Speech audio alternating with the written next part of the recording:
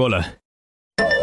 魏瑶被这突然的一声吓得抖了一下，抱着手臂不知该如何是好。沈潇语气虽然还算温柔，但是想起接下来要发生的事儿，魏瑶还是好怕。看吧，好不容易提起来的兴趣又没了，真是扫兴。沈潇忍住想把他赶出去的冲动，耐着性子问他：你是岭南人，那你可会岭南各地的小方言？我会啊，岭南有很多山寨，每个寨子都有自己的方言，我都能听懂，但是说的不好。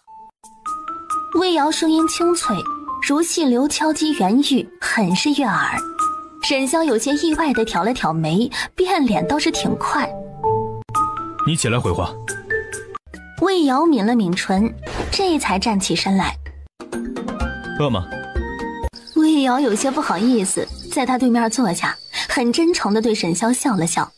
你方才为何怕本侯？你要听实话吗？当然。那你听了会不会砍我的头踢着玩啊？沈潇差点被茶呛到，没好气儿道：本侯没那么残暴。顿了顿，又觉得自己有点凶了，干巴巴的补充：其实我很好相处的。魏瑶跟着点头，他这人许是经历太多人情冷暖，对人的直觉天生敏感，他感觉得到沈潇其实并没有传说中那么可怕。因为你进来是一直板着脸，看上去像是要吃人似的。还有就是你身上有杀气。沈潇复杂地看了一眼魏瑶，板着脸这个多多少少有点伤人了。他少年成名，在军中难以服众，他若是不严肃一些，怎么能管得住底下那20万的兵痞？沙场之上，不是你死就是我亡，本侯只杀敌军，不滥杀无辜。你有没有觉得好像有点热呀？不好，这点心里有料。沈潇长臂一捞，把人搂进怀里，凑近脖颈闻了闻，一股淡淡的体香传来。沈潇满意一笑：侯爷。沈潇轻轻松松地把人往床上一放，扔了个杯子，准确无误地盖上婴儿手臂粗的红火烛。屋内霎时止于熙朗的月光，映照着彼此的身影，更添朦胧美感。但是沈潇来不及多想，他犹如被架在蒸笼里，又闷又热。此女是他的良药。皆是第一回，有点找不到方向，混乱之中，魏瑶摸索到他的可怖。这也忒吓人了！魏瑶害得直往后退，却还是被抓住脚踝拖回魔爪。前面还算斯文，越到后面越不可开交，简直是疯狂。李嬷嬷骗人，说什么师孙之位，就这。第一次很快结束战斗，两人浑身都已经汗湿。魏瑶头昏脑胀，尝到了解药，身体的无力和难耐好像减轻了些。魏瑶醒来的时候，身旁已经没了温度，看来侯爷是早就走了。听见魏瑶起身的动静，法令纹嬷嬷推门进来，端了碗黑乎乎的药汁，面无表情地杵到了他的嘴边。喝了，穿好衣服回西院去。魏瑶当然知道这是什么，避子汤。嬷嬷不给，她自己也是要配一副来喝的。魏瑶回到偏院的时候，院子里的说话声戛然而止，10几双眼睛齐刷刷地望着他，那探究的眼神恨不能把他盯出个洞来。魏瑶暗自叹了口气，唉，看来今后的日子难以太平了。吴姨娘跟他关系最好，她笑嘻嘻地过来打圆场。阿瑶啊，你可见到侯爷了？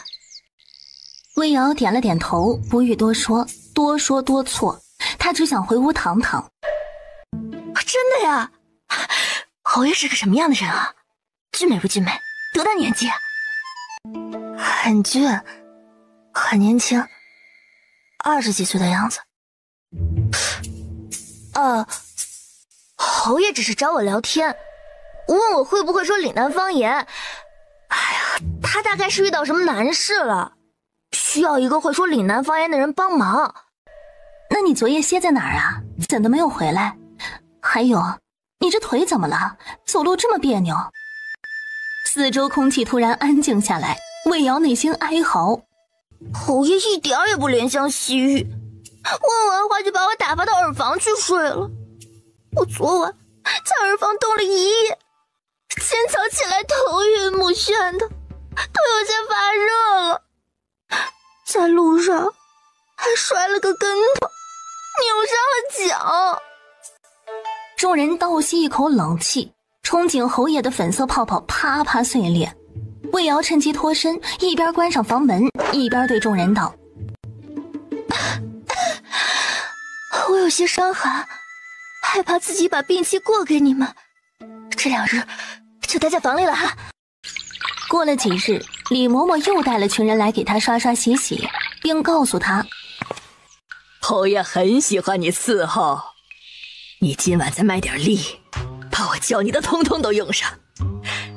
若讨得侯爷欢心，说不定就把你移置在东院了呢。东边有大小10处空院子，院院精致，都有地炉，可比这儿暖和呀。那边赏月钱吗？哎呀，那点月钱算什么呀？侯爷院里的小丫鬟，每个月的赏银都不止那点儿。你若是讨得了侯爷的欢心，想要什么好东西没有啊？魏瑶有点动摇了，小心翼翼道：那边出府方便吗？那肯定比这边方便呀，那边有2个角门，出门买个零嘴小玩意什么的，哎呀，甭提多近了。魏瑶点点头，在心里挣扎权衡。爷，方嬷嬷把魏姨娘给您准备好了。沈潇无语了，他母亲这是干什么？是在确定他到底喜不喜欢女人？母亲这般行事让他很是不悦。去给老夫人回话，他老人家若是再插手我房里的事，我就搬去将军府住。魏瑶这次来主院总算没那么拘谨了，他好奇的东摸摸西看看，这是什么制成的剑啊？怎么有点像骨头啊？他看西岐看得太认真，连沈潇进屋都没发现。沈潇咳了咳，制造出动静，魏瑶吓了一跳，他忙直起身来，一转身便撞在一堵温热的肉墙上。沈潇本来有些紧张，但是看到魏瑶如此娇羞，他便不紧张了。强壮的胳膊轻轻往前一带，他再次柔软地贴了上来。这次天一亮，魏瑶便很自觉地起身了，穿衣喝药回小院，一气呵成。姨娘，你让我给你买的东西都买齐了，我找东角门送菜的蔡伯帮的忙，只花了100文辛苦费。你看，跟周围人搞好关系多么的重要啊！多个朋友多条路嘛。我不能出这院门，以后就只能拜托你了。小莹被夸得飘飘然，害羞地绞着手指。姨娘，您不要说什么拜托之类的，你好了我也好。好好好，我们一起努力。来，帮我搭把手，咱们先把药材摸了。养生丸没地儿卖了，他这次准备卖冻疮膏。魏瑶花了2日功夫，先做出来10盒，让小莹自个儿先用着，然后再现身说法，出去领饭打水时推销。王婶子，你洗菜呢？这天气这么冷，怎么不用热水洗啊？是小莹啊，好久没见着你了，你过来帮魏姨娘打饭吧，这热水要柴火烧，她管事不让。最后一句声音极低，柴火省下来的银钱可不都进了大管事的腰包吗？是啊，西院离这儿远，我就来得早了些，想争取在饭菜一出锅就给姨娘拎回去。这样姨娘吃的时候还是热的，稍微晚一点就冷了。小莹真是个忠心的好孩子，你家那位姨娘好相处吗？我魏姨娘人很好，对我也好，还给我买了冻疮膏呢。您看我手上的冻疮好多了，以往每年都肿得跟萝卜似的，今年的肿经消了，硬块也消了不少，晚上没那么痒了。哎呀，你家姨娘真好，冻疮膏一盒要300多文呢，抵得上我半个月工钱了。小莹见鱼儿上钩，内心激动，可是她面上不显。她家姨娘说了，每卖出一盒就给她分8文钱。王婶儿，我跟你说了，你可不能告诉别人。什么呀？小莹点头，从怀里摸出那冻疮膏，打开盖子，挖了黄豆大小一坨，均匀地抹在了王婶子脸颊的冻疮上。沈潇和福应进城之后，便放慢马速，边走边有一搭没一搭地聊公事。两人行至一寂静的后巷时，沈潇问福应：“这一片院子是咱们侯府的吧？”主子，这一片属于咱们侯府的西院。你看那树上，是不是有个人？好像是啊，还是个女人，这胆子可真大呀。你先带着给老夫人的礼物回去，我过去看看。沈潇磨了磨牙，他没看错的话，那个胆大包天的女人就是他的魏姨娘。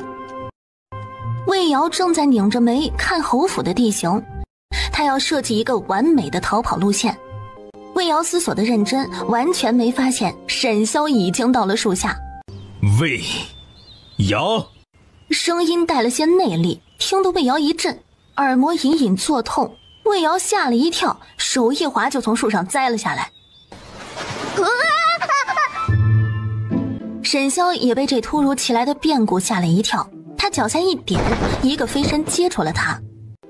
你胆子不小吗？这么高的树你都敢上去，你是吃了雄心豹子胆吗？沈潇见魏瑶捂住眼睛，以为他是被吓哭了，完全没了脾气，懊悔自己的行为非大丈夫所为。今日若不是本侯在这儿，你还有命在吗？以后不可胡闹，不许做这等危险的行为，可记住了？谢侯爷救我，侯爷放我下来吧，我要进屋躺着缓缓，平复一下心情。沈潇也没多说什么，抱着魏瑶进了屋，把人放在床上，又盯着魏瑶看了一会儿，直看得魏瑶后背发毛。然后沈潇才起身道：“你先歇着，本侯空了再来看你。”说完大踏步离开，行至门边又停下来，回头道：“为了以防万一，我一会命人来将树砍了。”魏瑶噌地坐起身来，挣扎道：“侯爷，树是无辜的呀，我以后再也不敢上去了，我真的已经被吓到了。”此事没得商量。晚宴做了满满一桌，侯府主人只有沈潇母子，其余皆是叶家人。叶侍郎2子2女，长女早已出嫁，2子也已成家立业，3子叶振宇今年刚及弱冠，是京城有名的纨绔。萧表哥还不准备娶亲吗？我听说表哥后院的美娇娘不少，若是有那不喜欢的，分几个给我呗。叶太傅把象牙筷往桌上一拍，沉声呵斥：“这么多菜都堵不住你那张臭嘴，整天游手好闲，也好意思跟你表哥开口？我看你最该开口的是让你表哥给你在军营安排个差事。你俩分明年纪差不多，但作为却是天差地别。”叶正宇撇撇嘴，又来了。从小到大，只要他和沈潇同在的场合，沈潇就永远是别人家的孩子，而自己是反面教材。我有儿子，表哥有吗？叶侍郎本来想给他留点面子，但这个孽障竟然还有脸提这个，他都臊得慌。他顺手就是一巴掌：“你给我滚！你们父子俩消停一点儿，今日可是妹子的生辰。”老夫人对他这个侄子也是头疼得很，但又不好说什么，只能和稀泥。好了好了，阿玉没准是大器晚成呢。父亲大哥啊，你们莫要如此心急，他本性不坏，只是贪玩了些。这要我说呀，我家这个臭石头那才是让人头疼。都23了还没成家，我以后拿什么脸面去面对我家老爷呀？沈潇一个头2个大，他又不是不娶，只是实在是太忙没有时间。再则没遇到自己十分喜欢的女子，总觉得可以再等等。一个小丫鬟拿着碗从屋里出来，看见院里立着的男人后，吓得扑通一声跪在了地上。他看到了谁？侯爷！奴婢叩见侯爷！魏瑶听见动静，从主屋探出头来，看见沈潇后心虚极了。这侯爷该不会是回过神了，然后特意跑来问他爬树这件事吧？退下吧。魏瑶在屋里踟蹰了一会儿，觉得跑得了初一，跑不了15，还不如坦然面对。侯爷怎么来了？沈潇答非所问，指着红泥小炉。这是熬的什么药吗？是调理身子的药。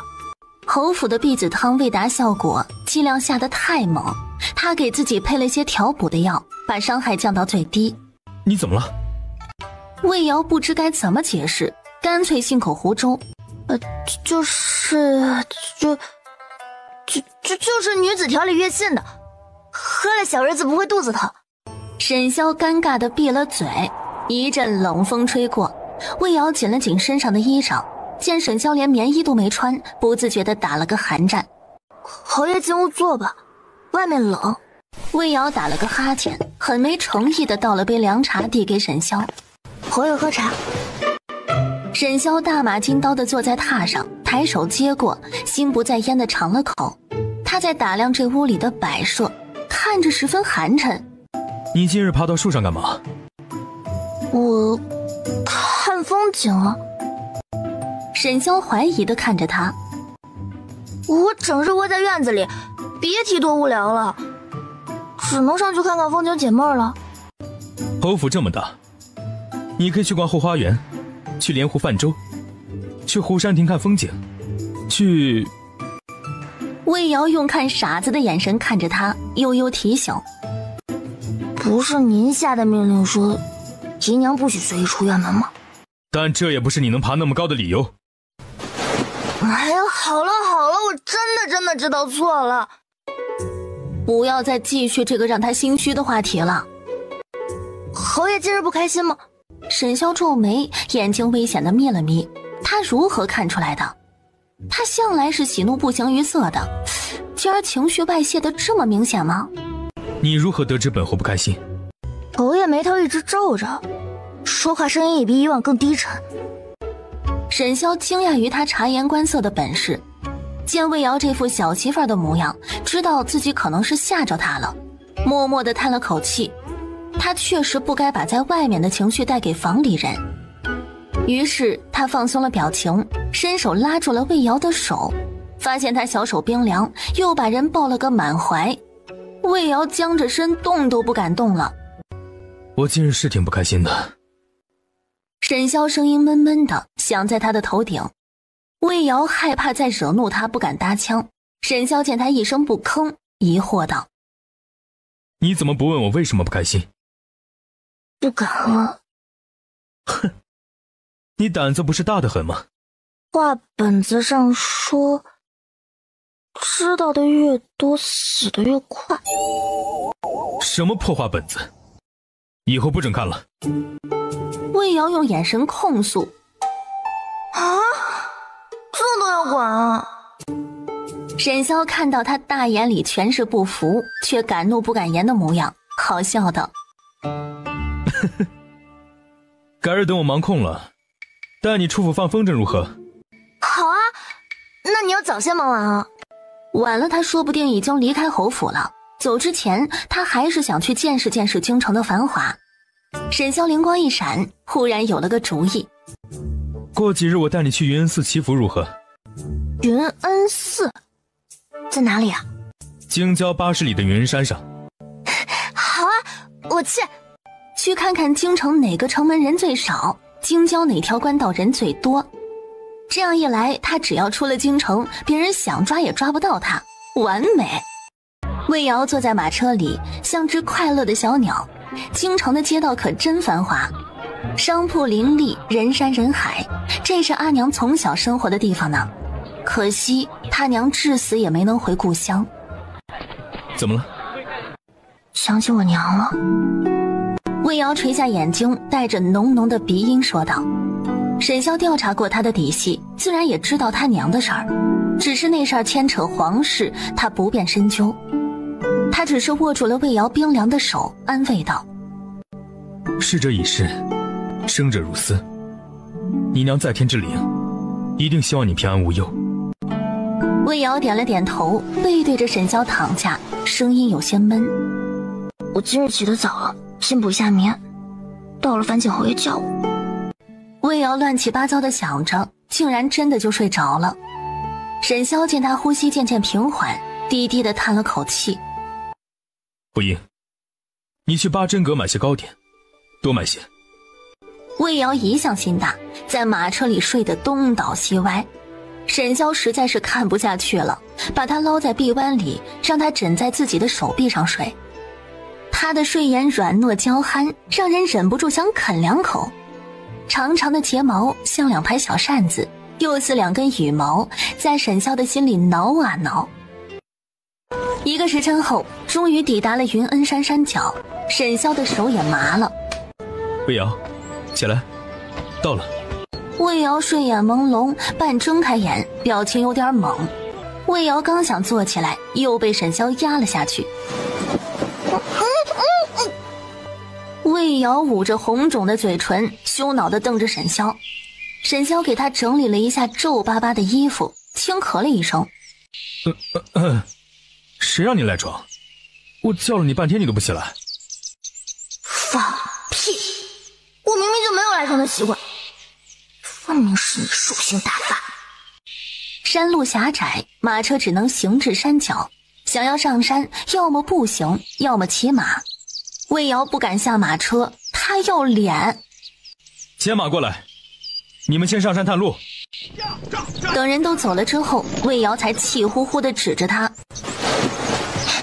你佛门禁地，还没到呢。我去，你们对战神是不是有什么误解？沈潇被他控诉的眼神看着，自己都觉得自己十分禽兽，于是赔罪般的拿出方才在八珍阁买的糕点，打开盒子摆在了他的面前，柔声哄道：好了，我保证没有下次了，这糕点也是专门给你买的，尝尝。魏瑶艰难地把眼睛从糕点上挪开，见沈潇正在含笑看着他，眼里满是宠溺，他慌乱地别开了眼。既然你保证，那我便信你一次。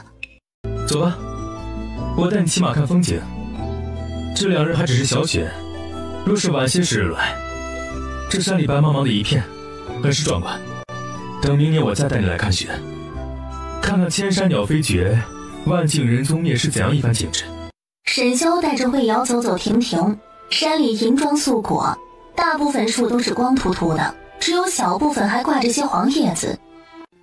我们那边从不下雪，只下雨。冬雨阴冷阴冷的，人类一准生病。沈潇倒是知道南方的天气，特别是回南天最令他印象深刻。南方的气候是不一样，那你喜欢下雪吗？喜欢啊，很美，还可以打雪仗。突然魏瑶发现这树林里很适合打雪仗，打不过还可以躲在树后面。魏瑶兴奋地摇着沈潇的手臂：侯爷，侯爷，我们下去打雪仗吧。什么？打雪仗啊，你不想玩吗？很好玩的。或者我们来堆个雪人。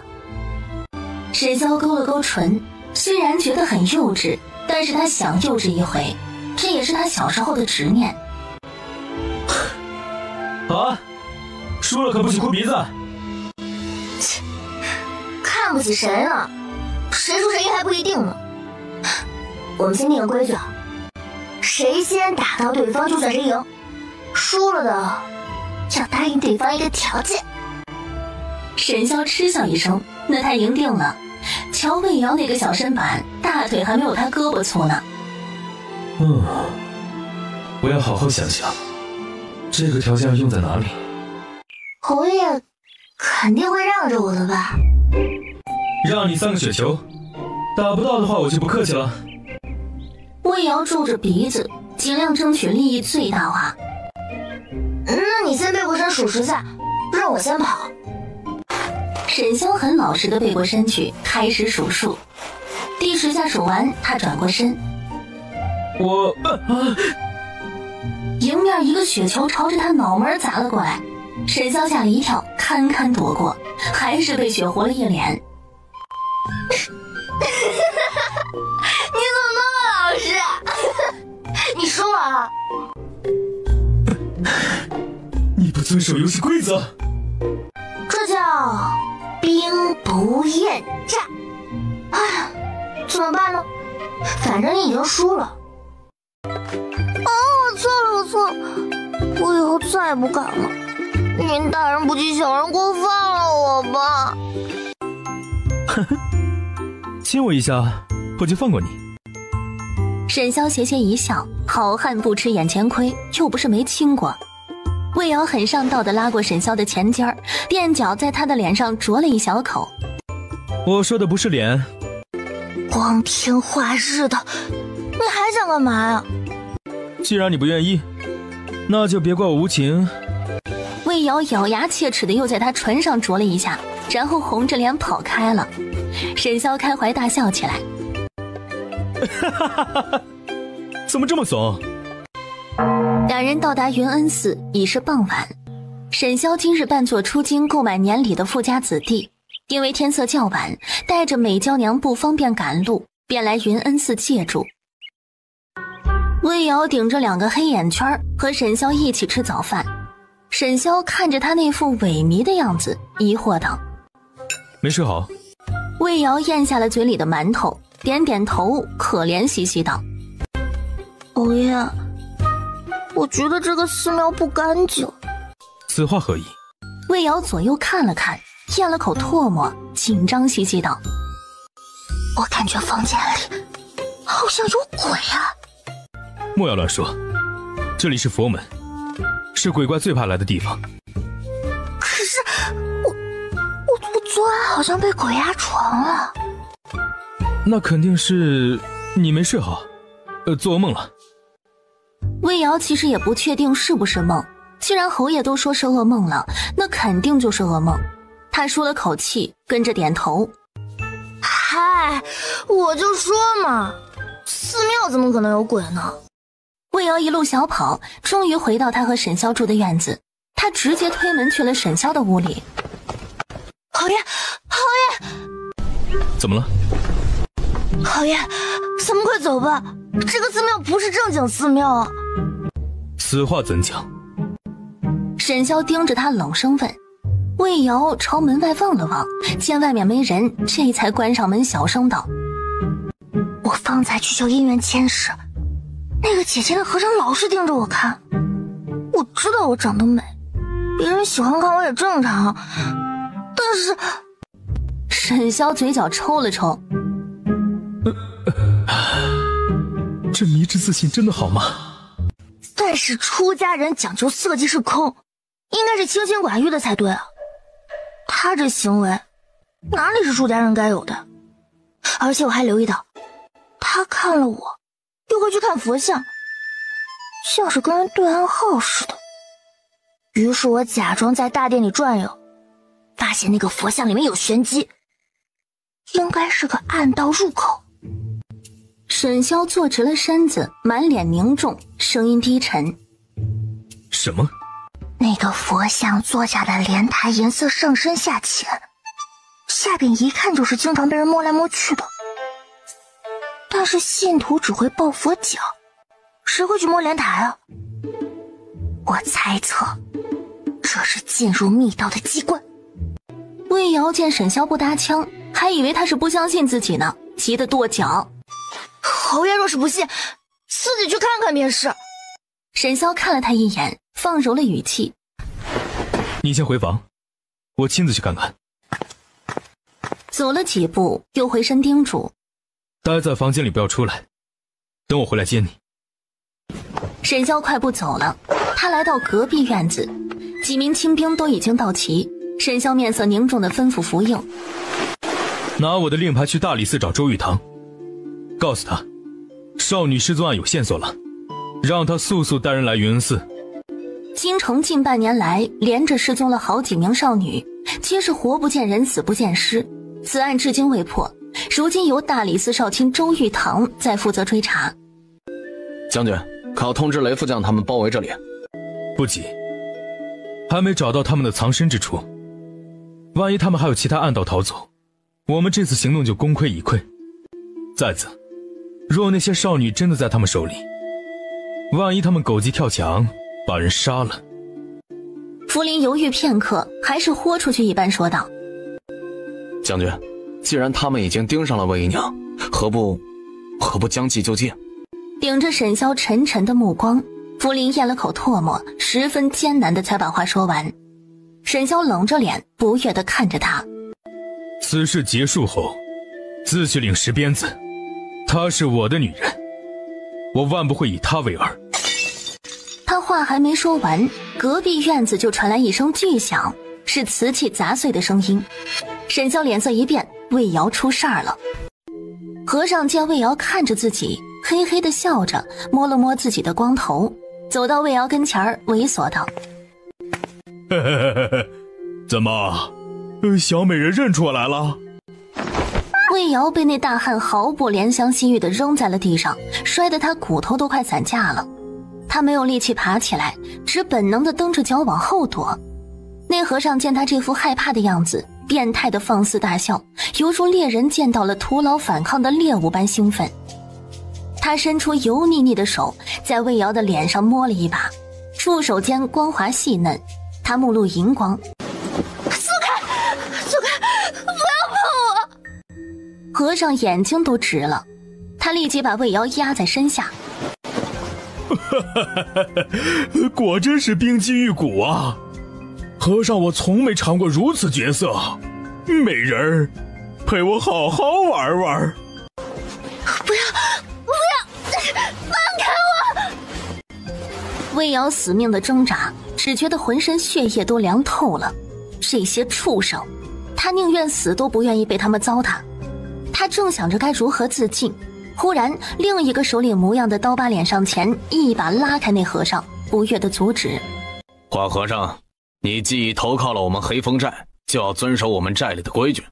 这个美人儿应当给我们大当家先享用。你们大当家的现下不在。刀疤脸指了指角落的几个箱子，抽着手凉凉地说道：那就把他和银子一起给大当家送上黑风寨。老鬼，你别忘了这是我的地盘。我自然知道这是你的地盘，但是你别忘了，大理寺现在满世界追查你，如果不是我黑风寨帮你善后，你以为你能活到今天？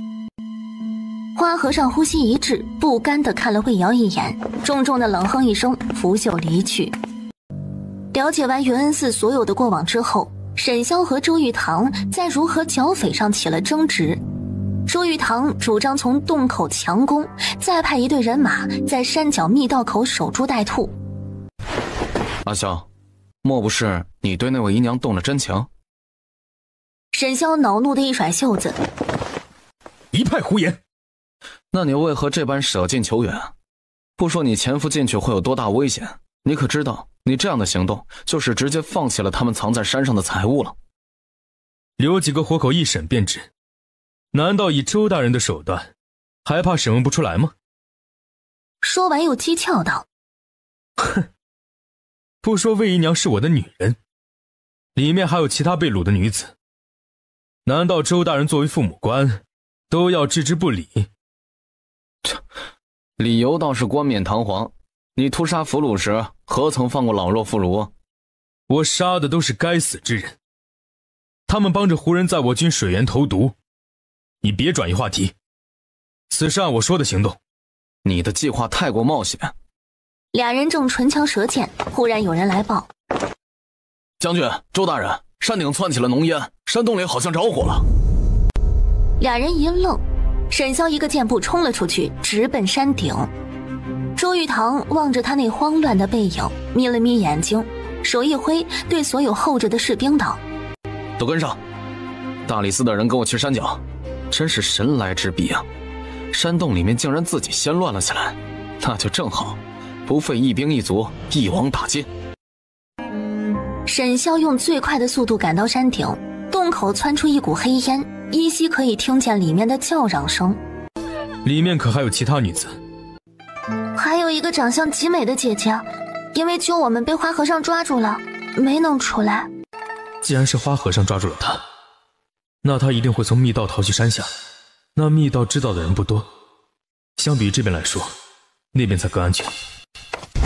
沈潇转身施展轻功朝山下而去，福林暗自抹了把汗，对福应道：哥，这里交给你了。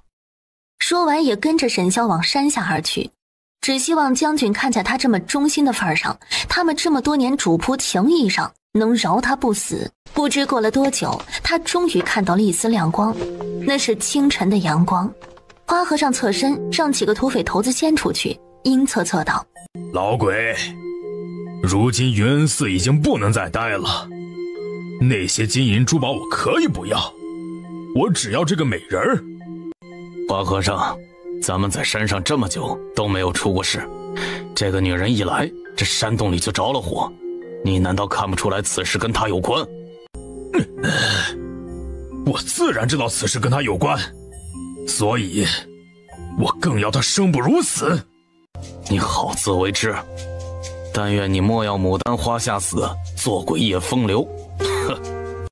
花和尚等他们安全走远了，就开始脱自己的衣服，把自己脱得一丝不挂，又想去脱魏瑶的。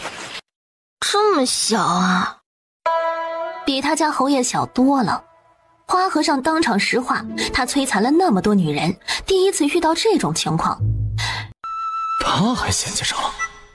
这个女人真的是受害者吗？怎么看着花和尚更像是受害者？你说什么？我说你长得很丑不说，还不像男人。你竟然敢嫌弃我！你他娘的竟然嫌弃我！我杀了你！我要杀了你！他握紧早已藏在袖中的玉簪，猛地插进了花和尚脖子处的大血管里。他使出全身力气做最后一击，只是不知道是他力气太小，还是那玉簪太粗，竟然只插入了一小节。魏瑶暗道：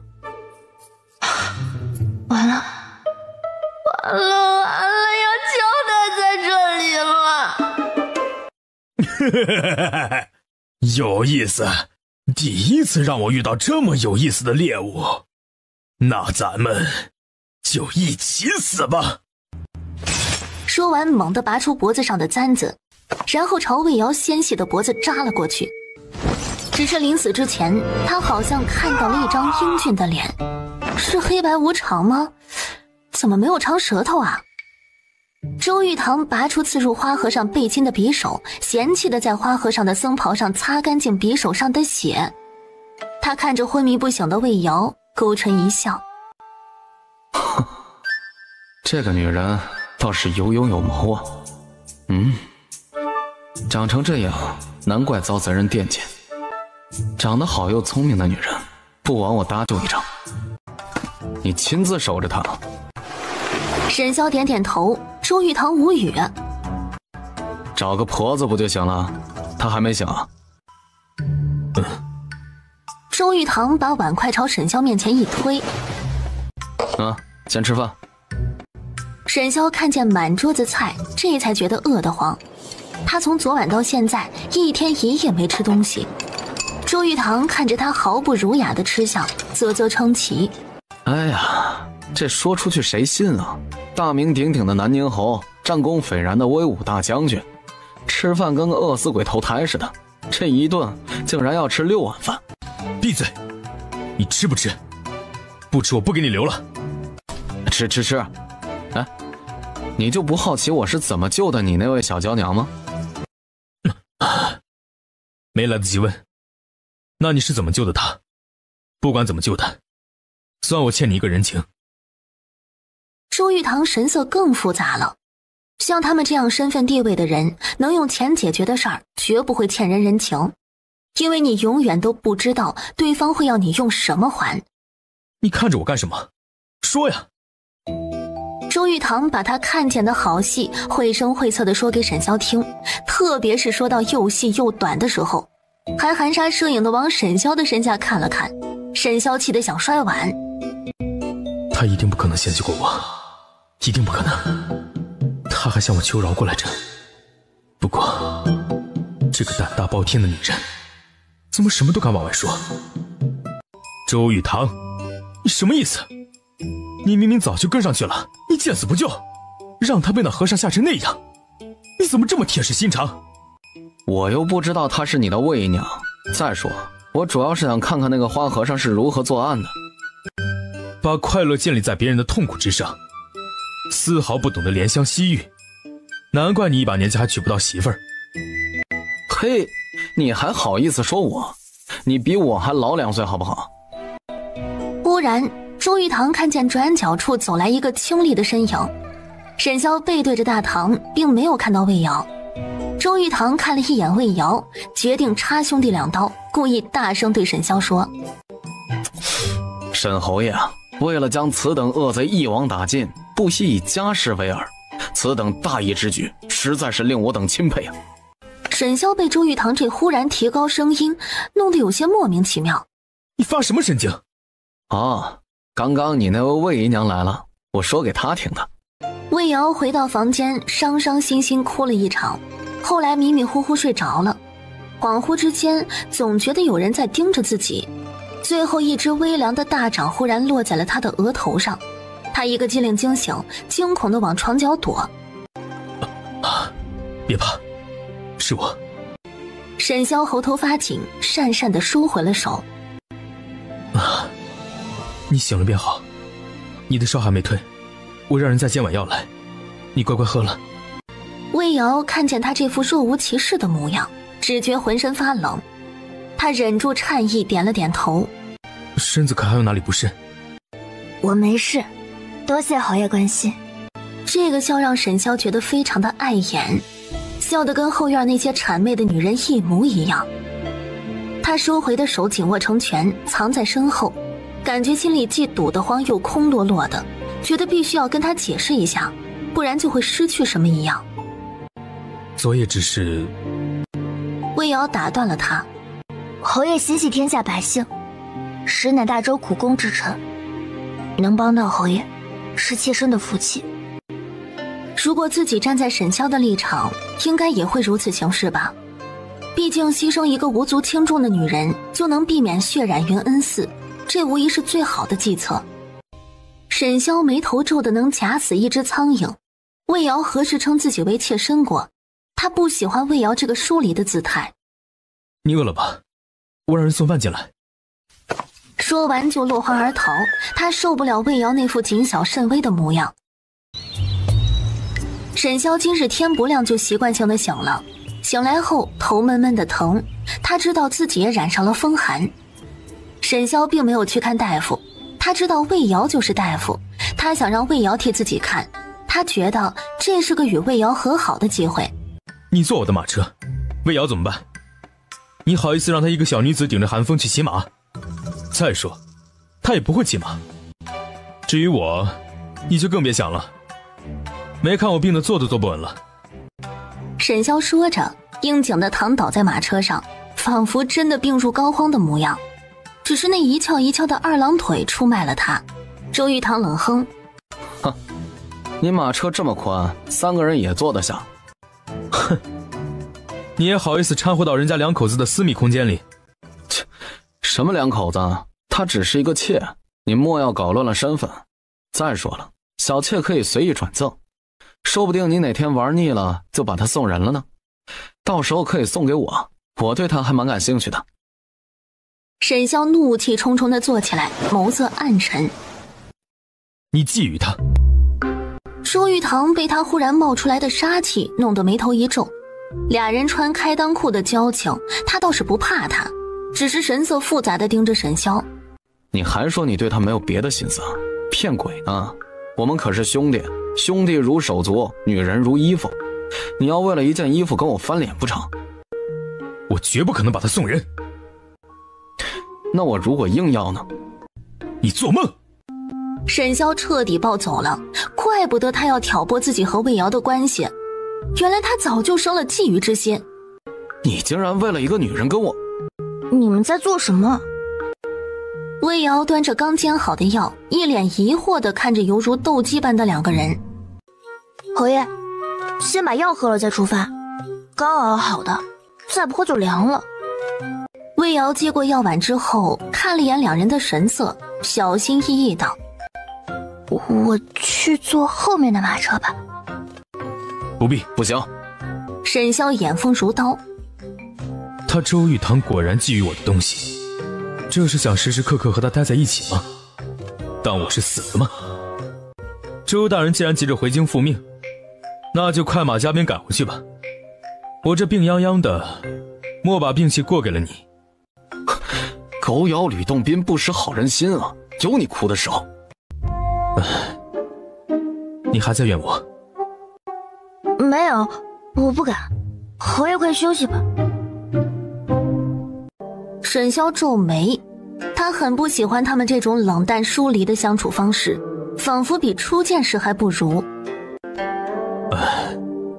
那儿的事我很抱歉，本来计划不是这样的，但是我也没想到你如此聪慧，识破了他们的身份，更没想到他们会连夜动手，是我做的不够周全，让你受了委屈。魏瑶忽然抬起头来，很认真地问：那侯爷把我当作棋子了吗？沈潇表情一僵，他不知该怎么回答，他是有还是没有？在那种情形下，他确实做了把魏瑶当作诱饵的事。他愧疚道：我本意并非如此，只是将计就计。话止于此，魏瑶还有什么不明白的？他点了点头。我明白了。沈潇见他不卑不喜的态度，自己心里反而生出一股怨气。过来。魏瑶很是憋屈地挪了过去，沈潇伸出滚烫的手，一把将魏瑶拉入怀里。魏瑶被吓了一跳，惊呼还没有来得及喊出口，嘴就被堵上了。回到侯府后，一切仿佛回到了原点，他的冷静自持也全都回来了。他又是那个深沉高贵的沈侯爷，不是说跟侯爷一起去祈福吗？怎么还带着伤回来了呢？哎呀，意外啊，意外！小莹，你以后出门尽量把自己弄丑点，丑了不容易被人惦记。魏瑶巴拉巴拉把自己的经历说了，隐去了他不愿提起的部分。小莹，你明日再拜托蔡伯帮我买点别的药，记住不要在同一个药房买，要分开买。为何呀？魏瑶信口胡诌。哎呀，你家姨娘的祖传秘方，怕被药房偷师了去。魏瑶也没多想，他抬手敲了敲门。沈潇喘着粗气，不悦地吼道：不是说了让你别打搅我？魏瑶一听他沉重的喘息声，还有那憋着劲儿的低吼声，瞬间明白了什么。这个声音跟他们在床上做某些少儿不宜的事时一模一样。抱歉，我不是故意的。说完转身就跑，生怕慢了脑袋就搬家了。沈潇听见竟然是魏瑶的声音，好像还十分的害怕，似乎被吓着了。他忙收了拳，连衣服都没有来得及穿，立即打开门。站住！发怒了，怎么办呀？怎么办呀？我也不是故意的呀。沈潇见魏瑶僵着身子站在院里，看都不看自己一眼，他心中涌起了一股闷气，声音都带上了不悦。过来。魏瑶哪里敢过去啊？过去了岂不是更尴尬？他一点也不想知道屋里那个女人是谁。我让你过来。魏瑶僵着身子转过身来，见沈潇连衣服都没穿，更是害怕的不行，哭丧着个脸。真的不是故意的，我没想打搅你的好事。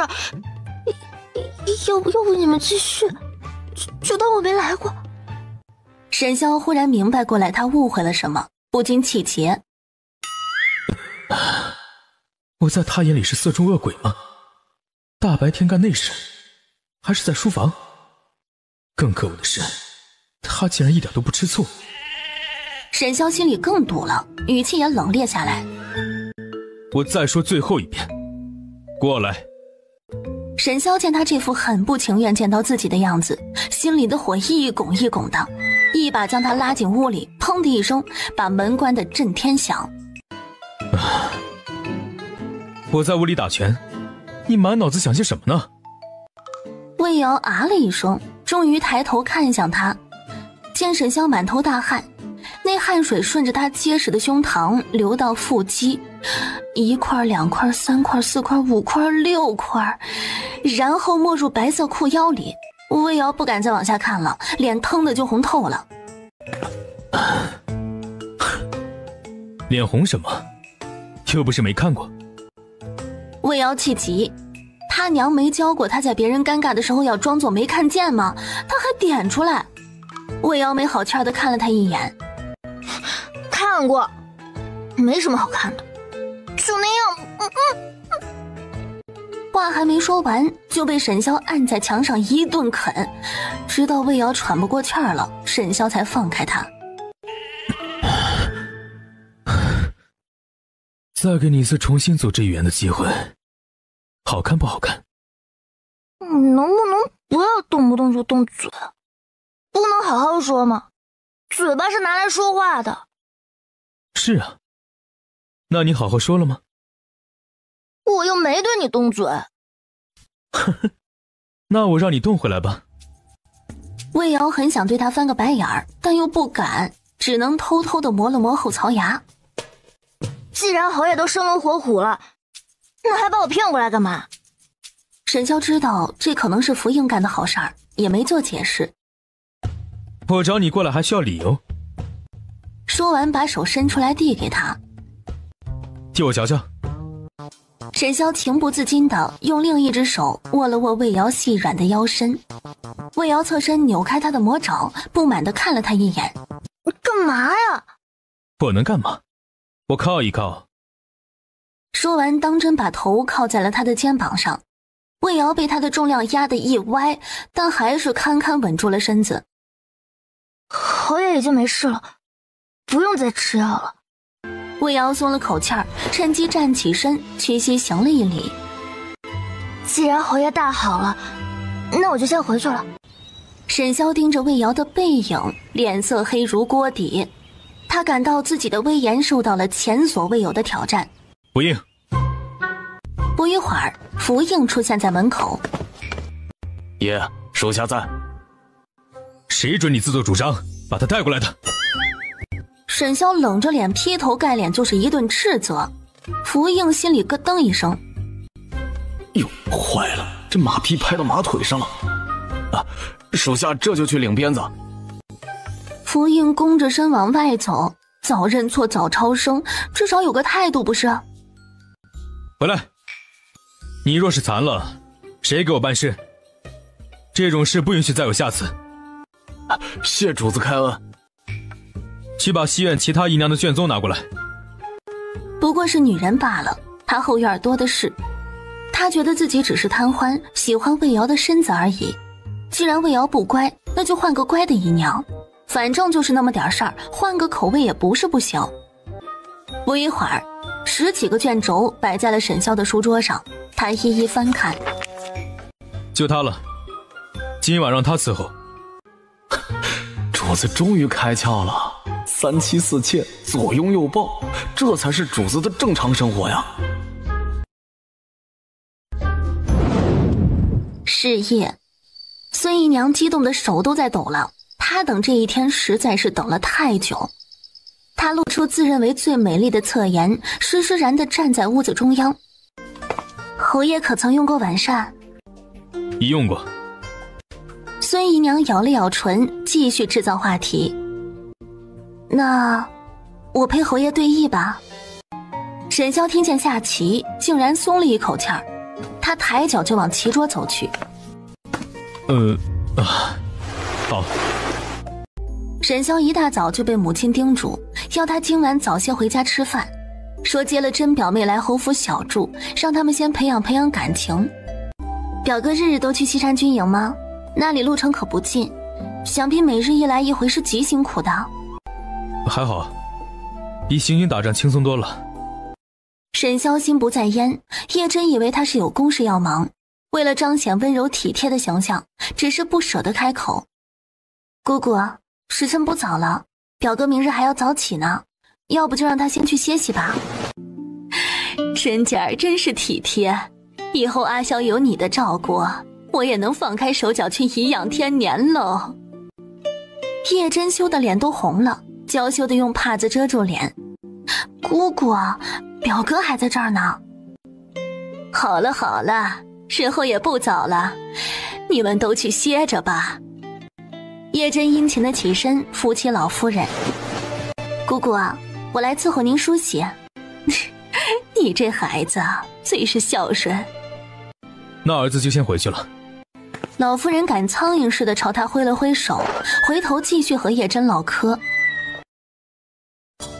魏瑶刚幸福地躺下，准备梦周公，门外响起了小莹激动的声音：“姨娘，姨娘，侯爷召您去主院，您快开门，福应总管在外面等着您呢。”他认命地磨磨蹭蹭地爬起来，把衣服重新穿上，打开门，对一脸兴奋又激动的小莹道：“帮我把汤婆子放在床上，我等会儿回来要是被窝凉了，就罚你明日不准吃零嘴。”沈潇拿着本兵书，一个字儿都没看进去。他一直竖着耳朵，听见那拖拖沓沓的脚步声由远及近，最后在门外站了半天才进来。侯爷哪条腿扭伤了？沈潇恼地拿眼睛瞪他，气得不想说话，在心里暗暗给自己洗脑。不生气不生气，和白痴生什么气？不生气不生气。侯爷，不理人，莫不是耳朵里出了问题？侯爷，能听见我说话吗？沈潇现在只有一个念头，想抱着魏瑶，紧紧地抱着她。魏瑶被他这炙热的眼神看得脸一红，怎么这样看着他呀？他都不好意思了。那个耳疾我不是很擅长。话还没说完，就被沈潇紧紧地抱住。沈潇比他高太多，这一抱他就像半挂在沈潇身上似的。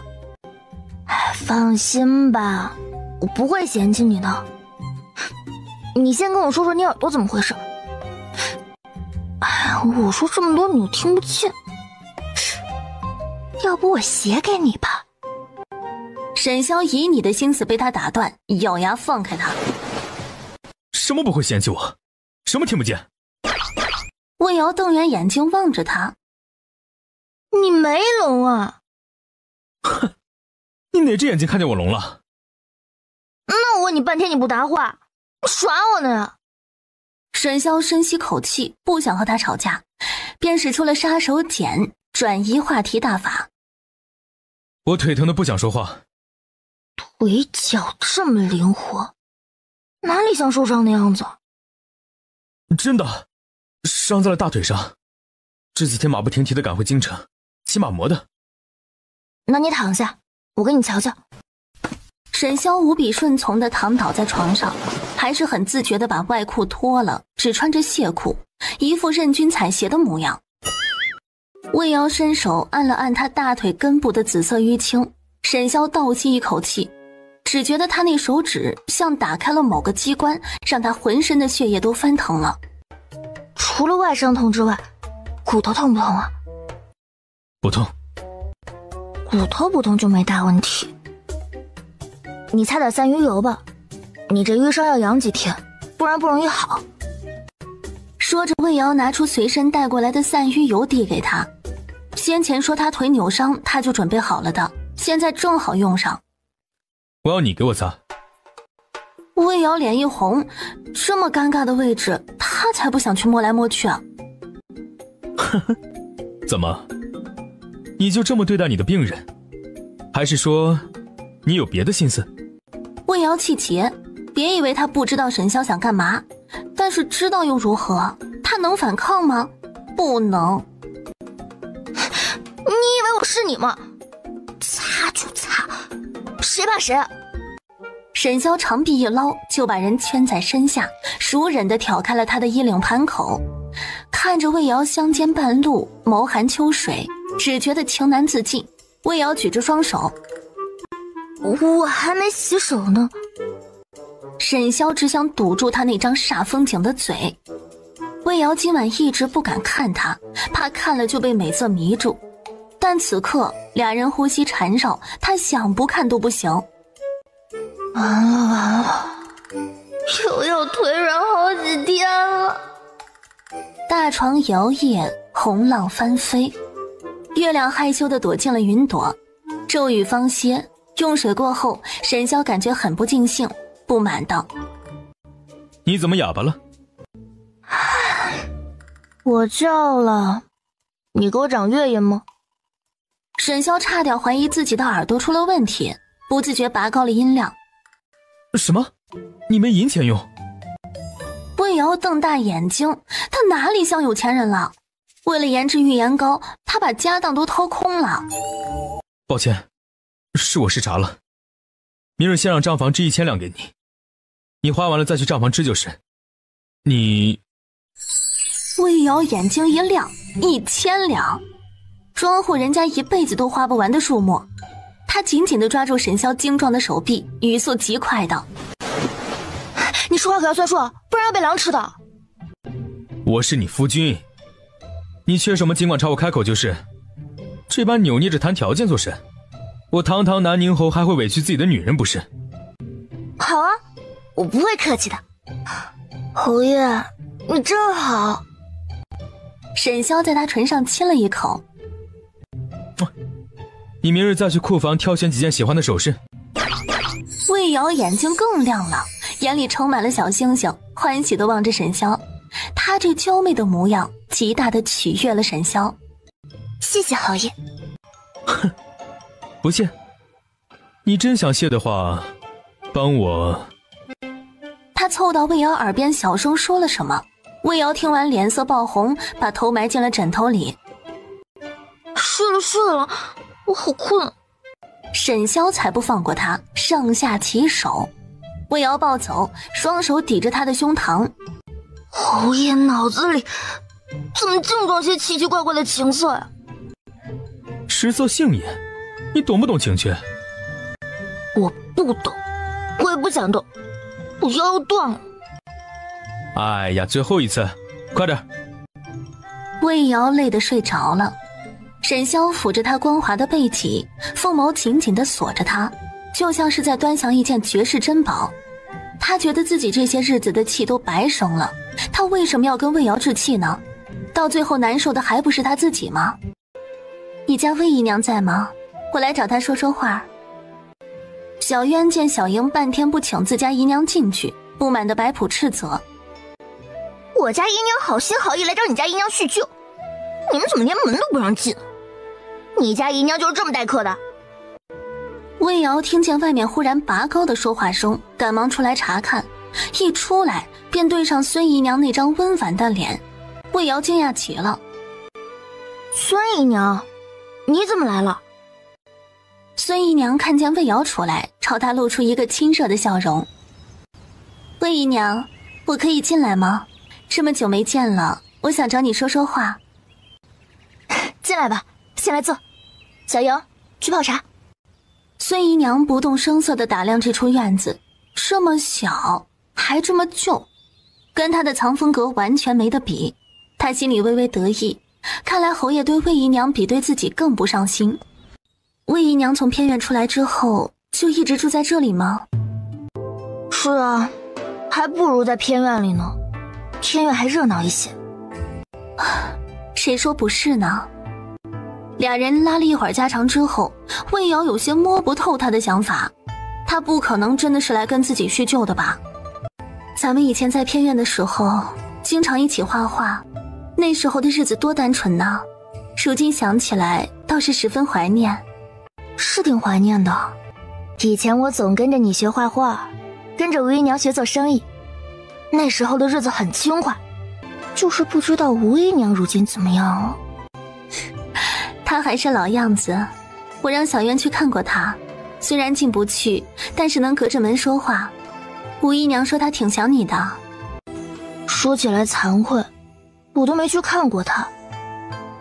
我在这院里不能随意走动。我在藏风阁虽然能出院子逛逛，但我在那边连个说话的人都没有。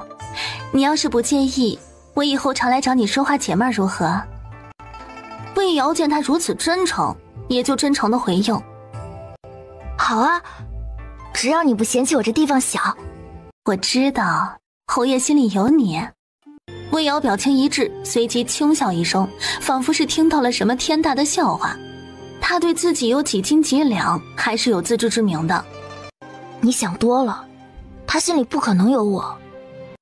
孙姨娘有些疑惑，她这反应不似作假，难道真的是自己想多了？但是她不死心，继续试探。侯爷心里若是没你的话，怎会让你去主宴侍奉？侯爷只是受了点伤，让我去给他看看而已。孙姨娘闻言怀疑地看着魏瑶，看伤用得着过夜吗？侯爷受伤了，伤到了哪儿？严重不严重啊？就是腿扭伤了而已，抹过药已经好多了。孙姨娘只顾在心里盘算该如何制造机会去接近侯爷，倒也没注意到魏瑶的异样。魏姨娘，我冒昧地问一句，你跟侯爷在一起的时候都做些什么？魏瑶脸上的笑挂不住了，这要他怎么回答？还能做什么？那你们在一起都做了什么？魏瑶把球又踢了回去。孙姨娘脸上的表情有片刻凝固，她那晚是哭着过完的，一夜没敢睡，一直期待地望着门口，期盼侯爷回来临幸她。是我唐突了，侯爷跟我那晚我们俩下棋，他夸赞我棋艺好，那晚我连赢了他3次呢，他也不恼，是个心胸开阔的男子。魏瑶敷衍地笑了笑，不知该怎么接话。下棋呀，他也会啊，侯爷怎么不找他下棋呢？魏瑶拥着被子气呼呼地坐起来，瞪着桌子上凉透了的腊八粥，大发牢骚。都怪你，都怪你，都怪你！门外响起一个沉稳又疑惑的声音：什么都怪你？不是吧？说曹操到。沈潇提着食盒推开门进屋。你今日都做了什么？没做什么呀。沈潇更加确定他做了什么不敢让自己知道的事儿。哇，你拿的什么？好香啊！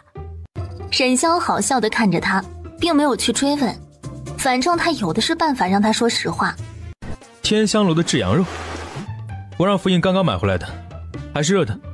今日过节，魏瑶肯定会想他娘，心情定会不好。果然，桌上放着的腊八粥他都没吃。你怎么不吃？我在减肥。你又不胖，减什么肥？不许减。身子骨那么弱，没折腾2下就累趴了，他还想让魏瑶再长胖点儿。大了不方便。我说不准减就是不准减。来，这个香辣味的烤羊腿是新出的，特别好吃，不信你尝一下。魏瑶看了几眼，还是把视线挪开了，摇头催眠自己。我不想吃。吃羊肉不会胖的，你看，羊肉上面又没有肥肉，真的，骗你不是人。他在心里默默补充，开玩笑，他最喜欢的地方怎么可能让他减下去啊？以后吃亏的可是他。明日还要给他送吃的，就送云客来的水煮鱼吧，一定要把他养得白白胖胖的。侯爷怎么过来了？沈潇已经习惯了他的没良心，牙酸道：“来陪你过节。”那谢谢啊。沈潇收拾完残局，脱了鞋袜外袍，准备上床睡觉。魏瑶弱弱道：“侯爷还是回去吧，我这床太小，睡不下2个人。”沈潇见他心情低落，本来不想做什么，但他竟然敢撵他，那他就必须做点什么以解心头之恨了。侯爷还是穿着衣服睡吧，毕竟屋子里没有地笼，着凉就不好了，对吧？沈潇有点不高兴，还有点不甘心。他泄愤似的紧紧地把魏瑶圈在怀里，一条腿还压在他的腰上，十分没品道：“这床确实小，得抱紧点，免得摔下去。”算了算了，说不得，撵不得，我当她是个大汤婆子好了。这么一想，当真觉得身上十分暖和，一暖和困意便来袭，打了个哈欠就闭上了眼睛。沈潇有点心塞，当真睡了，几天没见了，就不想我，哪怕问候一声，关心一下我最近在忙什么也好啊。亏我孤枕难眠，一回来就眼巴巴过来找他。魏瑶迷迷糊糊间感觉到身上一凉，他瞬间清醒了，他抓着肚兜气道：“不是说好只睡觉吗？”你睡你的。沈潇守得天开见月明，正想要提枪冲锋陷阵，谁知门外响起了急促的敲门声。福应小心翼翼的声音在门外响起：“爷，有急报。”你最好有个正当理由。福应泪流满面，他就知道侯爷和魏姨娘在一起的时候千万不能去打扰，毕竟魏姨娘可不是侯爷在路上遇到了都叫不出名字的那个孙姨娘。周大人预测命悬一线。沈潇立刻翻身坐起来：“你先睡，我出去一趟。”“你去吧，周大人一定没事的，如果需要我帮忙说一声就是。”沈潇忽然想起来什么似的，一把将他捞起来：“那就快点穿衣服，一起去。”魏瑶面色凝重，指着周玉堂小腹内触目惊心的伤口，对沈潇道：“周大人这处伤最为致命，想要救他，必须先止血。若再继续流血，大罗神仙也救不回他。我倒是有办法，但只有5成把握。侯爷要我试试吗？”沈潇幽深的凤眸中闪过一丝决绝，他希冀地看着魏瑶，语气十分认真：“他是我从小到大最好的朋友，我朋友不多，他对我甚好，我不想他死。”魏瑶抬眼与他对视，他此时的表情就像只寻求帮助的大狗，让人不忍拒绝。“那我就尽最大努力，有6成把握好了。”其他人差点绝倒，沈潇却唇角一弯，舒心地笑了：“我信你。”“我念，你写，按这个药方去煎一碗药来给他服下。我还要干净的纱布，沸水煮过的针线和剪刀，拿最高纯度的烈酒来，再把炭盆移出去，让屋内的温度降下来，温度越高他血流得越快。其他闲杂人等都退出去，让空气流通。”吩咐这些的时候，他就像是换了个人，如临危不乱的将军，自信又从容，美丽且耀眼，惊得沈潇久久无法回神。“夫人，其实我等可以助您一臂之力的，您放心，我们绝无偷师的想法，只是想帮您打打下手。”魏瑶解开他的包袱，回眸笑了一下，顾盼生辉，明眸善睐：“偷师也没关系，你们若把这个方法学会了，能造福更多的人，那就更好了。一起动手吧。”沈潇灼灼地看着他，喉头动了动，没有说话。他只觉心头滚烫。“把患者的裤子都脱了，拿纱布盖上，然后把他小腹周围杂七杂八的毛全部刮干净。”沈潇上前拉开他，强烈不满道：“算了，等太医来给他治。你怎么能看他的身体？”魏瑶见状，知道他是男人的自尊心作祟，觉得自己的女人看了别的男子，心中不痛快。侯爷，无论如何，我永远都是你的人。沈萧听完，目光微定，灼灼地看向他。魏瑶说完便故作娇羞地低下头。他哄了人家，怎么还好意思再看人家？他让李管家另外寄了3个药方，然后对几个大夫道：这3个药方是消炎镇痛还有退烧的，记得每隔1个时辰就给他喂1道药，连着此顺序喂5日，半个月后等他伤口长好了再拆线。他一会儿应该会发烧，发烧了就给他用最后1道药方，等熬过了今晚他就没事了，只需慢慢养着便是。魏姨娘，今晚已过子时，要不您和将军今晚就歇在这里。这周大人若是有个什么难以预测的情况，我们也好有个主心骨啊。这别院是侯爷的？李管家一言难尽地点了点头。哎呀，早说嘛，我还以为这是周大人的家呢。厢房在哪里啊？快带我过去，我都要困死了。一会儿说不定还有硬仗要打，我要早些休息。说完又拉了一把沈萧。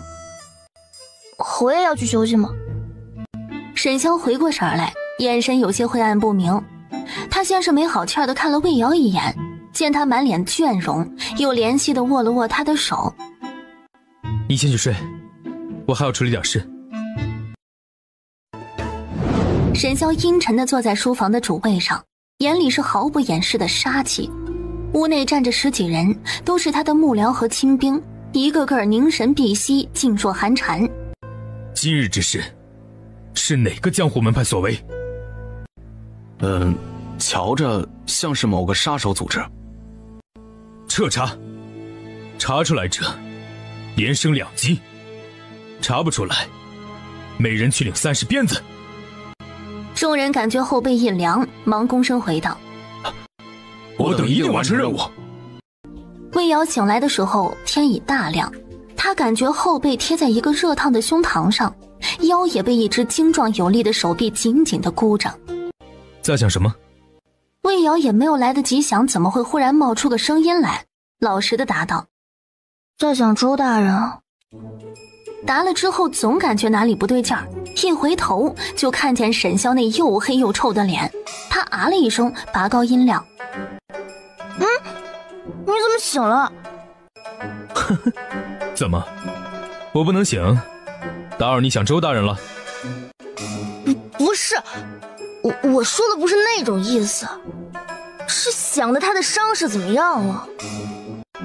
那种想，是哪种想？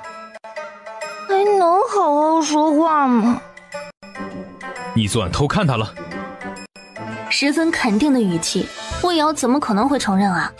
先不说眼前这个小气巴拉的男人这关不好过，就是他自己心里也过意不去。他可是大夫，怎么能像女色狼一样去欣赏病人的躯体啊？我没有，我那是望闻问切。他的身材好，还是我的身材好？侯爷怎么能拿自己跟那个白斩鸡比啊？他还是更喜欢沈萧这款狂野又性感。果然是看了他。我都说了，是望闻问切嘛，你怎么胡搅蛮缠的呀？侯爷难道不想我治好他？到底是谁胡搅蛮缠？我说的根本就不是这回事。那你说的是哪回事？我不看他，我怎么给他缝啊？那其他大夫又不会，你现在倒来怪我了。沈萧语塞，他简直要气死了。吵架吵不过，他还打不过吗？你放开我！你竟然咬我！沈萧一分神儿，便被他推开了。他捂着痛麻的嘴唇，更气了。怎么，看花了眼就不想要我了？沈萧见他痛成这个模样，也是被吓到了，忙走上前去，却不知该如何下手。莫不是伤口崩开了？快过来帮他看看。我也是第一次缝，不晓得是不是结没打好。沈萧如遭雷劈，不敢置信地瞪大眼睛。第一次？你以前从来没给别人缝合过？魏瑶咽了咽口水，不敢看他。也不是没缝合过，只不过对方是死人，活着的倒也有，这是条受伤的狗。死人？狗？沈潇差点没站稳。周玉堂抽痛中听见他们的对话，气得那是七窍生烟。你竟然把我当狗！我之前是只拿尸体练过手，但是人体结构我已经烂熟于心，操作上是没有任何问题的。我阿娘以前给太太不正的夫人接上时，就是这样剖开肚子把孩子取出来，然后缝上，真正要缝7层呢。人家取出了孩子之后，只要恢复的好还能再怀胎。你这比那些妇人可轻巧多了。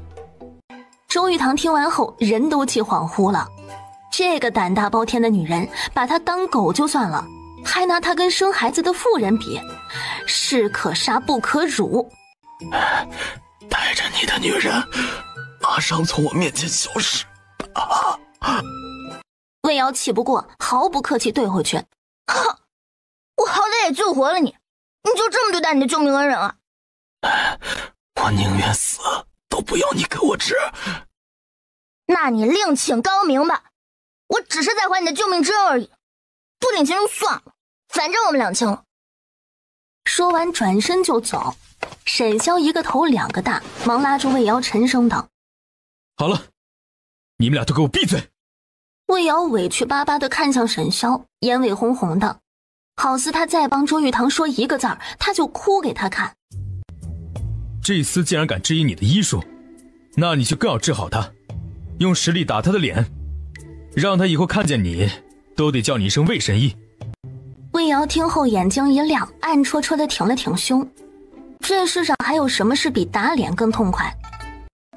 周玉堂还想嚷嚷什么，沈潇手速极快地在他身上一点，他瞬间成了个巨嘴葫芦，只拿眼睛瞪着沈潇。伤口没有任何问题，你这么痛应该是麻药过效了，这么长的口子痛也是正常的，3天过后就会好很多。还有，你千万不要再乱动了，若是伤口真的崩开，还得重新缝一次，重新缝又得把这些线拆了，还要把坏肉剔掉。不想再遭罪，就安安静静的躺平，动来动去受罪的可是你自己啊。沈潇手指又是一点，周玉堂终于能动了，他控诉地瞪着沈潇。他不靠谱就算了，你竟然真的让他把我肚子跟缝衣服一样缝起来，缝起来也就算了，为什么要用绿色的线？你们将军府他妈的穷到连黑线都买不起了吗？哪怕是用白线也好啊！你昨日的情况真正是十分凶险，多拖一刻钟，今日就得为你出殡，哪里容得了我思虑这么多，只能死马当活马医。他忽然又想到一个残忍的问题，唰地睁开了眼。我这兔子这辈子就只能这样花里胡哨了，那我以后还怎么娶媳妇？同房的时候会被笑死吗？等你伤口长好，我会帮你把线拆掉的，到时候你再好好将养，肚子上只会留下一道疤痕。你们男人不是觉得有疤痕才有男人味吗？这话是谁跟你说的？画本子上看到的，难道不是吗？沈潇一字一顿，咬牙切齿。不许再看那些乱七八糟的画本子。这也不许那也不许，拜个台子出家好了呀。周玉堂肉体上被这痛那痛的折磨也就算了，心理上还要被他们强喂狗粮。你们两个出去打起麻将，立刻马上。沈潇摸了摸鼻子，有些尴尬。你好好休息，就在将军府养伤。我们的人出了奸细，我已经在排查了。你的伤下面的人会保密，凶手的事情你也不要管了，一切由我。魏瑶只想脚底抹油离开这里，这些机密貌似不是他能听吧。那个我去给万大夫留话。魏瑶已经习惯了周玉堂这种拽得像万年王八的表情，他也没多想，只凝重地望着他。周玉堂被他这个眼神看得心中突突直跳。我怎么了吗？你中了毒，且这毒极其罕见。我中毒？我怎么会中毒呢？有3种毒与你体内的毒表现类似，想要确定是哪种毒，得先确定你的中毒时间。你仔细回想一下，是何时中的招？友情提示一下：一，这毒是在你受伤前中的，一般是下在味儿重的酒水里。2，这毒是在你受伤时中的，有可能被对方涂抹在兵器上。3，这毒是在你受伤后中的，也就是说是在将军府被暗算的。但我实在想不出对方是怎么下的手，唯有确定的是哪种毒，才能对症下药。周玉堂脸色铁青，这3种可能性有着3种不同的意义。如果是受伤前中的，那范围就太广了，有可能是在家中，有可能是在外面，还有可能是在东宫。我受伤前没有任何不适的感觉，受伤后除了疼亦没有其他不适。倒是昨晚吃了几副药之后，伤口加倍疼了起来，人也变得十分的亢奋，总觉得有使不完的力气一般，大脑的反应根本跟不上身体的节奏，就像是被打通了任督二脉，只想找几个高手切磋切磋。你的意思是，你是在受伤之后中的毒？你躺在这里后一直都是万大夫在照顾你，你觉得他会是那个奸细吗？可我听福应说，侯爷对万大夫一家有再造之恩，他若是奸细，那可就太伤人了。周玉堂眼中闪着寒光，简单粗暴道：人心难测，极有可能是他，先把他抓起来，严刑拷打，不怕他不招。这时福应刚好推门进来，他在门口已经听见了2人的对话，小声阻止道：周大人，您先消消气，我已经做了周全的部署，先留他观察几日，看看他是与何人接头的，再看看将军府还有没有与他们一伙的，若是他们有联络，也能一网打尽。周玉堂也想到了这茬儿，方才不过是他在说气话而已，同时也是在试探魏瑶，万一就是他害的他呢？第2日，为周玉堂扎完针，2人又开始聊天打发时间。以你的医术，在哪里都能混口饭吃，为何非要进侯府做个小妾呢？你以为我想啊？我和侯爷，不是你想象中那样的。哦，那是怎样的？魏瑶看了他一眼，见他十分关心的模样，突的很想找个人说道他的委屈。他沮丧的道：我是阴差阳错成了侯爷的姨娘，本来要被送给他的人不是我的。这事说来话长，侯爷可能连他自己都不知道，他是被人搪塞了。啊？哎，那你给我说说，若是有冤情，没准我还能给你做主啊。做主倒是不必了，侯爷他待我挺好的，只是我娘曾嘱托过我，宁愿一辈子不嫁，也不要给人做小老婆。可如今却事与愿违，我愧对阿娘。周玉堂越发的好奇，他双眼放光，抓心挠肝的循循善诱。到底是怎么回事啊？你给我说说。我好歹是一个不大不小的大理寺少卿啊，绝对不允许任何冤屈藏在我的眼皮子底下。如今你既然救了我的性命，又承诺为我解毒，我不喜欢欠人人情，若是能帮上你，就当是我还你救命之恩。魏瑶眼睛亮了亮，他做小妾本就做得冤枉，若是有机会翻盘，那岂不更好？不过侯爷会答应吗？听说你和侯爷是好友，那你说话他听吗？嗨，我俩穿开裆裤的交情，你说他会不会听？那你能给侯爷说说，让他放我离开侯府吗？周玉堂以为自己听错了，他挖了挖耳朵，不自觉地拔高音量。这事儿吧，等阿娇回来了，我给她说说。您不能这么直白地说，我总觉得侯爷似乎不会放我走。魏瑶见他不说话，以为他是觉得夹在他们中间难为情，失落的在心底叹了口气，终究是自己期望过高了吗？罢了，你改日只需要侧面提醒一下侯爷即可，让他不至于被蒙在鼓里。其余的我自己想办法。没问题，我一定会提醒他的。你以后若是需要帮助，尽管来找我，我能帮你的一定帮你。5日时间转眼便过，今日是魏瑶最后一次为周玉堂施针，他身体恢复得很好，已经能捂着腹部下床缓慢行走了。福应说侯爷也回来了，我可能要回侯府了。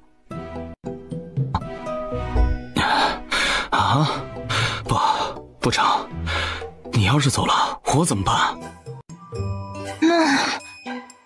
那你给侯爷说说，让我回侯府取了东西再回来。好，我给他说，让你来照顾我，他定会痛。同意2个字还没说出口，门便被人咣当一声从外面踹开，一道高大的身影踩着冷空气走了进来。你们方才在做什么？周玉堂被他方才的动静吓了一跳，回过神来，不满地大声嚷嚷：能做什么？在施针啊！你看不见我成刺猬了吗？说完换上了副戏谑的表情，欠扁道：不是，你这脸色这么臭干什么？吃败仗了？沈潇被他戏谑的目光看得无地自容，尴尬的直抠脚，但是形象万万是不能崩的，只得继续装高冷，找回场子。嫌我脸臭？那你去顶着寒风跑2个时辰马试试。都说祸害1000年，我看你短期之内不会死。魏瑶想不明白他怎么了，只本能的想离这个阎罗王远点儿，免得火烧到自己的身上。见他视线扫向了自己，魏瑶本能的想躲。我去拿药。他磕磕绊绊的站起身，踮着脚尖，大气不敢喘的往外走。在路过沈潇跟前时，却被沈潇一把拉住了手。别怕，我不是对你发火。魏瑶僵硬的点了点头，又僵硬的提起裙摆，一溜烟的跑了。不是对他发火，肯定就是对周大人发火，他更要快点离开这个是非之地了，免得血溅到了自己的身上。说到这个，我倒是有些羡慕你了，你到哪儿去捡了这样一个宝？哼，怎的？不说他是奸细了？如你所愿，他不可能是奸细，心地善良，毫无城府，干不了那活。你倒是转变得快。周玉堂回看了他一眼，扑哧一笑，一副调侃的欠揍表情。嘿嘿，他什么都对我说了，他的身世以及如何被你强抢来的。我？强抢？人家在庄子上成亲对象都找好了，却阴差阳错被你弄到了侯府后院，这不是强抢是什么？沈潇的眉眼皱得能夹死蚊子，这些事他怎么不知道呢？胡说什么？他哪里来的成亲对象？你敢说你不知道他逃带李江的事？沈潇沉默，周玉堂继续戳刀。知道还把人强留在身边，不是强抢是什么？难道说你喜欢他？沈潇脸色一变，如被踩到尾巴的猫，音量不自觉地拔高了，像是在极力证明什么。胡说八道！我喜欢的是我未婚妻叶真。这么大声做什么？我又没聋。随后懒懒散散地拱了拱手，很没诚意道：那恭喜你啊，觅得良人。魏瑶敲门的动作戛然而止，手中的托盘晃了晃，药汁洒出来一点儿。他用帕子细细地擦干净，稳定心神，方又重新敲门。他什么时候来的？他听到了多少？魏瑶推门进来，一副低眉顺眼的模样。他他目不斜视地把药放在床前，让人看不出他心里所想。年后我就定亲，希望你到时候已经大好，能来喝一杯喜酒沾沾我的喜气。沈潇鬼使神差地说了这么一句，眼睛紧盯着魏瑶。魏瑶动作顿了顿，脸上除了专注没有多余的表情，仿佛听到的只是今日天气真好一般。哦，那必须得去啊，沾了你的喜气儿，说不定我也能娶一个如花似玉的娘子呢。魏娘，你说是不是？魏瑶笑了笑，附和的点头。对啊，说不定还能3年抱俩，生他个刺激队。沈潇心口堵得不行，他疼得站起身，一甩袖子，大踏步走了出去。他行至门口，被寒风一吹，眉心一皱，还不快点来伺候我沐浴。魏瑶无奈极了，遇到这么一个阴晴不定的老板该怎么办呢？能怎么办？胳膊拧不过大腿，顺从呗。沈潇喉结动了动，本来憋闷的心情在魏瑶的触碰下得到了安抚，甚至变得旖旎。他想找点话题来转移一下注意力。这几日你和周大人相处的如何？挺好的。他小心翼翼地看着他的脸色，却发现对方眸色一沉，眉心一皱，似乎有点不悦。其实也不是那么好。沈潇心里憋着的那口气这才完全松散开。他就说周玉堂那个狗脾气，魏瑶是绝对跟他玩不到一块去的。一起洗，互相搓背。我昨日才洗了。哦，那你帮我洗吧，我在军营一直没机会洗，你得好好给我搓搓。我在上面也能给你搓呀。魏瑶也不想煞风景，但实在是遭不住了。他瘫趴在沈潇的肩头，努力地喘了口气。我呼吸不上来了。沈潇见魏瑶面色潮红，紧紧地捂着胸口，一副呼吸不上来的模样，知道他是闭气了，忙一跃而出，扯过一边的浴巾将他裹起来，抱着大步走了出去。魏瑶喝了水，在床上趴了好一会儿才缓过气儿来。你这体力也太差了。明明是泡太久了。沈潇举双手投降。好，我马上让人摆饭，你好好躺着。魏瑶这才发现对方还是个裸体，赶忙挪开视线，紧了紧身上的被子，侧面提醒道：衣服，我的衣服。沈潇这才觉得有些凉飕飕的，但是他不能露怯，只要他不尴尬，尴尬的就是别人。你衣服放在哪里？在西厢房。他话还没说完，对方已经推门出去。他有些着急，那个新做的亵衣被他看到了会好尴尬的呀。你这样看着我怎么穿啊？又不是没看过，你这件亵衣不是专门做来穿给我看的吗？谁要穿给你看了？沈潇一副早已看穿一切的表情，全当他是在害羞，不是做来穿给他看，难道穿给他自己看？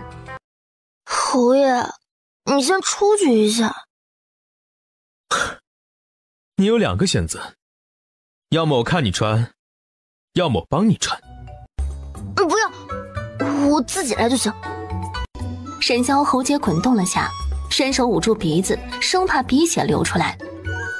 魏瑶胸前那若有若无的傲人弧度，露7分隐3分，留下无限遐想。喂，你干嘛呀？他从背后压了上来，灼热的气息喷在他后颈窝，引来一阵战栗。方才还没完呢，你休想敷衍我。我哪有敷衍你啊？我是饿了。乖，我喂得饱你。我说的不是这个。厨房正在做，还有一会儿才好。来，先运动运动，等下多吃点。他真的会谢，这人前一刻还阴晴不定的发火，后一刻就能厚颜无耻的索欢。这世上还有比他变脸变得更快的人吗？魏瑶也不跟他置气了，置气饿自己，索性迎合。沈郎，快点嘛！沈潇此刻的心情别提有多刺激了，怕他不会，又怕他太会。这等绝世武功，他哪里招架得住啊？小姐，你要了爷的命！狂风夹骤雨，红梅随风颤。福林摆好饭，哀伤地蹲在墙角抠鼻屎。我真的好命苦啊！为什么每次这种时刻都该我轮值啊？欺负我母胎单身吗？要不还是让他们把饭端进来吧。那你快去啊！沈潇打开门，朝福林远远地打了个手势。福林点点头，领着小厮们把饭菜抬进了外间，带人退了出去。魏瑶这才抖着腿坐在饭桌前，先喝点汤垫垫胃，饿久了不要马上吃硬菜。你也知道不能饿久了呀。快喝。魏瑶吃饱喝足，放下筷子擦了擦嘴。我吃好了，我去院子走走，消食。等我，陪我吃完，我陪你去。沈潇用饭虽快，吃相却很优雅，看他吃饭就能明白什么叫做世家大族的教养。怎么，嫌弃我能吃？不，我是羡慕。你们习武之人自是比常人饭量大，我要是有这个位子好了，吃一顿起码可以管2天。不错。所谓盘中餐，粒粒皆辛苦，浪费可耻。大周还有许多百姓吃不上饭，边关的将士们也没有这些大鱼大肉，所以我从不剩饭。你也不准啊！一觉到天明，魏瑶觉得自己好似躺在棺材板里，动都不能动。你以前从没唤过我沈郎，我心甚悦。以后私底下你都要这么唤我，我很喜欢。你这样说，那以前都是白睡了。沈潇见他一副便秘的表情，不由黑了脸。怎么，你不愿？魏瑶赶紧顺驴毛。哎呀，怎么会呢？人家是害羞了吗？沈郎，沈潇这才恢复了正常的脸色，那只手也变得不老实。魏瑶捂着肚子一咕噜爬起来。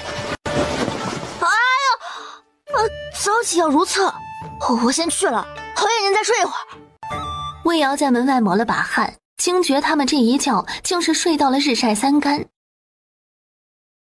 周玉堂幽怨地看着姗姗来迟的魏瑶，魏瑶摸了摸脸。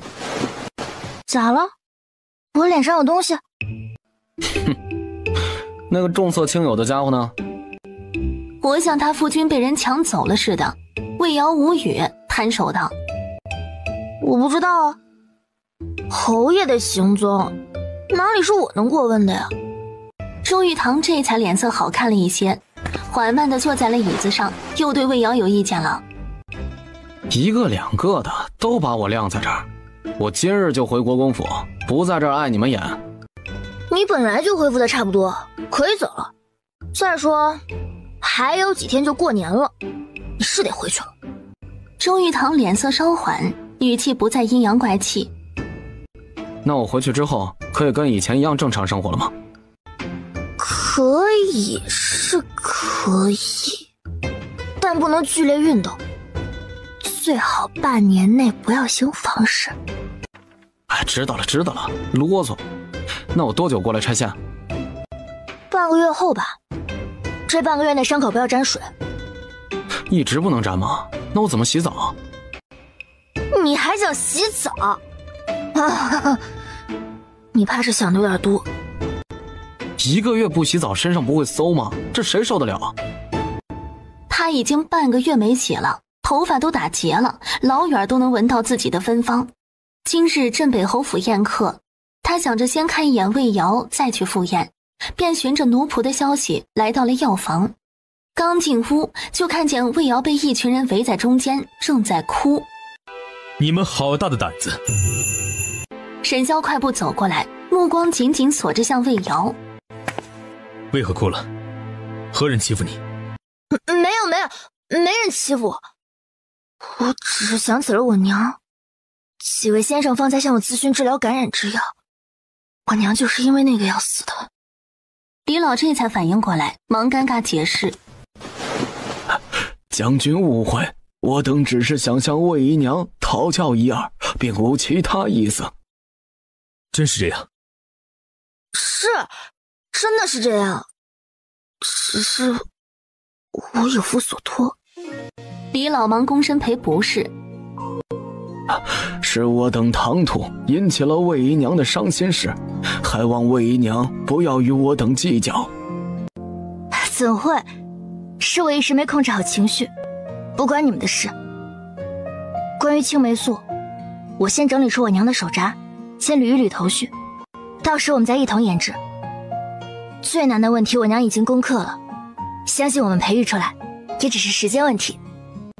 众人眼睛又亮了，纷纷附和称是。闹了这么大个乌龙，沈潇也是无比尴尬。他领着魏瑶快步往外走，只留下一句：你们忙你们的。魏瑶心情复杂地跟在他身后，他这是在维护他。好了，逝者已逝，朝前看。魏瑶笑了笑，不置可否。不要怕，今后换我来守护你。魏瑶猛地抬起头来，怔怔地望着他，心脏犹如被放在了鼓面上，砰砰砰地乱跳。你既跟了我，我自会对你负责。原来只是因为责任而已啊。魏瑶点了点头，垂下眼睑，一时不知该怎样回应。终于魏瑶在熬了个通宵后，赶在除夕的清晨将包子种植成功了，避毒株成了。他正在暗戳戳想着，小莹在门外小心翼翼地拍门：姨娘，侯爷让福英总管来请您过去了。魏瑶伸了个懒腰，脚步虚浮地打开房门。几日来第一次见阳光，他伸手捂住眼睛，缓了好一会儿才敢去适应光线。我说姨娘，你也太废寝忘食了些，这几日吃饭睡觉都在药房里，您都瘦了一圈了。还有您这黑眼圈也太重了吧，晚上可怎么去吃年夜饭哟？侯爷和老夫人见了会不会嫌弃啊？打住，帮我换身衣裳。不是说福运总管在等我吗？我送了东西，正好回来补觉。沈潇正在书房等魏瑶，今日除夕，晚上要带他和母亲一起用年夜饭，他不知怎的，竟是有些紧张，忐忑母亲会不会不喜欢他。怎么变得如此憔悴？我没事儿。说完，言笑晏晏地望着沈潇，抬手解开了自己的外裳衣服。沈潇脸一红，做贼似的左右看了看，紧张地咽口水。大白天的，不好吧？有什么不好的呀？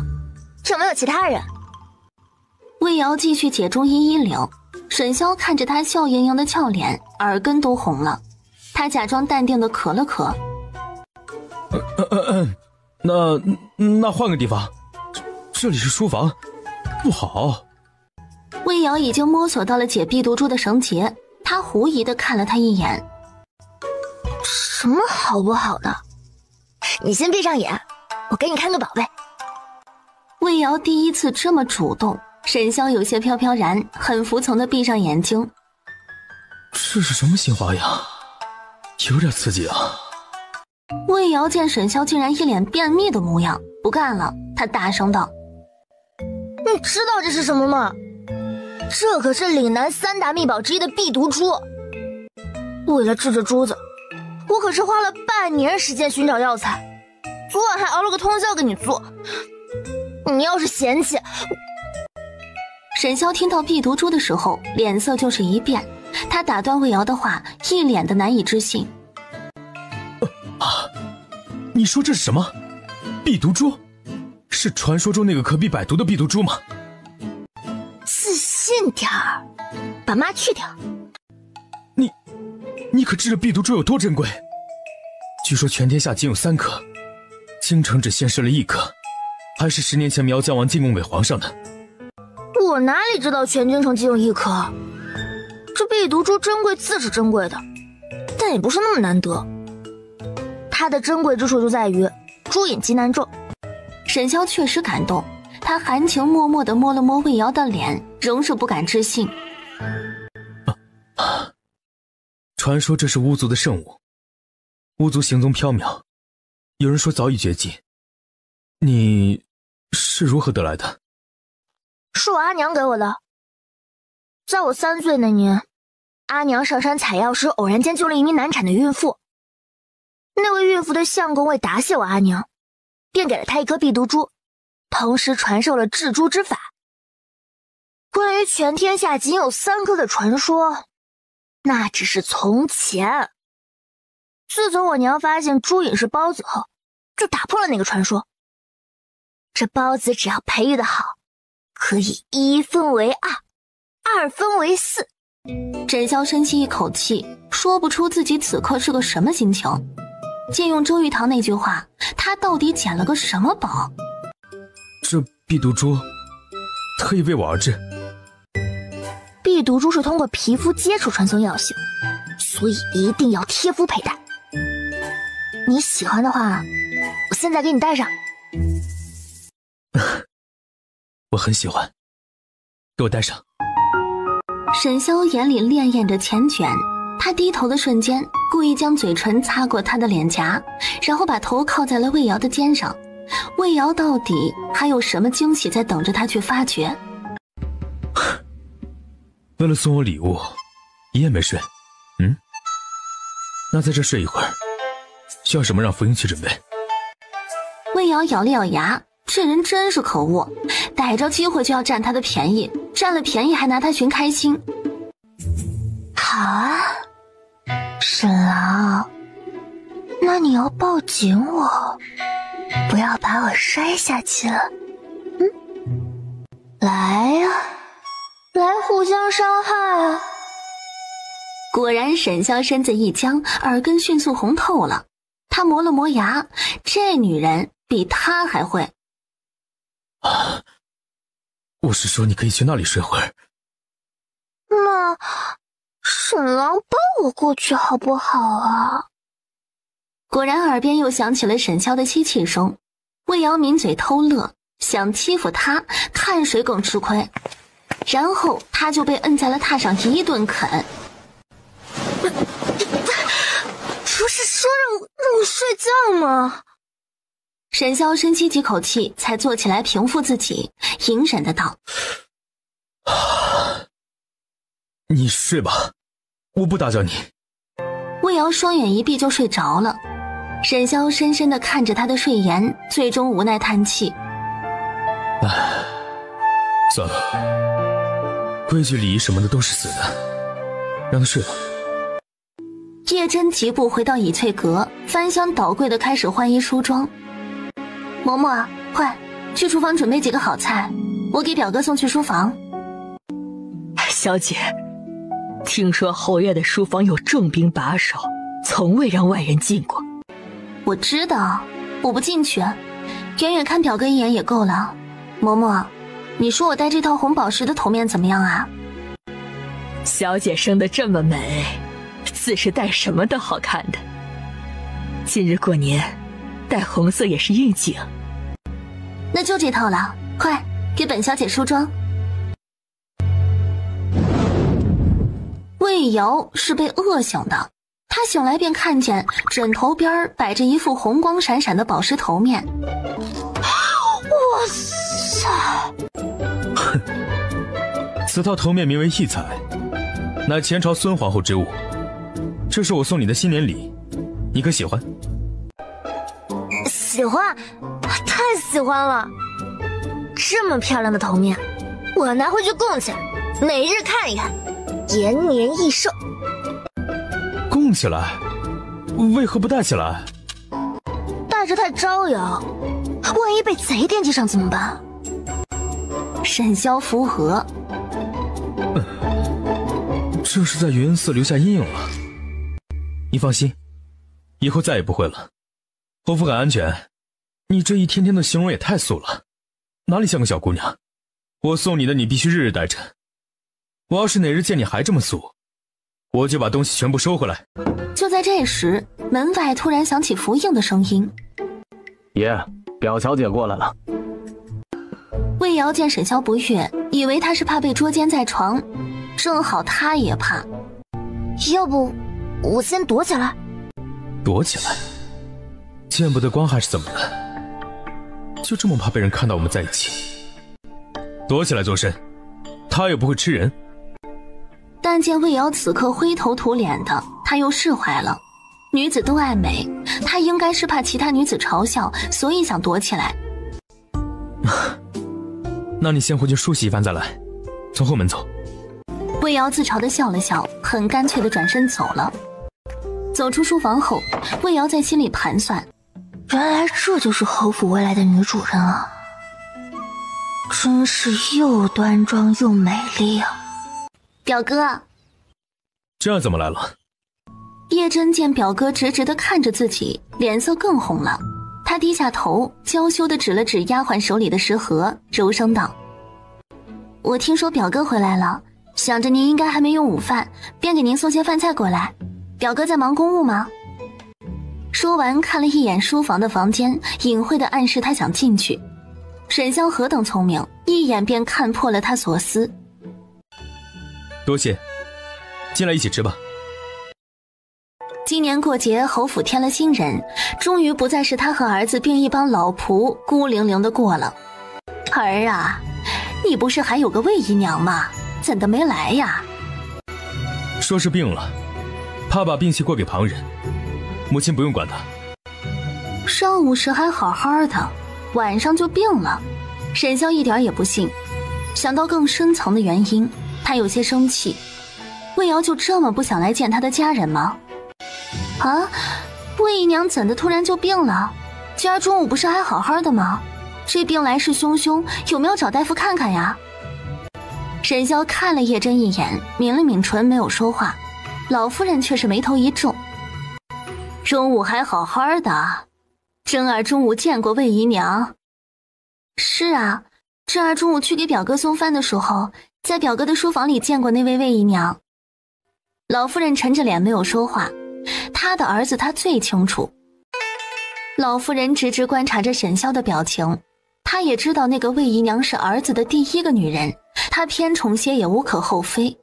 她关在西院里，我可以不管，但她如果凭本事走出了西院，那就必须得遵守侯府后院的规矩。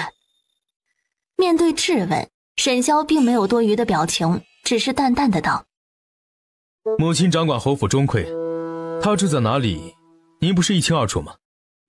您大可放心，儿子已不再年幼无知。他的目光沉沉地扫过在场的3个女人，掷地有声道：我拎得清。老夫人闻言一噎，神色变了几变，最终深深叹气，有些没底气的道：你知道就好。这些年儿子常年在外，母子俩聚少离多，他已经很难猜透沈萧的想法了。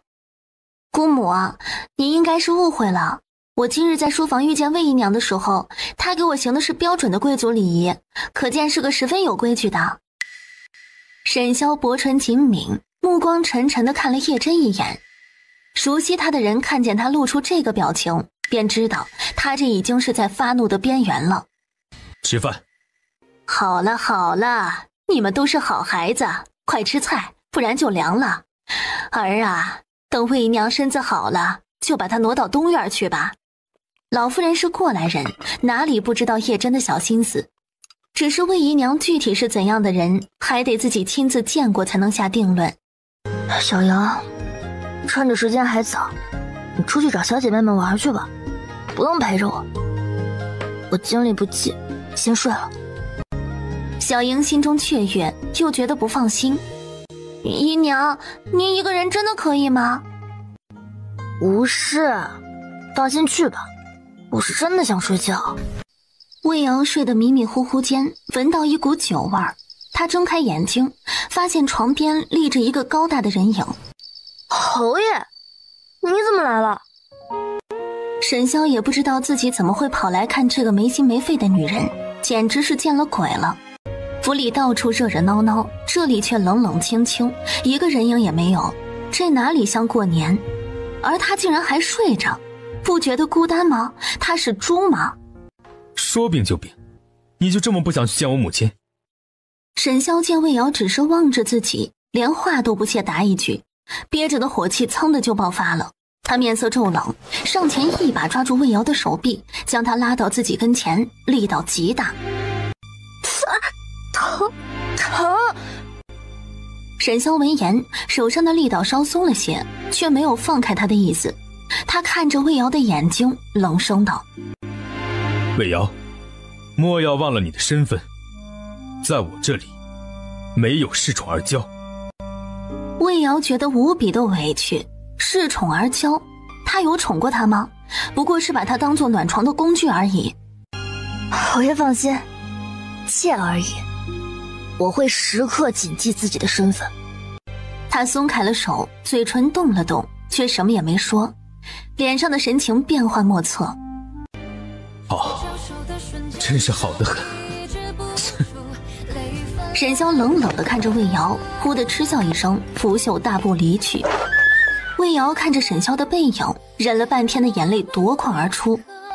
他们一个个的都来欺负我，我一个姑娘就活该被人欺负吗？凭什么呀？信不信老子明天一把毒药，我毒死你们！老夫人也很好奇，这个神龙不见首尾的魏姨娘是怎样一个人，便打发嬷嬷去请她来怡安堂。听侯爷说你会医术。回老夫人是会些奇荒之术，不过我最擅长的是调养之道。没有哪个女人能拒绝可以让自己变美的秘诀。老夫人立即来了兴趣。哦，难怪你看上去白里透红，气色极好，是自己调养的？回老夫人，是我自己调养的。我成日无事可做，便喜欢钻研这些养生美容之道。说完还变戏法似的，从左右袖袋里各掏出一瓶血肌膏和一瓶养生丸，捧在手心献宝道：这个是我家的祖传养生丸，能滋阴养颜，无法延衰。这个则是我调制的血肌膏，可以当香膏使用，长期用能使肌肤变得细腻滑嫩，还有淡斑和淡皱纹的作用。我每日早晚都会涂抹，用后皮肤特别水润，上香粉都不会卡粉。魏瑶打开血肌膏，用食指挖了一小坨，当着老夫人的面在她自己的手背上涂抹开。你这香膏当真神奇，竟会化成水，是什么制成的？是用的一些美容养颜的药材制成的。老夫人，您要不要试试看？您只要长期涂抹，皮肤会变得细腻不说，还会由内而外透出莹白，即使不上粉也能保持肤色均匀，保准看上去年轻10岁。老夫人听后眼睛一亮，有些跃跃欲试。叶真见状别提有多郁闷了。魏姨娘，你怎么什么来路不明的东西都敢给姑姑用啊？万一姑姑用后过敏红肿，你负得起这个责任吗？这里面都是些十分温馨的药材，这血肌膏我一直在用，没有任何副作用，孕妇都能用的。老夫人不放心的话，可以先在手上试试，若是不过敏再用到脸上。好孩子，你果真没有骗人，你可真是个养颜高手啊！岁月从不败美人，您本就又美又年轻，我只是给您拂去了蒙在珍珠上的灰尘而已。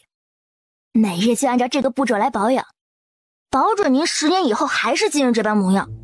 哎呀，你这孩子可真会说话，还又美又年轻呢，都快50岁的人了。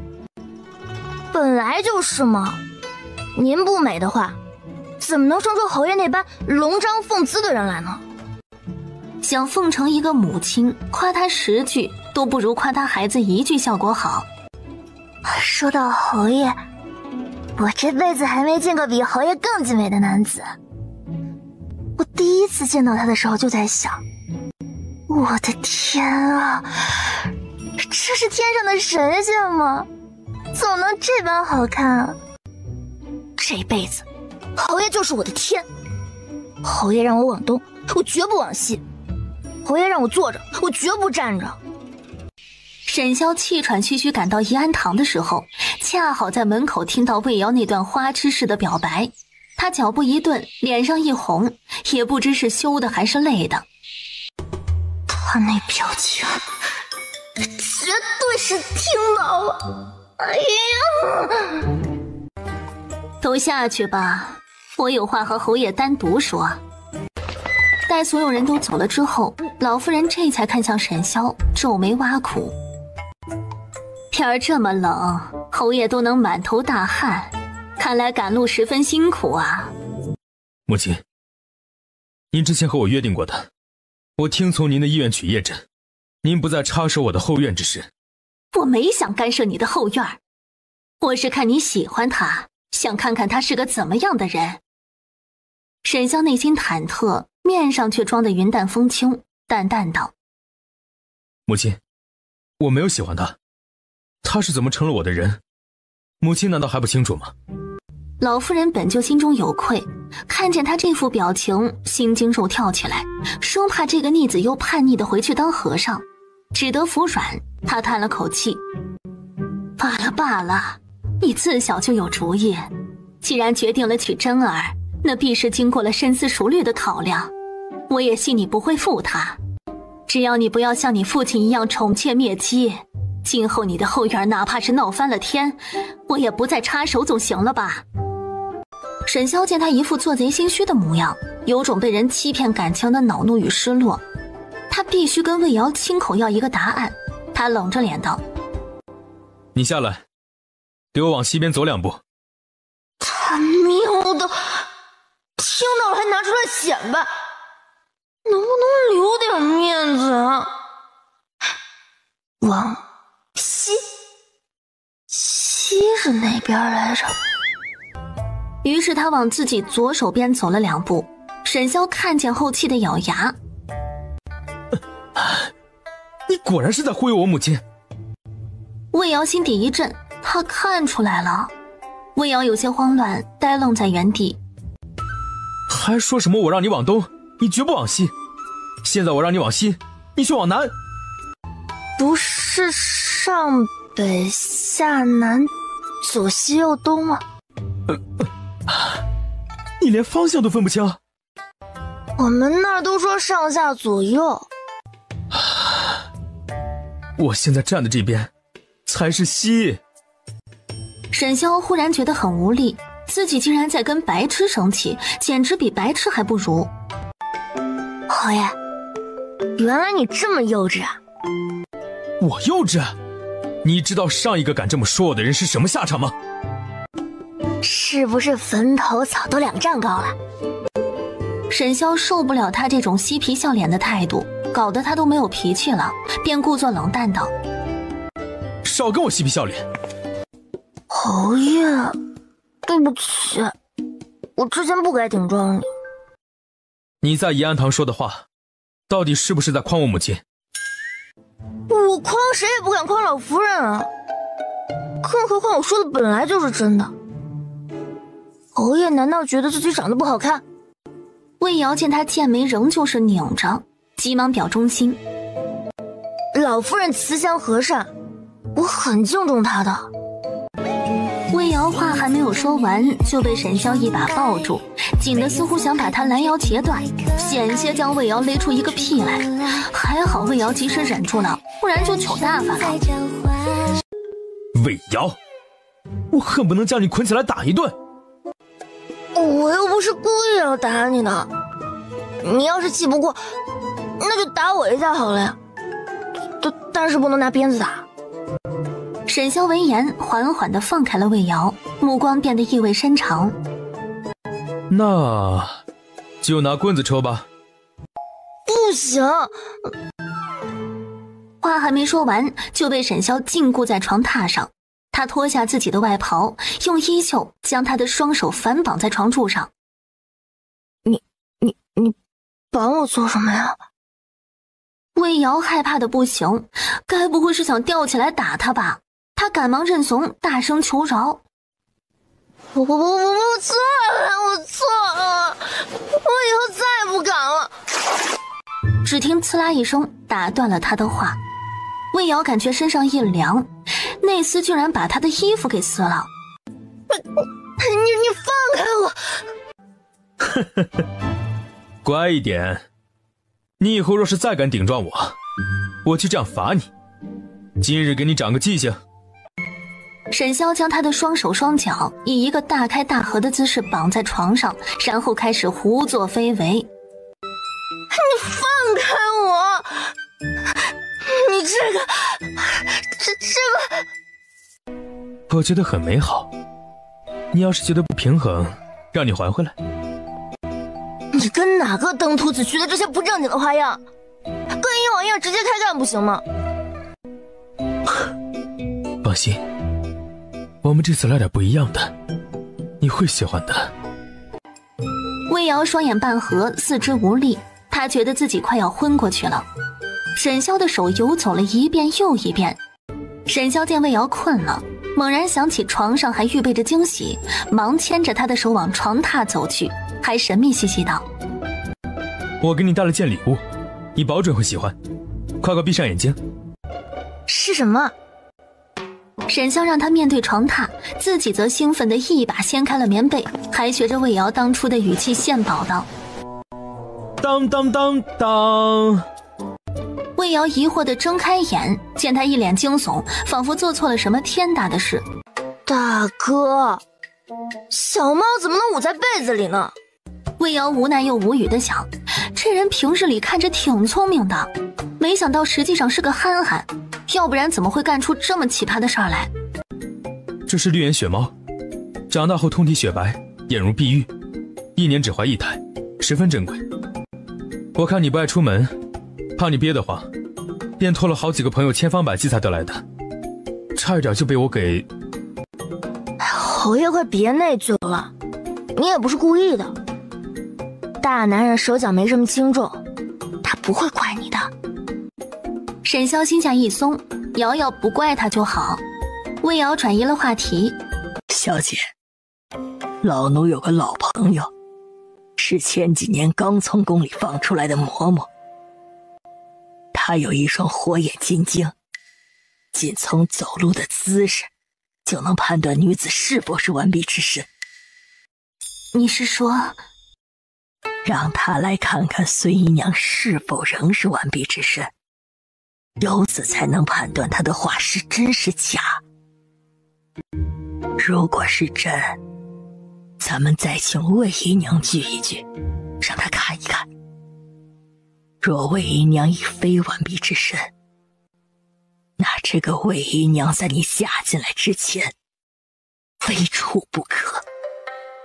好，嬷嬷快去办。孙姨娘该说的已经说了，见叶真竟然还坐得住，不禁有些急了。表小姐，您不着急吗？孙姨娘告诉我这些，就不怕我告诉老夫人？如果老夫人知道你骗了她，恐怕没你好果子吃。孙姨娘知道这是要她表忠心了，她咬了咬牙，膝盖一软就跪在了叶真面前，把头匍匐在叶真的绣花鞋边，卑微道：妾身知道表小姐日后将是这侯府的女主人，所以妾身至始至终都是真心想要侍奉在您左右，只求表小姐将来能够善待妾身，让妾身有一席之地。妹妹，这是哪里话？我与你相处了这么些日子，自是知道你性子柔顺，你就放心吧。你如此有诚意，将来我是无论如何都会给你一份体面的。那妾身方才所言之事，我心中已有了计较。这样，你3日后邀魏姨娘前来游园，就说我邀请你们一起去煮茶赏梅。叶真说一半留一半，意味深长地看着孙姨娘。孙姨娘心中一喜，她忙点头道：妾定不辱使命。她也不在乎叶真是否会利用她了，他们现在一致的敌人是魏瑶，敌人的敌人那就是朋友。等除了这个心腹大患，他自有法子把自己摘除干净。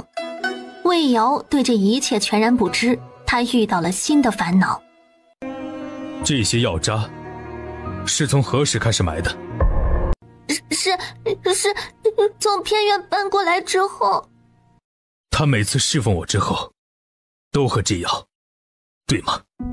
先前是方嬷嬷得知姨娘与侯爷在一起过夜后都会送药来，但有几次侯爷是半夜来的，府里的人都不知道，方嬷嬷那几次便没有送药来，但姨娘每次都会自己服药。侯爷，老夫人每次知晓您和姨娘在一块儿后，都会给姨娘赐药。姨娘是因为害怕才一直不敢端着药的。哦，既然老夫人会赐药，那这些药渣又从何而来？老夫人不知道的情况下。沈萧只觉心中钝痛，胸口似是燃着一把想要毁天灭地的熊熊怒火。他果然是主动在喝着虎狼之药，究竟是为什么？为什么他要这样做？他急于验证，疾步走进听学院，刚进屋，正好看见魏瑶靠在床上，伸手接过方嬷嬷手中的药碗，正想一饮而尽。你喝的什么？避子汤啊。沈萧眼睛一眯，阴沉无比地望向了方嬷嬷，眼中射出骇人的凶光。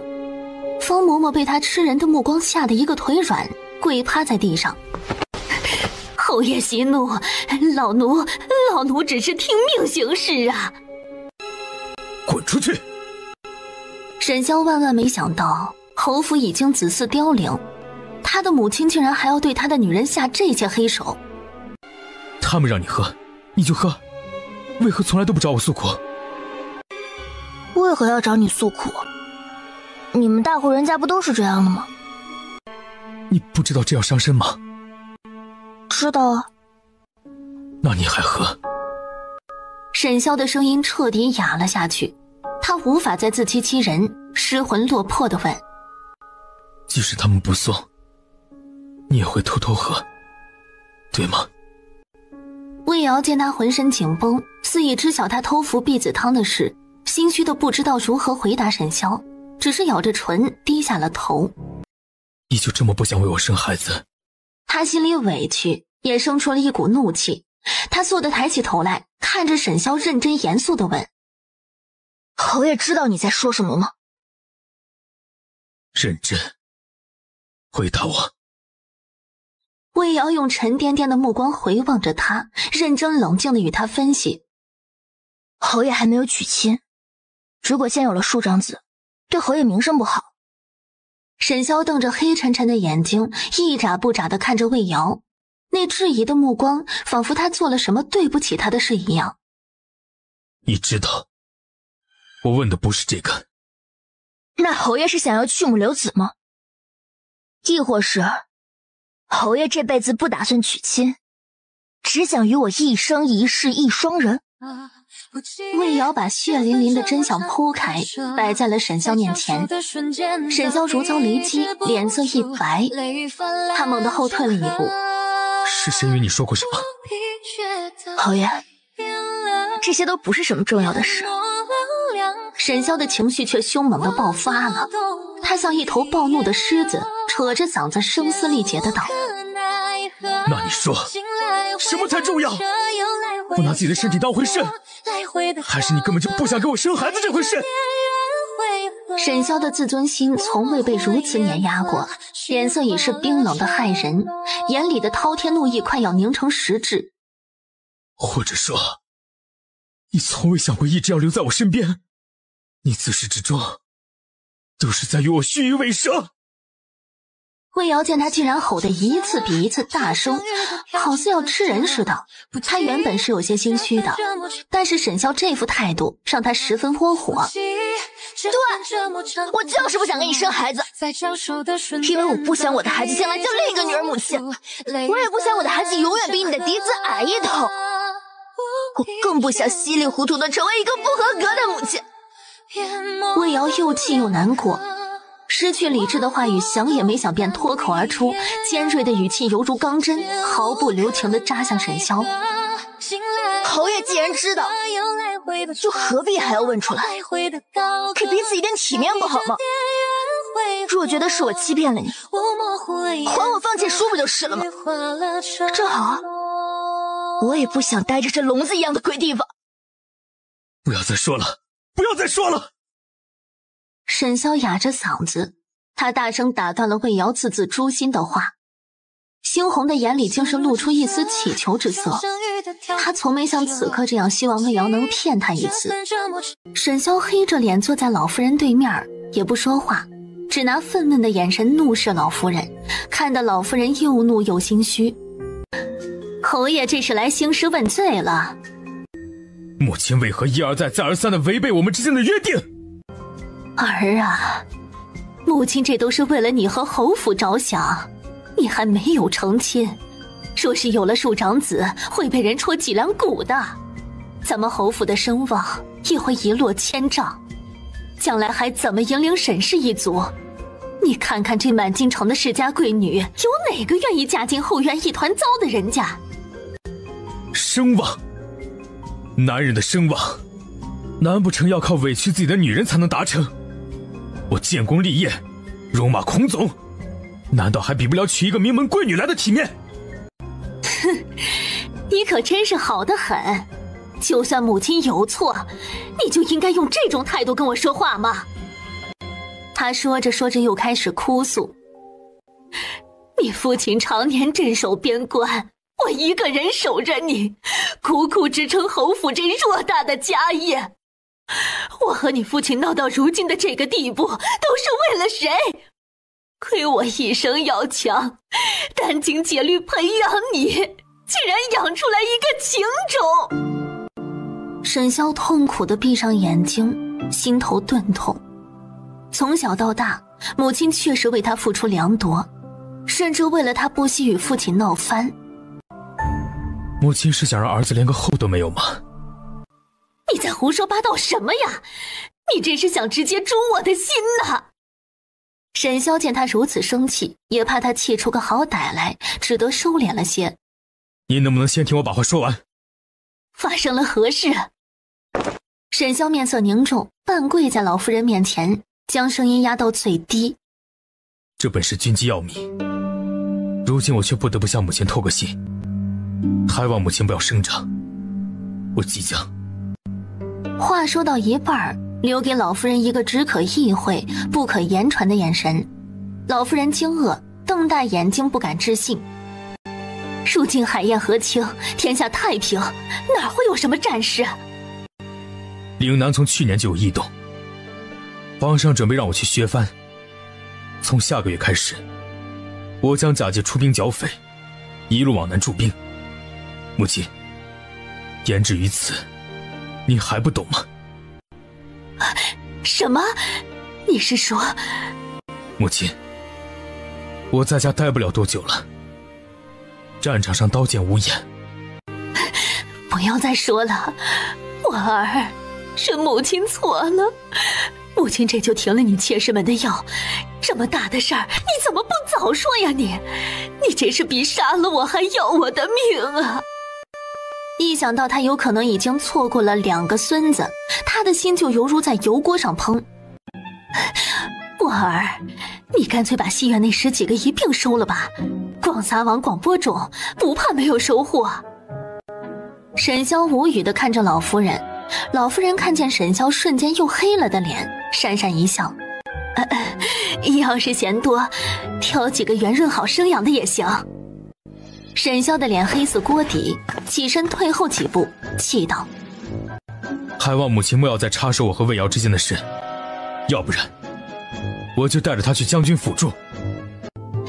好了好了，不插手就不插手，我唯有一个要求，你既松口要娶贞姐儿，就得对她好，我不希望她走上我的老路。沈萧面色刷的一变，老夫人醍醐灌顶的话提醒了他：儿子，谨记母亲教诲。你既又要搅动风云，那你的婚事便提早办吧。母亲择日就去一趟护国寺，为你和贞姐儿合一合八字，再择一个良辰，尽快的迎娶她过门儿。趁着这段时日，你好好对待真儿，不要叫她看出你对魏瑶的心思。沈萧垂眸，压下心里的情绪，冷清道：儿子知晓了，先回去了。说完行了一礼，阔步往外走。他的心情比方才更加沉重郁闷。魏瑶方才对他动粗了，踢了他一脚，还打了他耳光，又挠伤了他的脸。他大男人的自尊心在今日彻底被魏瑶挑衅到了。你最好把刚刚的话给我说清楚，什么叫委身于我？什么叫我毁了你的人生？你一直以来都是在与我逢场作戏。你不想给我生孩子，也是因为你的心里根本就没有我。魏瑶咬着唇没有说话，虽然心底已经怕了，但面上仍是摆出一副死猪不怕开水烫的模样。说话！我从未想过要给人做妾，你从未问过我愿不愿意。那你是想要正妻之位，你也配。他本是想好好沟通，但那张嘴好像有自己的意识，说出来的话字字诛心。你还是比较适合待在西院，这样才能记住你的身份。什么时候想清楚了，什么时候再回去。魏瑶心里已经痛得麻木，只剩一片荒芜。他也不想解释了，他只想把自己想说的话说出来。魏瑶表情悲伤，声音透着决绝。侯爷既然不能如我所愿，那就放我走吧，何必在此相看两厌？你做梦！我说过，你就算是死，也只能死在侯府。魏瑶被这话刺激到，亦换上了副冷漠的表情望着他。两人对视片刻，魏瑶忽然唇角微勾，露出一个讥诮的笑。怎么，侯爷舍不得放我走？莫不是爱上我了？可是怎么办呢？我从来没有喜欢过你。最后一句他是盯着沈萧的眼睛一字一顿说出来的。看见沈萧面色再次惨白，脸上也露出了痛彻心扉的表情，魏瑶心里充满了快意，声音愈发的冰冷无情。你居我自由，毁我清白，甚至把我当作棋子。我没有恨你，就是念着一日夫妻百日恩了。你竟然妄想我会喜欢你？哦，我当然喜欢你了。我喜欢你的财富，喜欢你的权势，独独没有喜欢你这个人。我就是这样一个贪慕虚荣的女人，没有你，我也能跟别人恩爱缠绵。听到魏瑶说要和别人恩爱缠绵，他再也控制不住了，隐忍的情绪如火山喷发般汹涌而出。你闭嘴，闭嘴！魏瑶，你这辈子生是我沈萧的人，死是我沈萧的鬼。就算是死，我也要把你挫骨扬灰，压在我的棺材板下，让你生生世世都休想掏出我的手掌心。福应见二人又是不欢而散，着急的不行，他恨铁不成钢地对魏瑶说道：魏姨娘，您说您跟侯爷服个软就能解决的事儿，非要闹得不可开交啊！侯爷罚你比罚他自己都还难受，他心里是有您的，您怎么就不明白呢？魏姨娘还不知道吧？老夫人已经安排下来，待几日后道路冰雪融化，便要去京郊护国寺为我和表哥测婚期。我瞧着表哥似乎也很着急呢。你跟了他这么久，你知道他在着急什么吗？魏瑶自动忽略掉他的炫耀，忽然想到了个好办法。他抬起头来，真诚地看着叶真，不答反问：姚小姐，测婚期你会同去吗？自然，姑姑此去，一是为我和表哥测婚期，二是为表哥祈福，我自然要亲自去为他抄经祈福。魏瑶眼睛一亮，她充满诚意地看着叶真。表小姐，我知道你对我的敌意从何而来，我无意与你争什么。如果可以，或许我们可以合作一下。叶真被他这突然直白的话弄得有些懵，他警惕地看着魏瑶：“你什么意思啊？”表小姐应该知道，侯爷很喜欢我这副皮囊。叶真感觉自己被他耍了，登时恼羞成怒，正欲发作，魏瑶却没有给他这个机会，一鼓作气继续道：“表小姐先听我说完。如果我是你，我定巴不得让侯爷喜欢的妾室都消失个干净，这样才能避免侯爷的心思被别的女人分去。正好，我想离开侯府，而你也想我从侯府消失。你休要花言巧语啊！我才不信你能放得下侯府的荣华富贵。”表小姐，并不是每个人都如孙姨娘一般贪慕虚荣。我其实是被侯爷掳来的，他喜欢我这身皮囊，死抓着不撒手，我早就想走了。表小姐，今日我所言句句是真，我只想不在这深宅大院里。若你能助我离开，我会永远感谢你。不知不觉便已到达房门口，魏瑶调整了心情，规规矩矩地敲门。刚敲了一声，里面便传来低沉的声音：“进来。”魏瑶默默垂手站在他身后，心情很是复杂地看着他。我明日就要离京剿匪，我把那些伤害过你的人都给你抓回来，好不好？魏瑶心里一滞，眼睛有些酸涩，喉咙也似被什么堵着，声音有些哑：“好，侯爷说话要算数啊。”他伸手一把就把魏瑶抱坐在了腿上，紧紧地抱着魏瑶，闻着魏瑶的发香呢喃：“你只要乖一点，我会一辈子待你好。”魏瑶的心情更复杂，用五味杂陈来说也不为过。他想了想，认真地回了一句：“侯爷，其实你挺好的。”从前都是他睡魏瑶，这次魏瑶也要把他当成小官嫖他。魏瑶回搂住他的脖子，沈萧似得到回应般更加热切。魏瑶毫不示弱，也用力吮了回去。“你怎么哭了？对不起，我又弄疼你了。”沈萧抱着他满脸内疚，魏瑶将眼泪蹭在他结实的胸口。“没有，去床上吧。”沈萧心里那怪异的感觉更甚，一颗心整晚都七上八下的。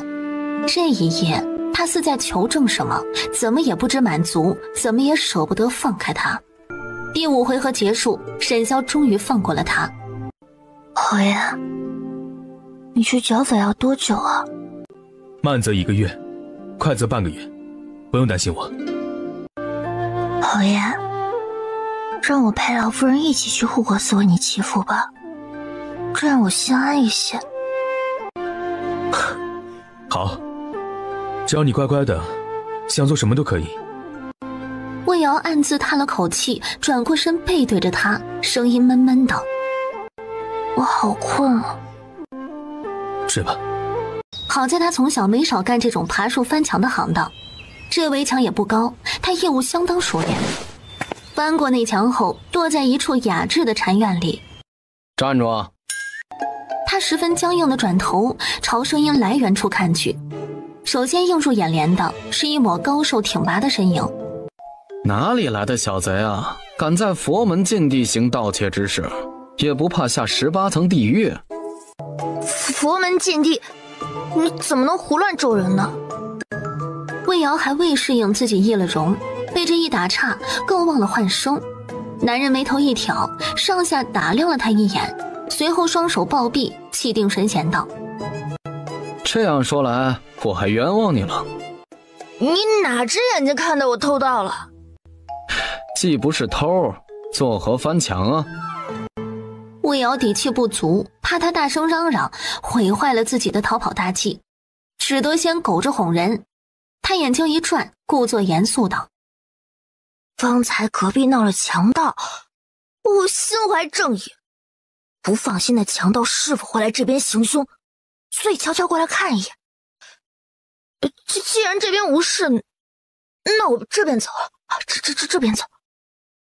说着想溜之大吉，对方却不让他离开，快步挡在他前面，义正言辞质问：废话少说，先拿出身份文牒来，只要证明你是良民，我便放你离开。魏瑶精神一振，对哦，他现在是有身份文牒的人，走到哪里都不怕被查户籍。看清楚，不要胡乱冤枉人，我可是大大的良民。魏瑶表面看着镇定，其实内心一阵后怕。还好，他是做足了准备才跑的，要不然第一回合就得被当成逃奴或者逃犯抓起来。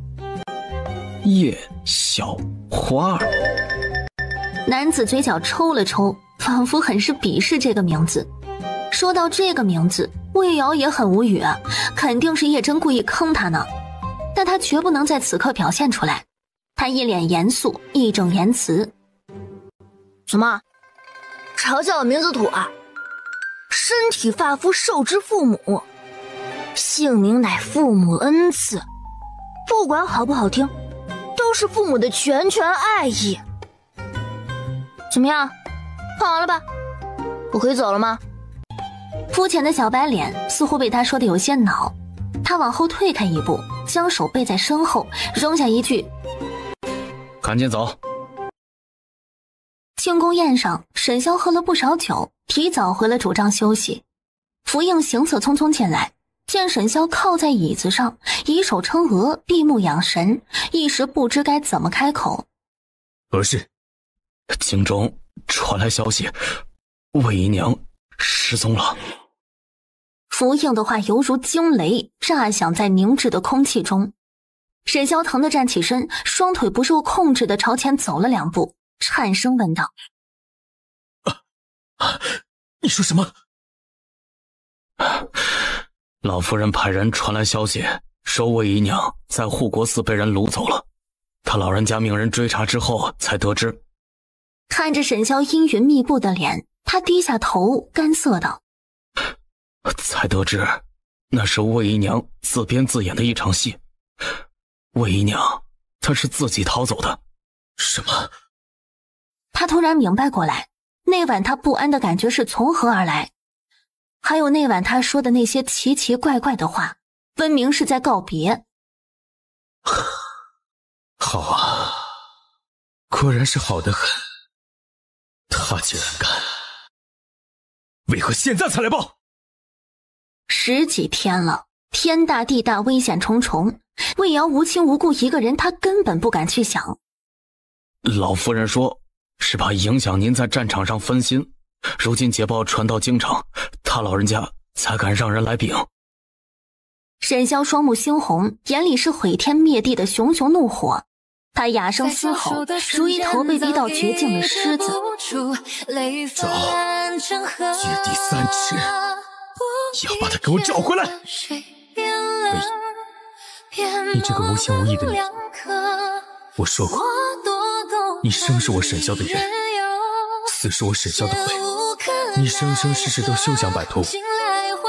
我要把你抓回来，祭你于龙，让你再也无法逃出我的手掌心。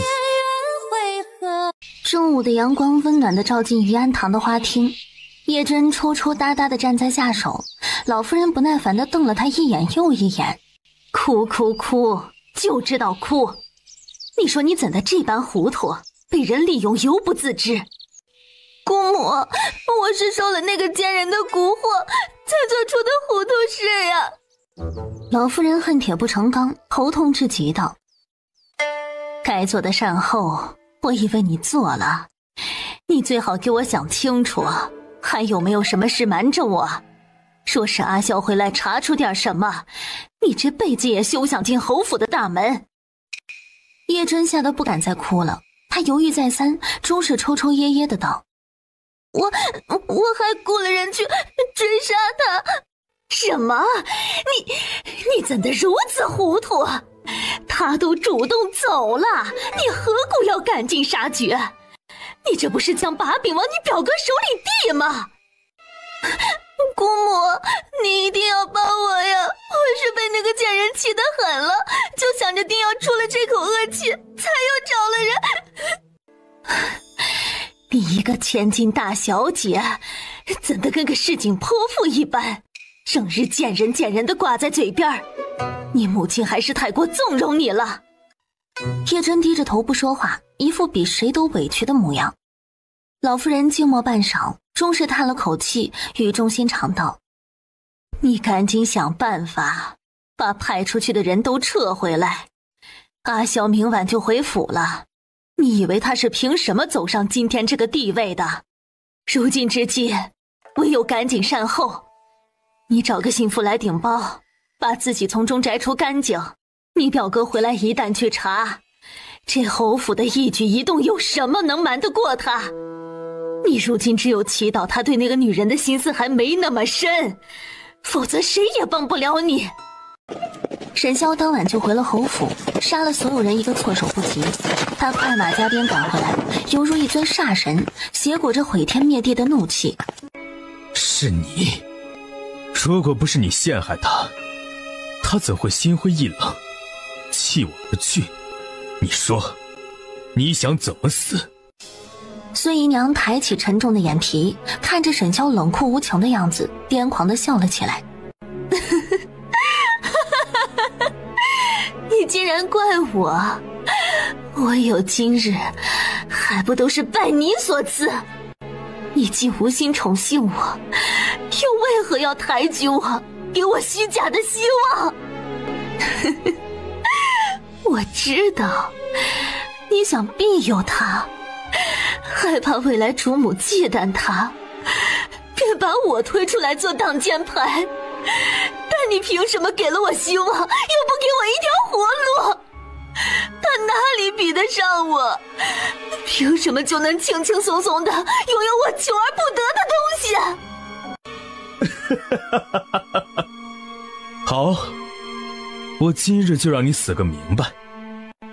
他站起身，阴森森地走进孙姨娘，语带鄙视，眼神厌恶。你竟敢拿自己和他比，切，你也配？他的目光逐渐变得空洞，仿佛是说给孙姨娘听，又仿佛在说给他自己听。他从不贪图我的身外之物，你呢？我送他一件礼物，他就要回我2件。送我的解毒丸于战场上救我性命，你呢？他从不把自己当作我的附属品，始终站在和我势均力敌的高度相爱相杀。你呢？他心地纯善，从不害人，你呢？你说，你哪点比得上他？孙姨娘眼神闪了闪，她想起了和魏瑶在偏院里的那半年时光，两人也曾是真心实意的朋友。她眼里的光终是一寸寸的泯灭，颓然地低下头颅，气道：是我错了，是我鬼迷心窍，但是我真的没有想过要害他，是表小姐逼迫我这样做的。她将来是侯府未来的主母，我不敢不从啊！侯爷，我自知难逃一死，只求您能大发慈悲，饶了我的家人。我原来是给魏姨娘做牛做马，一场恩情。虽然叶真受过他的挑唆，但叶真并不无辜。最终沈潇没有再说什么，淡漠地起身离去。孙姨娘再也撑不住，放心地闭上了眼。老妇人第一时间便知道沈潇连夜赶回侯府，还溺死了孙姨娘。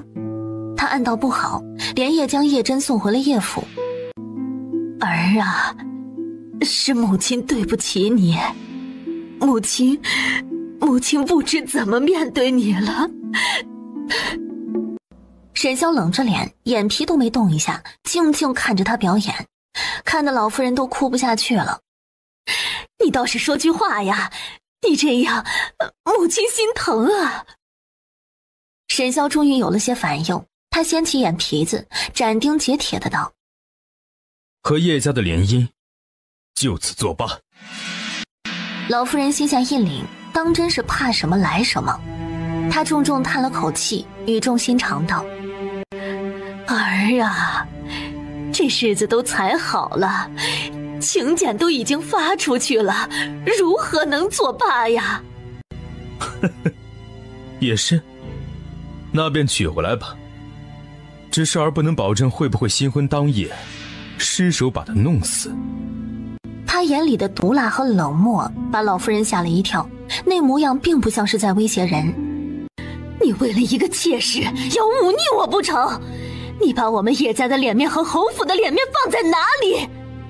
叶真还没进门便开始害人，这样的蛇蝎毒妇，儿子消受不起。老夫人心里有些没底，不知道沈潇到底查出来多少。她对叶真虽然失望，但那好歹是她从小看着长大的亲侄女。那魏姨娘是自己要逃走的，与真儿无关呀。哦，那母亲为何连夜送她走？难道是怕我杀了她？她既无辜，您怕什么？老夫人没想到反被他将了一军，当时脸色一变，她眼神闪了闪，干巴巴道：她是因为病了，回叶家养病。她这话也没说谎。叶真知道沈潇溺死孙姨娘之后，当时就吓晕了过去，发起了高热。母亲既笃定她无辜，那就把她交出来，我要当面对质。沈潇已然失去了耐心，时间紧迫，他还要去布置寻人。他缓缓地站起身，默然道：儿子今日来是通知母亲，不是来与你商量。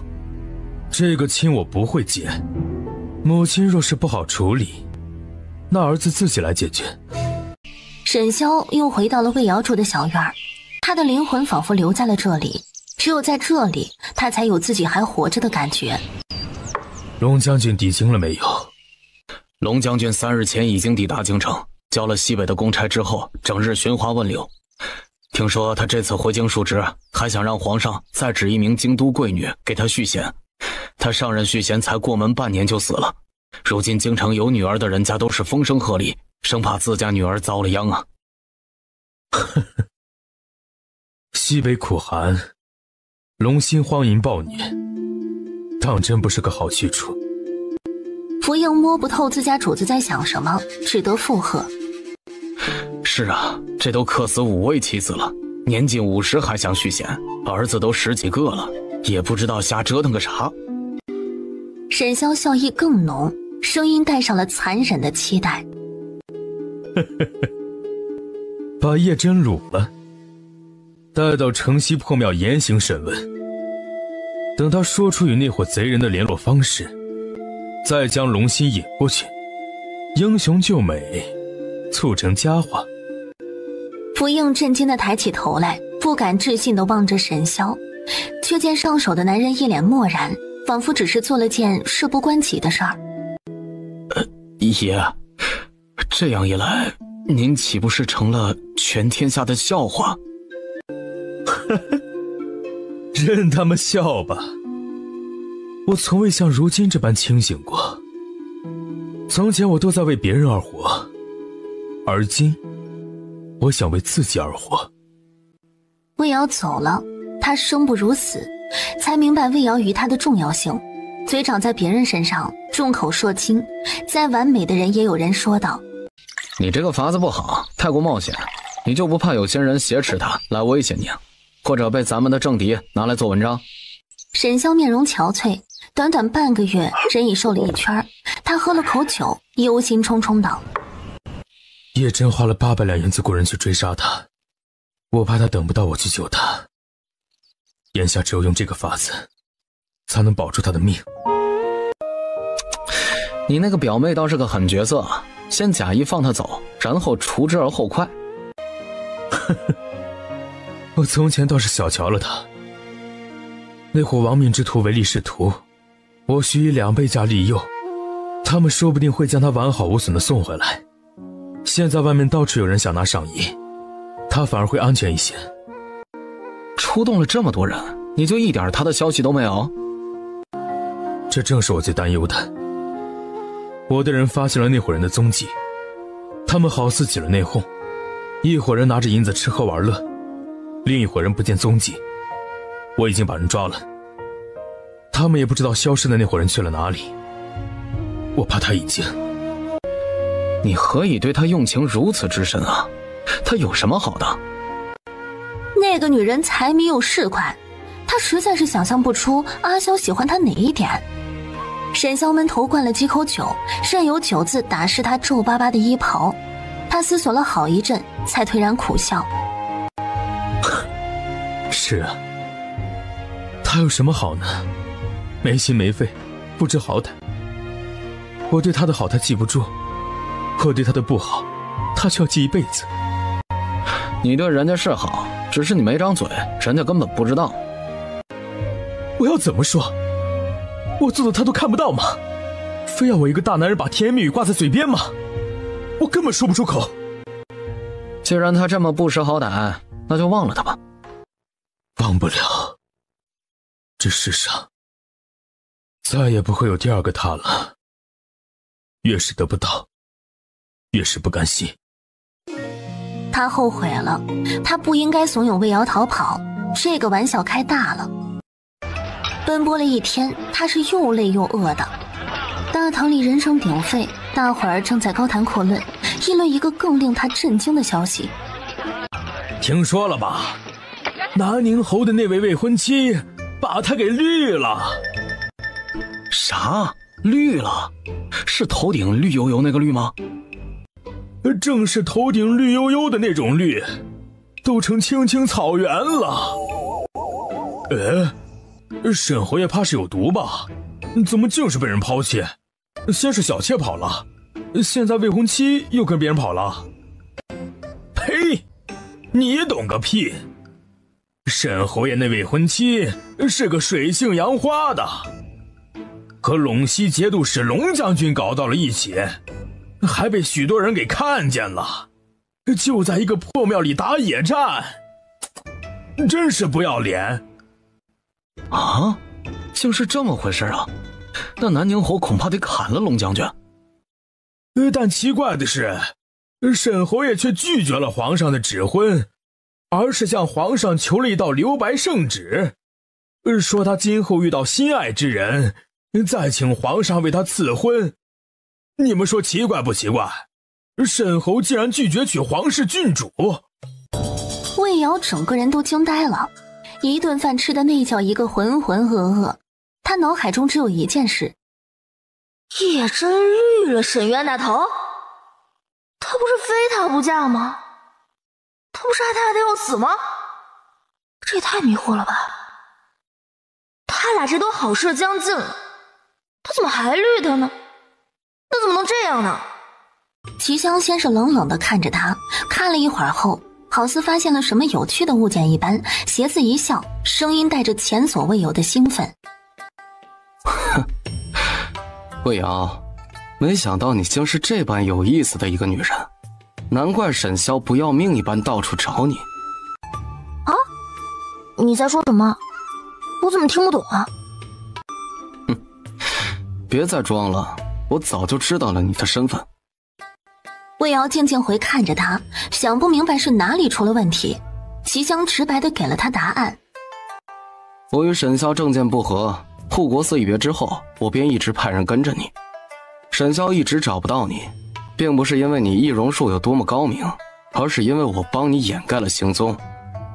魏瑶有些害怕拥有这样气质的人，他就好似一只蛰伏在暗处的毒蛇，你根本不知道他何时会扑上来咬你一口。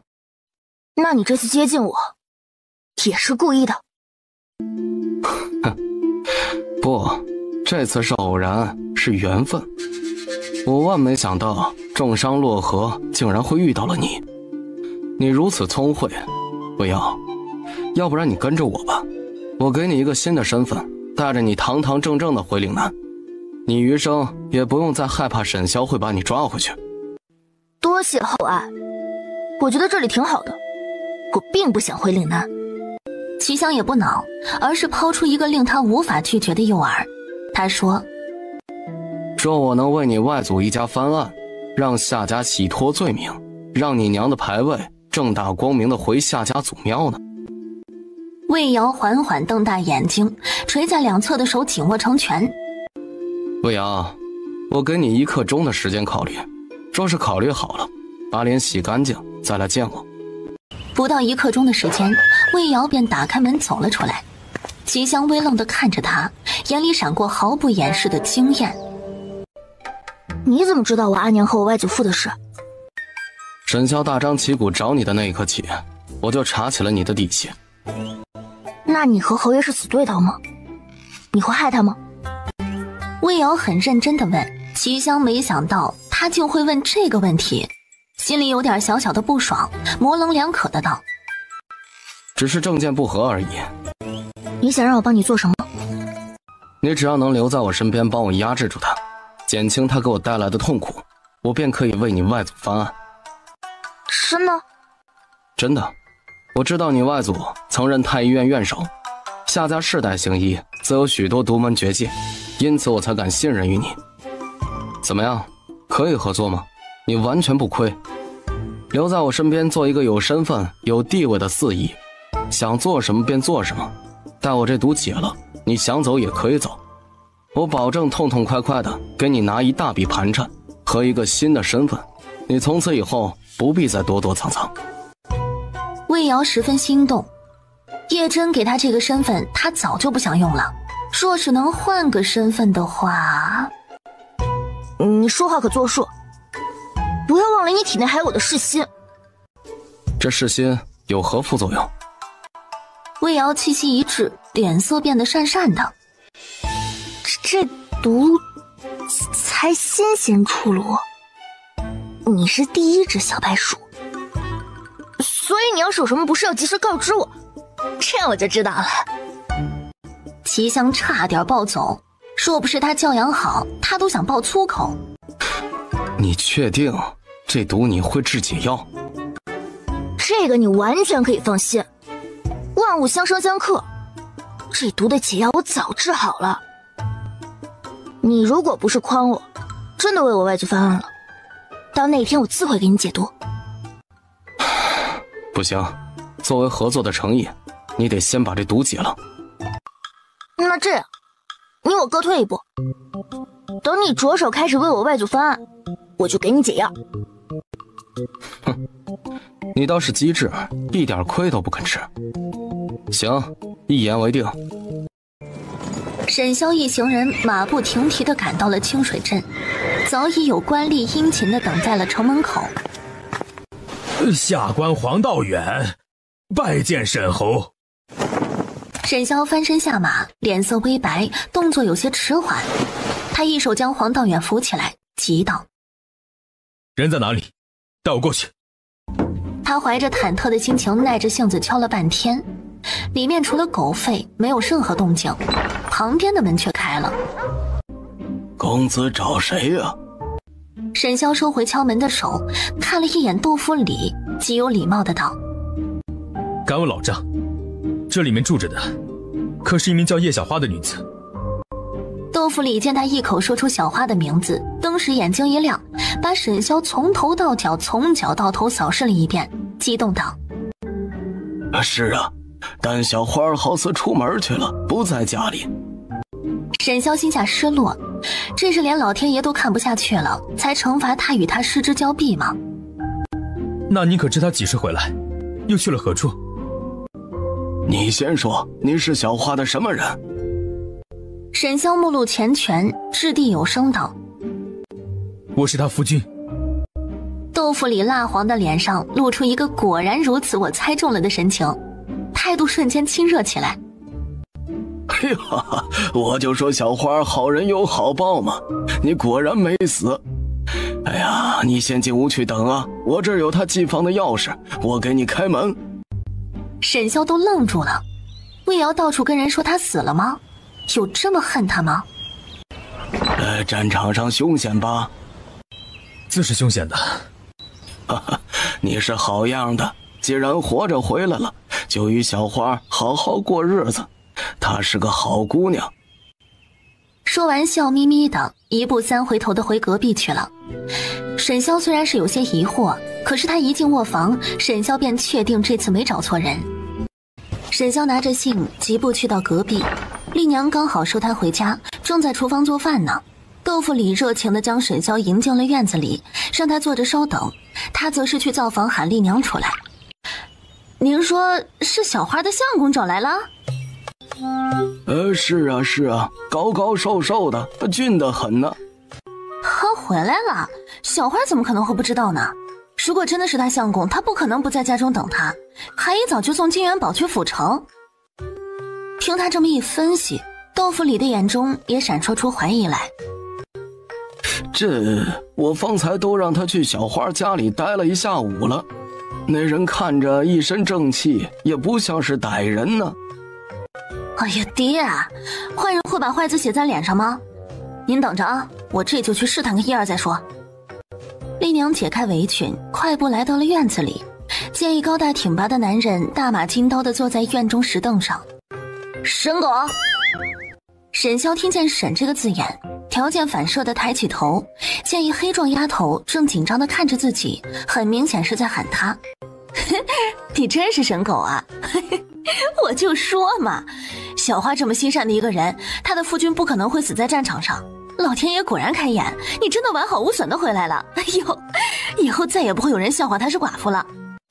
他这话信息量太大，沈潇消化了好一会儿才消化完，却是消化不良了。沈狗寡妇，哼，他真是谢谢魏瑶别出心裁的新名字啊。瑶，小花今日一早便出了门，姑娘可知她去往了何处？哦，她应是不知道你会回来，所以今儿一早便送她的病人去了江陵府城，说是要帮着她寻亲。关于王家兄妹的密事，丽娘不好直说，还是等沈狗找到了小花，让小花自己跟她说吧。江陵府城，姑娘可确定她是真的去了府城？确定，那病人要在府城养一阵伤才能走。那病人可是一年轻男子。丽娘想起齐香那张脸，眼冒小星星。是啊，好俊一男的呢。说完又顿觉不妥，忙捂住了嘴。人家相公在这儿，他却是说人家与另一个好俊的男子在一块儿，干的什么鸟事儿？也不是特别俊了，娘里娘气的，小白脸一个。从始至终，小花的心里就都只有你一个人，真的，其他人在他眼里都是浮云。这话落在沈潇的耳中，却是在欲盖弥彰。他心里酸楚，整个人很无力，很挫败。翌日一早，魏瑶刚到天字1号房，便见一个魁梧的男人立在齐香身后。那人目光如鹰，肌肉鼓鼓，一看就是个中高手。那王家兄妹，你作何打算？他们有亲人在京城，我会顺路捎他们到京城，然后再分道扬镳。此去路途遥远，小山的伤经不住折腾。你这腿也受不住，所以在休养1个月之后动身最好。哼，是吗？你最好没有骗我。好吧，我就是在骗你。所以我们明日就出发吧。事先声明，今后瘸了可别赖我。一向奉行能不开口就不开口的重江，见自家主子吃瘪，还不能发作，只得出声给他递梯子下。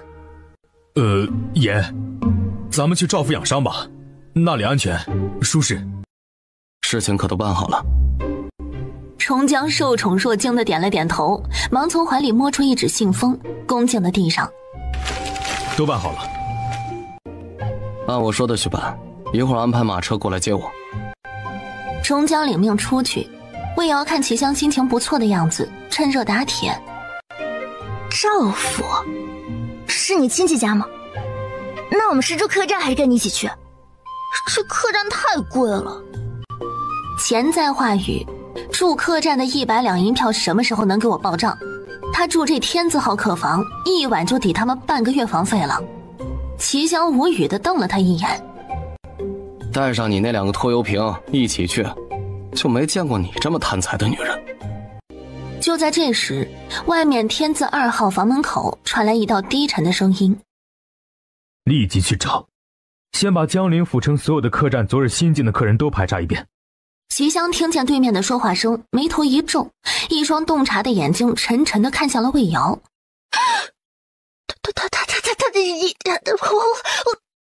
哼，怕什么？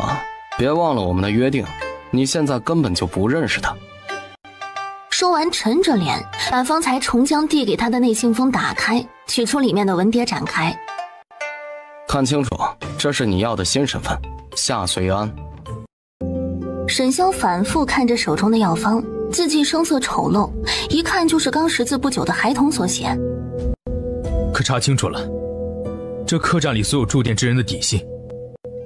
据掌柜所言，昨日共进新客21人，其中有伤在身的只有天子1号房住的那位叫王三的瘸腿男子，他还带了2个丫鬟，并一个受伤小厮。一行人今早便退房走了。去追，还有，按这个方子去抓药。爷，万一这是陷阱？一定是他。他将那药瓶翻过来递给福应看，苦涩道：他有个习惯，会在药瓶底部用一种名叫阿拉伯数字的符号做记录。他让别人写字，应是不想让我知道是他，但却不知道他的所有小习惯我早已烂熟于心。像这种像鸭子的符号，认作2，2表示这是治疗外伤感染的药丸；这种像锄头的叫做7，7表明这是退烧的药丸。这些特殊数字大周除了他没有旁人会写。沈潇目光悠远，落寞一叹：他定是知道我来了，所以故意躲着不见我。那王三一行人定然是他，把药分发下去，按照他的药方去抓药。说了这么多话，他有些力竭，缓缓地捂住腹部伤口，坐回床上。罢了，他安然无恙，我也就放心了。如今既已知晓他们一行有4人，目标明确也就比较好找了。吩咐下去吧。主子，即使如此，您就安心睡一觉，说不定醒来魏姨娘就出现在您床边了。福应暗下决心，一会儿一定要亲自出去再找找。他们一行从西京过来，遇到大大小小4起刺杀，若不是他们都是以一敌10的好手，恐怕一行人早就交代在了路上。魏瑶啊魏瑶，还说你对他没有情，如果无情，你又怎会偷偷给他送药，还直接坏了我的大事？你在说什么？我怎么听不懂啊？齐香笑容更冷，眼里的怒气犹如利刃射向魏瑶，声音陡然一寒：少装模作样！我问你，沈潇的药方是从何而来？他的手下大张旗鼓寻找我们一行4人，又是如何得知我们4人有一瘸一伤？魏瑶藏在袖子里的手握紧成拳，理直气壮地发挥他倒打一耙的本领。我怎么知道啊？你竟然怀疑是我做的？我的天哪，你脑回路可真是清奇啊！我要做这些，我还会跟你来这儿啊？我早扑回他的怀抱了。他越说越觉得自己有理，眼睛瞪得溜圆。也不知是谁昨日陈还说，就在云来客栈养伤吧，这里挺好的。哼，你说是我还说是你做的呢。你是不是不想给我那1000两银子，所以才想出这么个法子来摆脱我？好让他抓我回去。齐香成功的被他气得七窍生烟，还不知道该如何还嘴。他暴怒地朝门口的重江吼道：给他1000两，让他马上滚！重江被吓了一跳，表情复杂地摸出1000两银票递给魏瑶，又表情复杂地目送他离开。派人盯着他，没有我的准许，不准他再踏出院子一步。属下遵命。说完鬼追似的出了门，刚一踏出院子，便见一粉面桃腮、身段玲珑的美人提着食盒站在院外正欲敲门。小女子赵婉儿，特为公子熬了滋补参汤，还请重总管代为通传一声。重江有些犹豫，正纠结着要不要让他进去，却听见里面传来一道冷淡的声音：让他进来。赵婉儿面色一起，提着食盒快步走了进去。过来。赵婉儿大喜，她西行至他身前，跪在了他脚边，一双手犹如藤蔓绕上了他完好的右小腿。就这么迫不及待的想要侍候我？能伺候公子，是小女子的福分。魏瑶三人在院子里被关了2天，第3天傍晚，重江推着齐香过来换药。他虽是过来了，却不说话，只是拿一双阴冷的眼睛盯着他的嘴巴看。你有毛病啊！莫名其妙的看着我做什么呀？齐香见他跳脚，阴郁的心情竟奇异的转好了，那阴恻恻的笑也变成了真心实意的笑。没什么，我就是想看看咱俩谁会忍不住先开口说话。他不雅地朝他翻了个白眼儿，白眼儿还没翻回来，他灼热的手指便抚在了魏瑶的唇上。魏瑶被吓得一蹦3尺高，忙拿袖子使劲擦了擦自己的唇瓣，气得脸都红了，扬手就要打人。登徒子，你摸我干什么呀？指腹间软糯的触感一空，齐香的心也随之一空。他的心底生出浓浓的失落感，眼中闪过一抹炙热的占有欲。你之前占过我的便宜，我还回来而已。你想得美你！女子可以摸男子，男子就是不能随便摸女子。你说反了吧你？我说反了？那我问你，大周律法男子侵犯女子会坐牢，可有这一条？有。好，那我再问你，大周律法有女子侵犯了男子，女子会坐牢这一条吗？你这是诡辩。我诡辩？我如何诡辩了呀？这律法都承认了，女子能占男子便宜，男子就是不能占女子便宜。齐香竟觉得好有道理，是怎么回事？魏瑶朝他挥了挥拳头，恶狠狠地警告：你敢再不老实，我要死你！齐香扑哧一笑，摊手投降道：好好好，我怕你。收拾收拾，明日一早起身回京。说完也不等他有所反应，转动着轮椅走了。魏瑶在进城门时便和小山兄妹分道扬镳。小山机灵，按照魏瑶的指示，带着他给的3000两银票，直接去了京城最大的牙行买宅子。咱们这就开始吧，你给我说说你这毒发作时的症状，我好着手为你研制解药。你也即刻便为我外祖翻案。这么着急做什么？我今日累了，明日再说。你坐马车你累什么呀？又不是走回来的。我说我累了就是累了，现在要休息，一切等明日再说。魏瑶拍着门气道：喂，我都没累呢，你倒是累了呀，就没见过你这么娇气的。齐香仿佛没听见，在屋里没了动静。魏瑶等了一会儿，见对方毫无开门的意思，只得气恼道：我明日一早便来，你再推脱我就不给你实现解药了。沈潇在原来客栈养了几日伤，魏瑶就像凭空出现又凭空消失了一般，他怎么也找不到他。你让我帮你查的夏家旧案有眉目了，但另一个人也在查，昨日还取走了卷宗。是谁？镇南王世子齐香。齐世子？他眼神变幻莫测。夏家当年被流放，途中遭遇劫杀，只有夏云桑一人活了下来，也就是魏瑶的娘。他辗转流落青楼，后来被魏家大公子以千金赎身，做了他的外室，这才生下魏瑶。哎，你去哪里啊？沈潇眼睛微红，脸上既有喜悦又有担忧。一定是他，我终于知道之前为何一直找不到他了，定是有人抹去了他的行踪，又蓄意接近他，想利用他来对付我。如今看来我们一开始的推断没有错，齐世子便是那幕后之人。是又如何？他如今已经入了镇南王府，还让齐世子冒着以下犯上的风险为他翻案，这说明他与齐世子的关系已是匪浅，你去了又有何用啊？沈潇如被人泼了一盆冷水，他想起魏瑶在上河镇的家里那些男子的衣物，还有丽娘口中的小白脸。我要亲眼去看看，若是他，我要告诉他，夏家的案子我已经准备的差不多了，他不用再找旁人帮忙。你不准去！你忘了我被人追杀那件事吗？还有，你这次从西京一路遭人刺杀，那些杀手是如何准确得知你的行踪的？你不觉得可疑吗？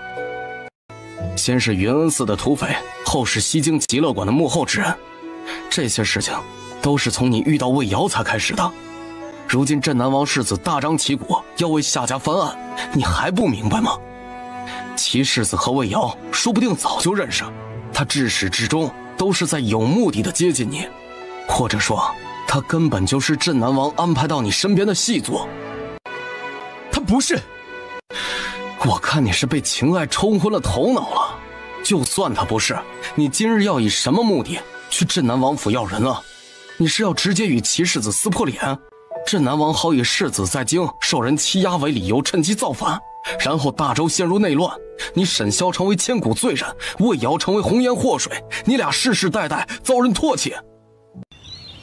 沈萧心乱如麻，却始终不甘心。同僚之间的败将而已，你别把事情说得这么严重。那你去吧。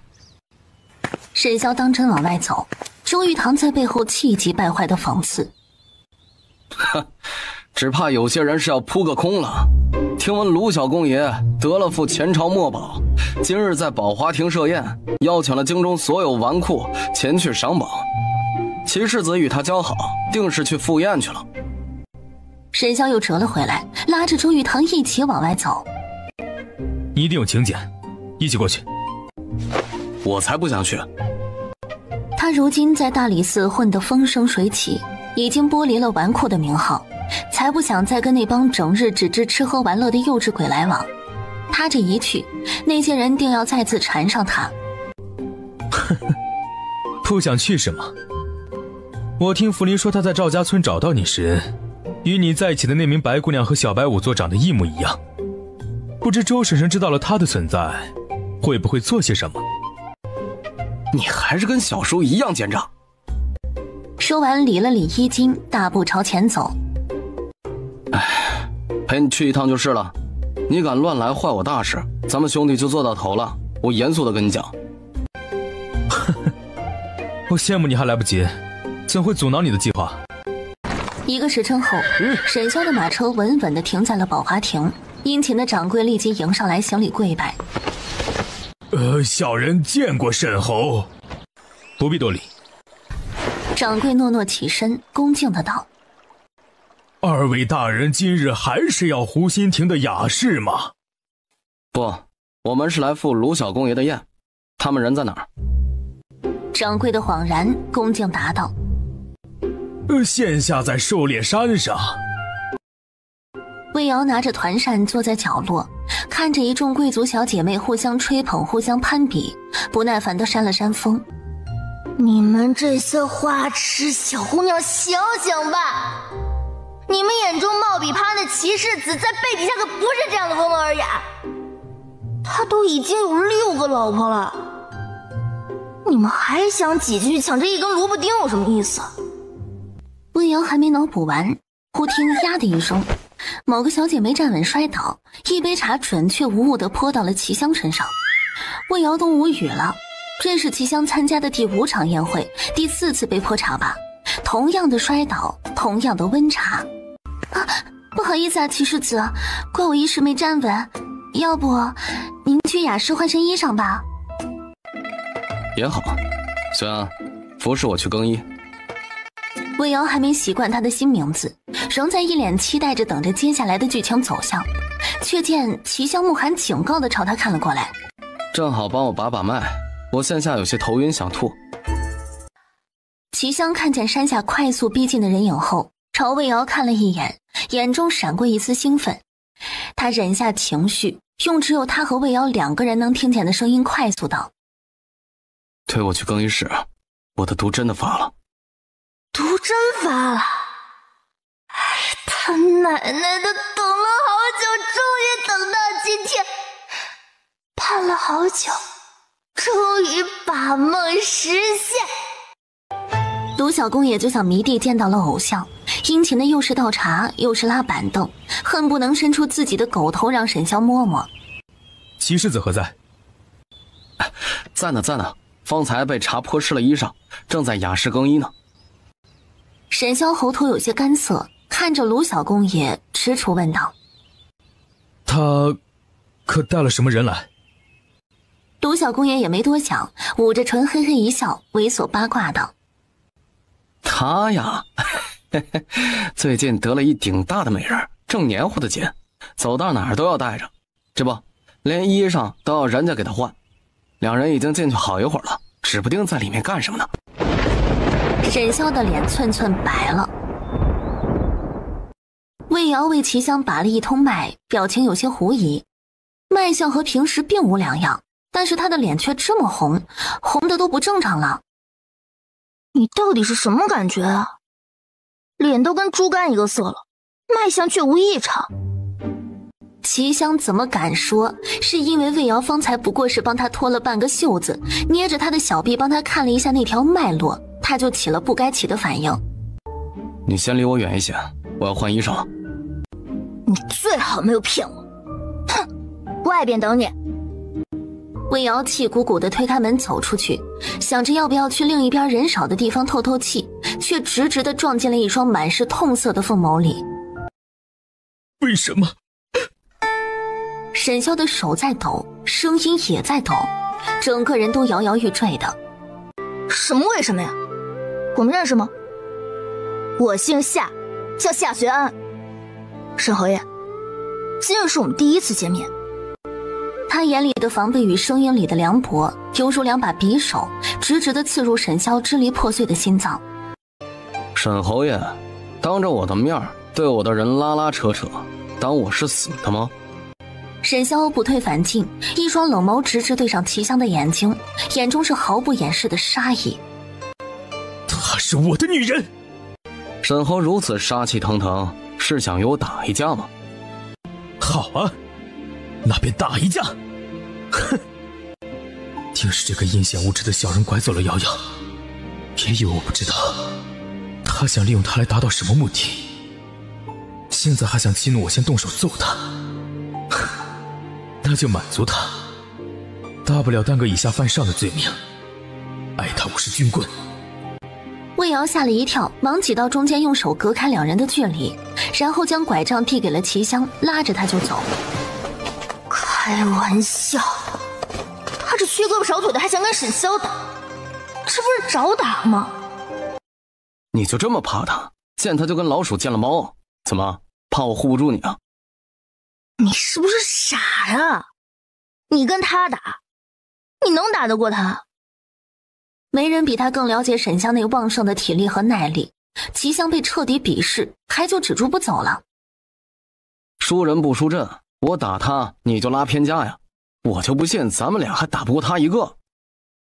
只要魏瑶拉着，沈萧绝对只有挨打的份儿，一计不成再生一计。沈萧若不敢以下犯上，那他便能找回那被一掌拍到悬崖下的仇。你得了吧你，再来2个人都打不过他，赶紧走。这番情景落在沈萧的眼里，那就是打情骂俏。他捂住一抽一抽的心口，那里好似破了一个大洞，怎么也补不回来。原来这就是痛到极限的感觉吗？灵魂抽离肉体的感觉，整个人只剩下麻木的躯壳。周玉堂看着沈萧，终是忍不住沉沉地问：阿萧，你觉得你做这些他会领情吗？他现在已经入了镇南王府，改头换面成了另一个人，你这样做还有什么意义？不管他变成了谁，这些都是我欠他的，就让我为他做最后一件事吧。此事了结之后，我便要去边疆。沙场之人马革裹尸，不知明日在何方，就让他幸福此生，找个能白头偕老的人一起过吧。你这样默默付出，他不但不知情，还跟着咱们的对手一起来伤害你，值得吗？没什么值不值得，我只是不想让自己更遗憾而已。他本来也不属于我，是我以权压人，将他强行留在我身边，他要走也是正常。事到如今，你还在帮他说话？就连你也曾说过，他不是金丝雀，而是自由翱翔的鸟，不是吗？这事从一开始就是我错了，若不是我，他也不会出现在京城，而是在岭南幸福平凡的生活着，找一个一心一意相携到老的夫君，生几个乖巧听话的孩子，幸福终老，而非像如今这样被卷入争权夺势的漩涡中，如履薄冰。周玉堂神色复杂，沉沉一叹，情字伤人，他如今是深有体会。若不是他脸皮够厚够豁得出去，他的小白早就被人拐走了。你若真放不下他，那就去把他抢回来。世上无难事，只怕有心人。那日在宝华亭我也看见了，魏瑶是失魂落魄离开的，这说明他还是在乎你的。俗话说好女怕难缠，更何况他还在乎你。只要把该解除的误会都解除，即使失败了，至少此生不会有遗憾。沈潇被他突然的转变弄得一愣，周玉堂一副过来人的模样，以为他是死要面子活受罪，颇有些嫌弃的道：我问你啊，若是有一天齐香拿着魏瑶的性命来要挟你，你救还是不救？沈潇捏紧拳头，眼中顿现杀意。他敢！阿潇，在感情面前你还讲什么自我？你从前跟魏瑶讲礼仪讲规矩，她服软了吗？她的反骨胜过你我。依我之见，你若想和她重修旧好，追着宠便是。沈潇见他一副信誓旦旦的模样，没头没脑道：小白仵作就是这样被你骗到手的？怎么说话呢？那叫骗到手吗？那叫诓到手。周玉堂说着嘚瑟起来。我实话告诉你啊，为了逼他就范，我给自己下了一剂猛药，然后那天晚上我伤口差点都裂开。沈潇看了一眼门边的小白，打断他即将说出口的混话。小白若是知道了，他怎么可能会知道？本少卿做事天衣无缝。是吗，少卿大人？小白一张脸通红，也不知是气的还是羞的。周玉堂跳了起来，声音很是紧张：青青，你什么时候来的？我都听到了，大人真是好心计。说完转身便走，周玉堂急忙去追，路上还不忘回瞪沈潇一眼。好啊，我好心好意帮你，你还背后捅刀。我朝你眨眼暗示过，谁知你说的正起劲，我也很无奈。周玉堂已经追了出去，气急败坏的声音传了回来：你给我等着！他一把从背后抱住小白，把他整个人捞在怀里。青青，你听我解释。沈潇羡慕地望着一追一赶的两人。阿汤说的极有道理，既然放不下，那便放手去追。魏瑶震惊地看着齐香手里的帖子。周大人设宴邀你去酒楼一聚，上面点名道姓也邀请了你，你说咱们是去呢还是不去？不去。这定是针对他的鸿门宴，说不定沈院大头也在。自那日见过沈潇后，他每晚都梦到他，梦里都是他们从前的种种。说不定周大人手中还有你外祖一案最新的线索呢。不会吧，周大人怎会知晓我外祖一案？齐香自不会告诉他，沈潇的人也在追查此案，只避重就轻道：他是大理寺少卿，许多隐秘暗宗他都知道。我知道他是大理寺少卿，我的意思是他怎么会关注我外祖一案，还以此理由来诱我去君临楼？我只是猜测罢了，你不想去那便不要去，我去看看他到底有什么目的便是。魏瑶心中隐约有了些猜想，声音变得有些干涩：我跟你一起去。君临楼位于风景如画的郊外，镇南王府的马车一到达君临楼前，齐香便看见了沈潇的战马。沈潇也来了，你敢面对他吗？不敢。齐香无语地看着他。罢了，那你便在马车上等我。齐香憋着股自己都说不清道不明的气，头也不回地下车走了。魏瑶缩在马车上，几次伸手想去推门，却又缩了回来。他是真的不敢见沈萧。包厢内，沈萧放心不下魏瑶安危，率先开了口：齐世子蓄意接近魏瑶，究竟有什么目的？齐香悠哉悠哉地摇了摇折扇。沈侯说的这是什么话？窈窕淑女，君子好逑。本世子只是单纯的喜欢她而已。齐世子请慎言，莫要给他造成困扰。你若真心喜欢他，便不会利用他。沈侯说我利用他，你敢说你从未利用过他？沈萧心底最内疚的事，便是元恩寺那次顺水推舟，让魏瑶落入土匪窝。你我初心不同。哦，不同？你我皆为入幕之宾而已，能有何不同？要说不同倒也是有，你是过去旧人，而我才是如今与他朝朝暮暮之人。沈萧砰地捏碎了手中的杯子，再也忍不了，手中的碎瓷化作利器，朝齐香的脖子飞了过去。玄香侧头躲开，唇边扬起得逞的冷笑。怎么，是不是嫉妒的快要发狂啊？你再嫉妒，他也不可能再回到你身边。请沈侯自重，离我的人远一点。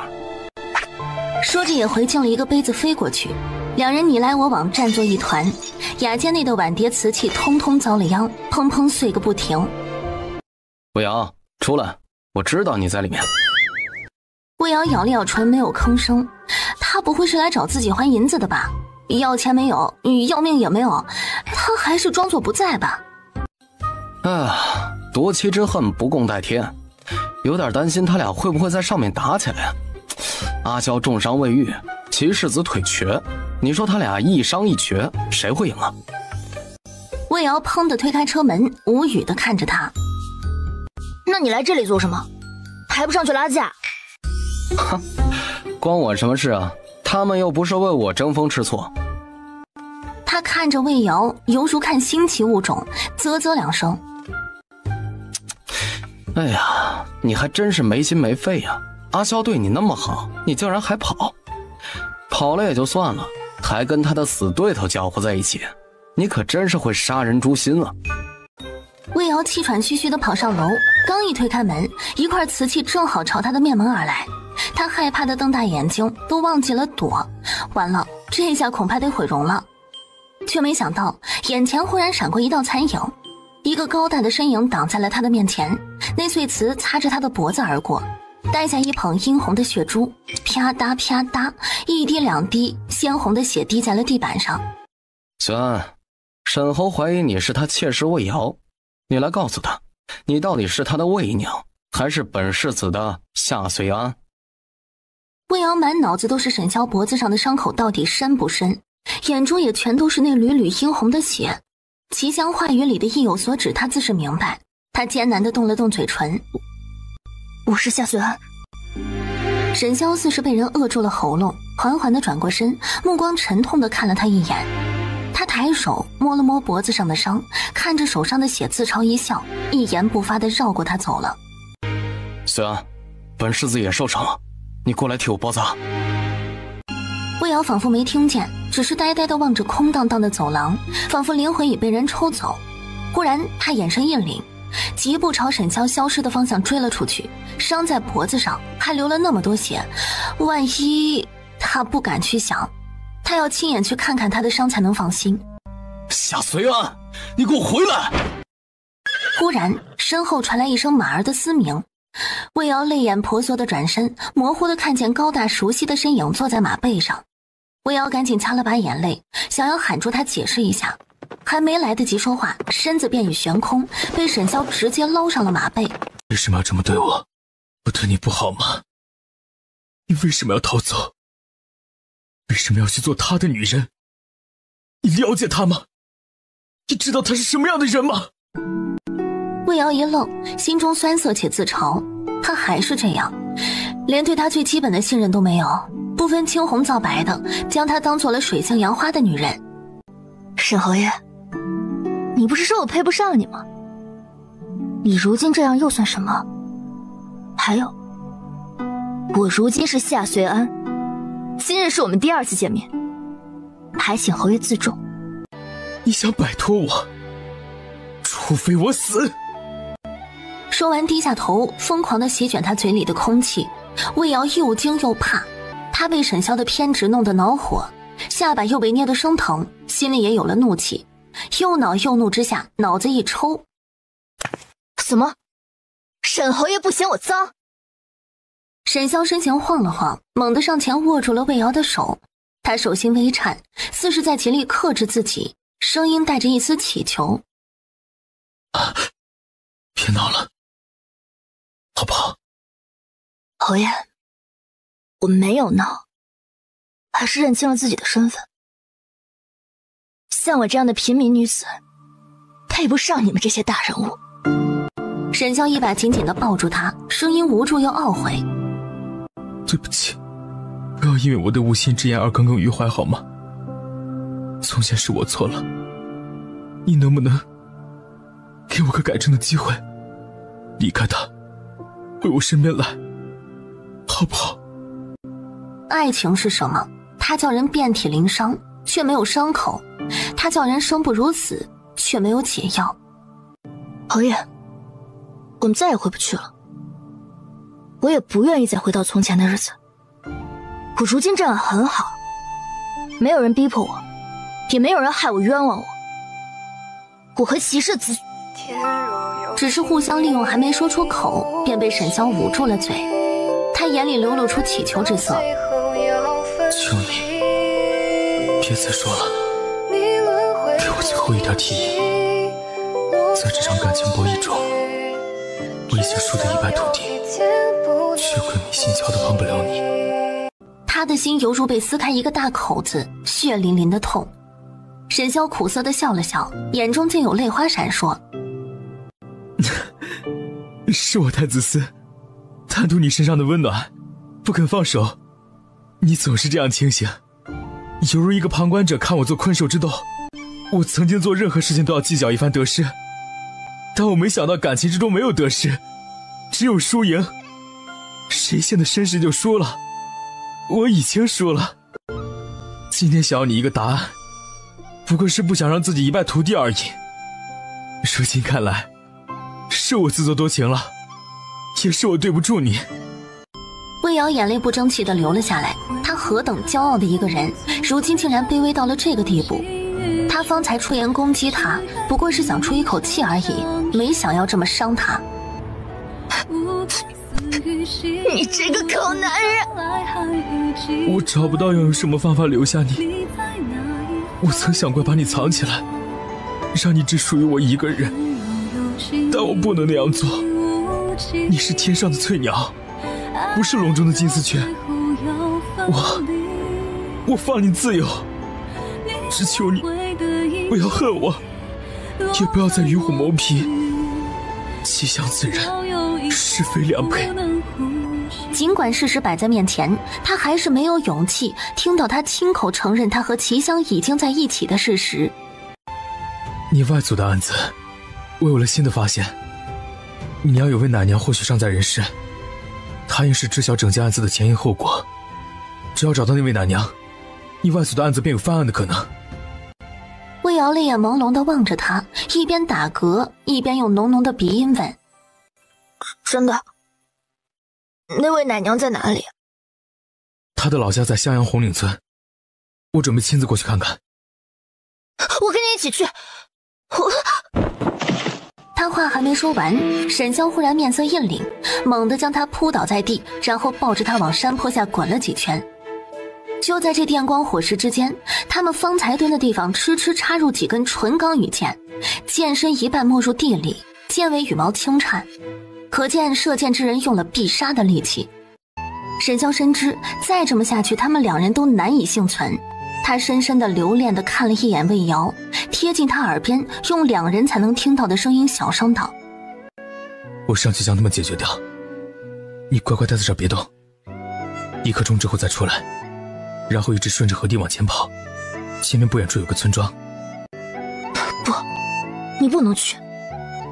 别以为他不知道，他出去肯定会没命的。乖，我会活着回来找你。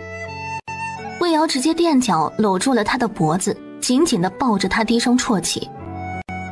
不，你在哪里我在哪里，要生一起生，要死一起死。沈萧闭了闭眼睛，终是紧紧地回抱住他。跟我一起死，你不后悔吗？不后悔，我不后悔。那好，我们不能在这里等死。为今之计只有潜下水，顺着河水往下游漂。只是下游有没有瀑布我不知道。要赌一次吗？赢了取得一线生机，输了一起粉身碎骨。好，赌。沈萧带着魏瑶潜下水，离开供他们采抓的礁石后，河水残暴的冲刷力度令人深刻地感受到人在大自然的面前的渺小，稍一岔气便是命丧黄泉。魏瑶心下一沉，脑中嗡的一声，他浑身紧绷，颤巍巍地伸出手去探了探他的鼻息，气若游丝，时有时无。沈萧，你不要死，你醒过来！只要你能醒过来，我跟你回去城市。你不要死，你死了我怎么办？我已经没有阿娘了，你不准死！听到没有？你不准死！沈萧发现自己走在了黄昏的戈壁滩上，目之所及尽是黄土，无一缕其他颜色，就连光线都是昏黄的。要是能重活一世，一定要十里红妆，大抬大笑的把那个叫魏瑶的女人娶回来，让她给我生孩子。有了孩子，有了牵绊，看她还跑不跑，我再也不管别人会怎么说，如何议论。魏瑶一喜，立即扶起他，让他侧头把肚子里的水都吐出来。沈萧呛咳了好一阵，又吐出几大口水，这才呼吸平稳了一些。沈萧，你怎么样了？你怎么样了呀？你到底怎么了呀？你可千万不能有事啊！沈萧知道他可能是这几个月没有好好吃饭，胃里出血的老毛病又犯了，但是魏瑶的反应如此激烈，似乎也并不是心里没有他。这个认知让沈萧的心里一喜。你哭什么？你不是恨我拒你自由，毁了你清白吗？我死了，你就彻底摆脱我了，你还哭什么？不准说死的，你怎么能死呢？我虽然怨你，怕你，但我从未咒过你死。你以为谁都像你一样无情无义啊？沈萧瞪大眼睛，人都气精神了几分，他不敢置信道：我无情无义。魏瑶哭得更加伤心，简直是泣不成声。都说一日夫妻百日恩，你却从不信我，不是要杀我，就是要囚禁我，如今还污蔑我和齐香有一腿，你难道不是无情无义吗？沈萧眼睛瞪得堪比铜铃，整个人都不好了。该死的齐香，狗日的齐香，竟然敢污蔑他，让我再次误会他，还差点放开他的手。你给老子等着，此仇不报，下辈子投胎做母猪。你就只看见了我对你的不好，我对你的好你都看不见吗？你对我是好，但你从未问过我的想法，我实在消受不起。我也说过我不想给人做妾，我试过跟你好好说，但你不肯倾听我的想法，我亦不愿委屈自己，所以你就一声不响地离开了。在你眼里，我是个可有可无的角色，我们之间竟无一丝让你留恋的。还是说，你自始至终都是与我逢场作戏？我这几个月为了找你，没睡过一个安稳觉，没吃过一顿好饭，前些日子从西京赶去江陵的路上，还遇到了机器跟今日一样的刺杀，现在身上都还带着伤，身子已经被拖垮了。如果我死了，你就把我的骨灰撒进河里。不准说死！魏瑶深吸一口气，强迫自己冷静下来，朝四周看了看，见不远处就是一条村道，心下一喜。你能动吗？这里太湿，我们去那边。两个讨饭鬼，哦不，两个浑身湿哒哒、身上脏兮兮、表情惨兮兮的年轻男女，相互搀扶着出现在了村道上。能劳烦婶子帮我们去买2身新衣裳吗？剩余的钱当做接下来的医药费。一片铂金叶相当于10两白银，方才的药材并不便宜，应是花的差不多了。自是可以的，丫头啊，你想买什么布料的衣裳啊？普通的棉布衣裳就成。魏瑶此刻也没心情去解释那么多，喂完粥后只一心关注沈潇的伤。他蹲在床前，轻轻拍着沈潇的脸，试图唤醒他，却是以失败告终。沈潇，沈潇，你醒醒啊！魏瑶只得擦了擦眼泪，慌慌张张地去找老郎中过来。老郎中望闻问切一番后，得出的结论是：你相公应是连日操劳，旧伤未愈，还没休息好。他今日又伤口感染，情绪大起大落，这新伤旧伤一起发病，这才导致昏睡不醒。现下发起高热来，只怕情况不妙。你尽量想办法唤醒他，老夫再去开2副药煎来。他若是一时没有反应，恐怕就醒不过来了。又是一通折腾，重新喂完药后，魏瑶心力交瘁。魏瑶一边用温水替沈潇擦身降温，一边与他说话，试图唤醒他。你知不知道，我原本是一辈子都不想再见你的。你走你的阳关道，我过我的独木桥。我们本就不是一路人，强行绑在一起有什么意义？每每想起你，我都很难受。我发誓过这辈子都不会原谅你的。只是，为什么我见了你就要原谅你？我是不是很没骨气啊？我好怕呀！你能不能不要吓我呀？你要是再不醒来，我明日就拿着你给我的1000两，去买个比你还俊的小白脸回来。我买回来直接就嫁了，我让你去后悔。沈潇当真被他给唤到了浅度昏迷，他迷迷糊糊陷在回忆里，断断续续听见了魏瑶的声音，以为自己又是在做梦，他眉头紧锁，似在梦呓。不要走，我会待你好的，我会改的。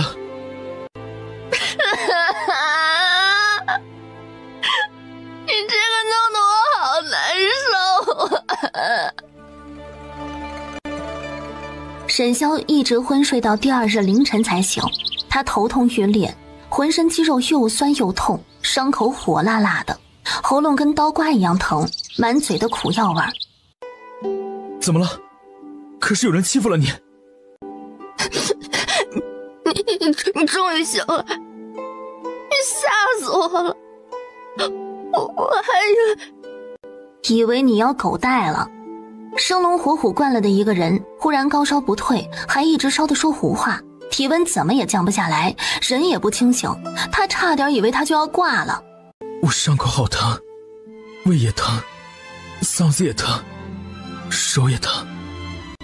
总之除了钩子哪里都疼，一副病入膏肓命不久矣的模样。魏瑶倒还真是信了。你好好躺着，我去给你弄点吃的。你别走，我看看你就不疼了。这突如其来的土味情话让魏瑶措手不及，她的脸不争气的红了。哎呀，我不走，我去厨房给你取碗粥就回来。沈潇生硬地装出一副可怜兮兮的小奶狗模样，死死地拉着魏瑶的手，真是要命。要他一个硬汉来演这种把戏，他自己都快吐了。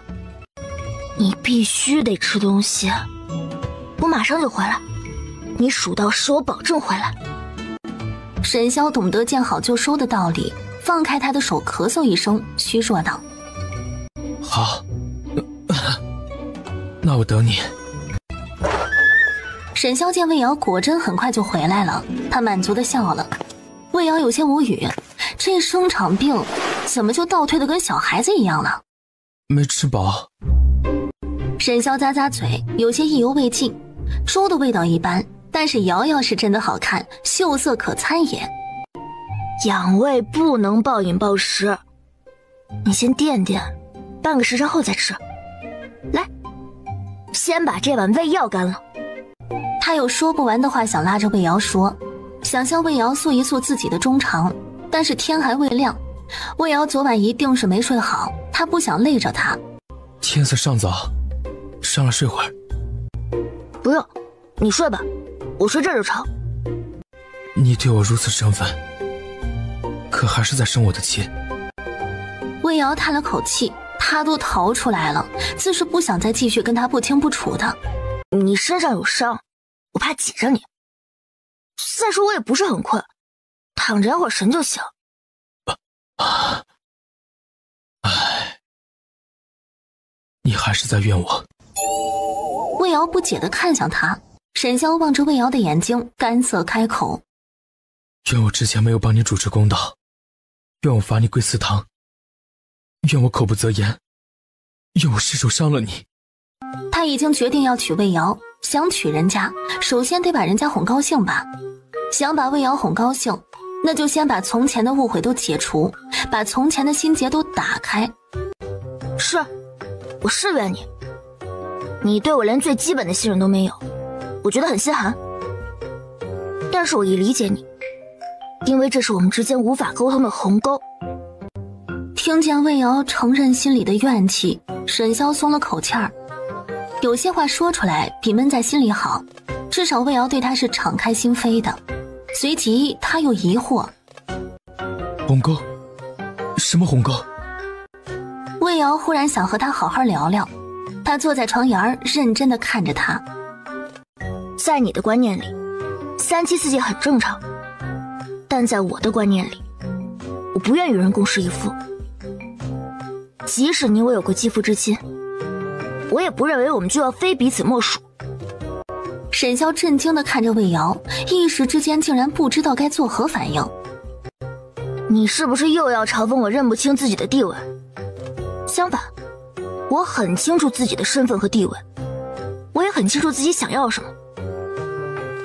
既然今日说到这儿了，我也与你坦白，我从未肖想过你的正妻之位，更不愿回去做你的妾，所以我们保持距离对大家都好。沈萧眼里有浓浓的受伤闪过，他这直白拒绝的话，直接把他的真心摔在了地上摩擦。你先睡吧，我去准备回京的马车，等你能下床了，我们就回京。京城名医名药多，有助于你康复。魏瑶若是此时走了，他还怎么创造这种温情的时机？回京，回到京城，他们不就又回到了原点吗？沈萧心下着急，又找不到用什么方法留下他，心下一急，他脱口而出：你不许走，你偷了我的东西还没还给我。你少冤枉人啊，我从不偷别人东西。你偷了我的心。沈萧定定地看着他，第一次表白有点紧张。什么？魏瑶反应过来后，脸一红，结巴了。沈萧的脸更红，他活了20几年，从来没有如此认真地跟人说过这种黏糊糊的话。我从小到大没什么朋友，也没有兄弟姐妹，多数时候都是孤零零一个人，因此我不知该怎么去关心一个人，也不知喜欢一个人是什么样子的感觉。我从未想过自己有一天会遇到像你这样让我见之喜欢久处不厌的心上人。你让我牵肠挂肚，魂牵梦萦，让我尝到了情的滋味。怪我从前认不清自己的内心，总让你伤心难过。我很后悔，我想弥补。你可以给我个机会，让我爱你，让我长长久久守护你吗？魏瑶看似平静地与他对视，实则他的情绪也是翻江倒海。听见沈潇说喜欢他，他是欢喜的，雀跃的。魏瑶再也骗不了自己，他的心里也是有他的。你的心里就一点也没有我吗？魏瑶垂下头沉默着，他要怎么回答？他该回答吗？那你是喜欢上他了吗？魏瑶仍是低着头，声音满是疑惑。他？谁？齐香。沈潇的声音有些哑，魏瑶抬起头，满头黑线。怎么可能？我和他只是一场交易而已。他答应帮我外祖翻案，我则帮助他解他身上的完毒。沈潇黯然的心情又明媚起来，他忽然想起什么，冲过身子，一把拉住了魏瑶的手。等我伤好一点，我们就出发去襄阳。你外祖的案子我比齐香知道的更多，只要找到了那位奶娘，你外祖一案就水落石出了。你不要再与齐香来往，他心眼子比马蜂窝都多，万一对你图谋不轨，你叫我如何能放得下心？我只想将你放在我一回头就能看见的地方，你想做什么我都支持你，你别再离开我，好不好？事实上，男人查起来杀伤力不要太猛。我这不是好好的吗？我没有你想的那么弱。我娘死后那3年，我早已练就一身保护自己的本事，要不然你也遇不到清清白白的我啊。沈潇听完一惊，直起身子，怒发冲冠。是谁？竟妄图欺辱你！魏瑶抬头狐疑地看着他，这人前一秒还虚弱无力，后一秒便声如洪钟。沈潇自知露馅儿，心虚地错开魏瑶的视线，又虚弱地咳了咳。你告诉我，到底是谁？我要为你报仇，让他生不如死。有人坚定不移地护着他，说不感动那是不可能的。魏瑶灿然一笑，笑得像个狡黠的小狐狸。仇我已经报了，我给他下了能放倒1头牛的春药，让他当场报废，一辈子报废。沈潇突然觉得那啥有点凉飕飕的，他宠溺地笑了笑，看着魏瑶的眼睛，无比认真道：相信我，今后再也不会有人欺负你。魏瑶眼睛发涩，努力吸了吸鼻子，轻轻推开了他。天已经亮了，你先躺着，我去给你拿药，该换药了。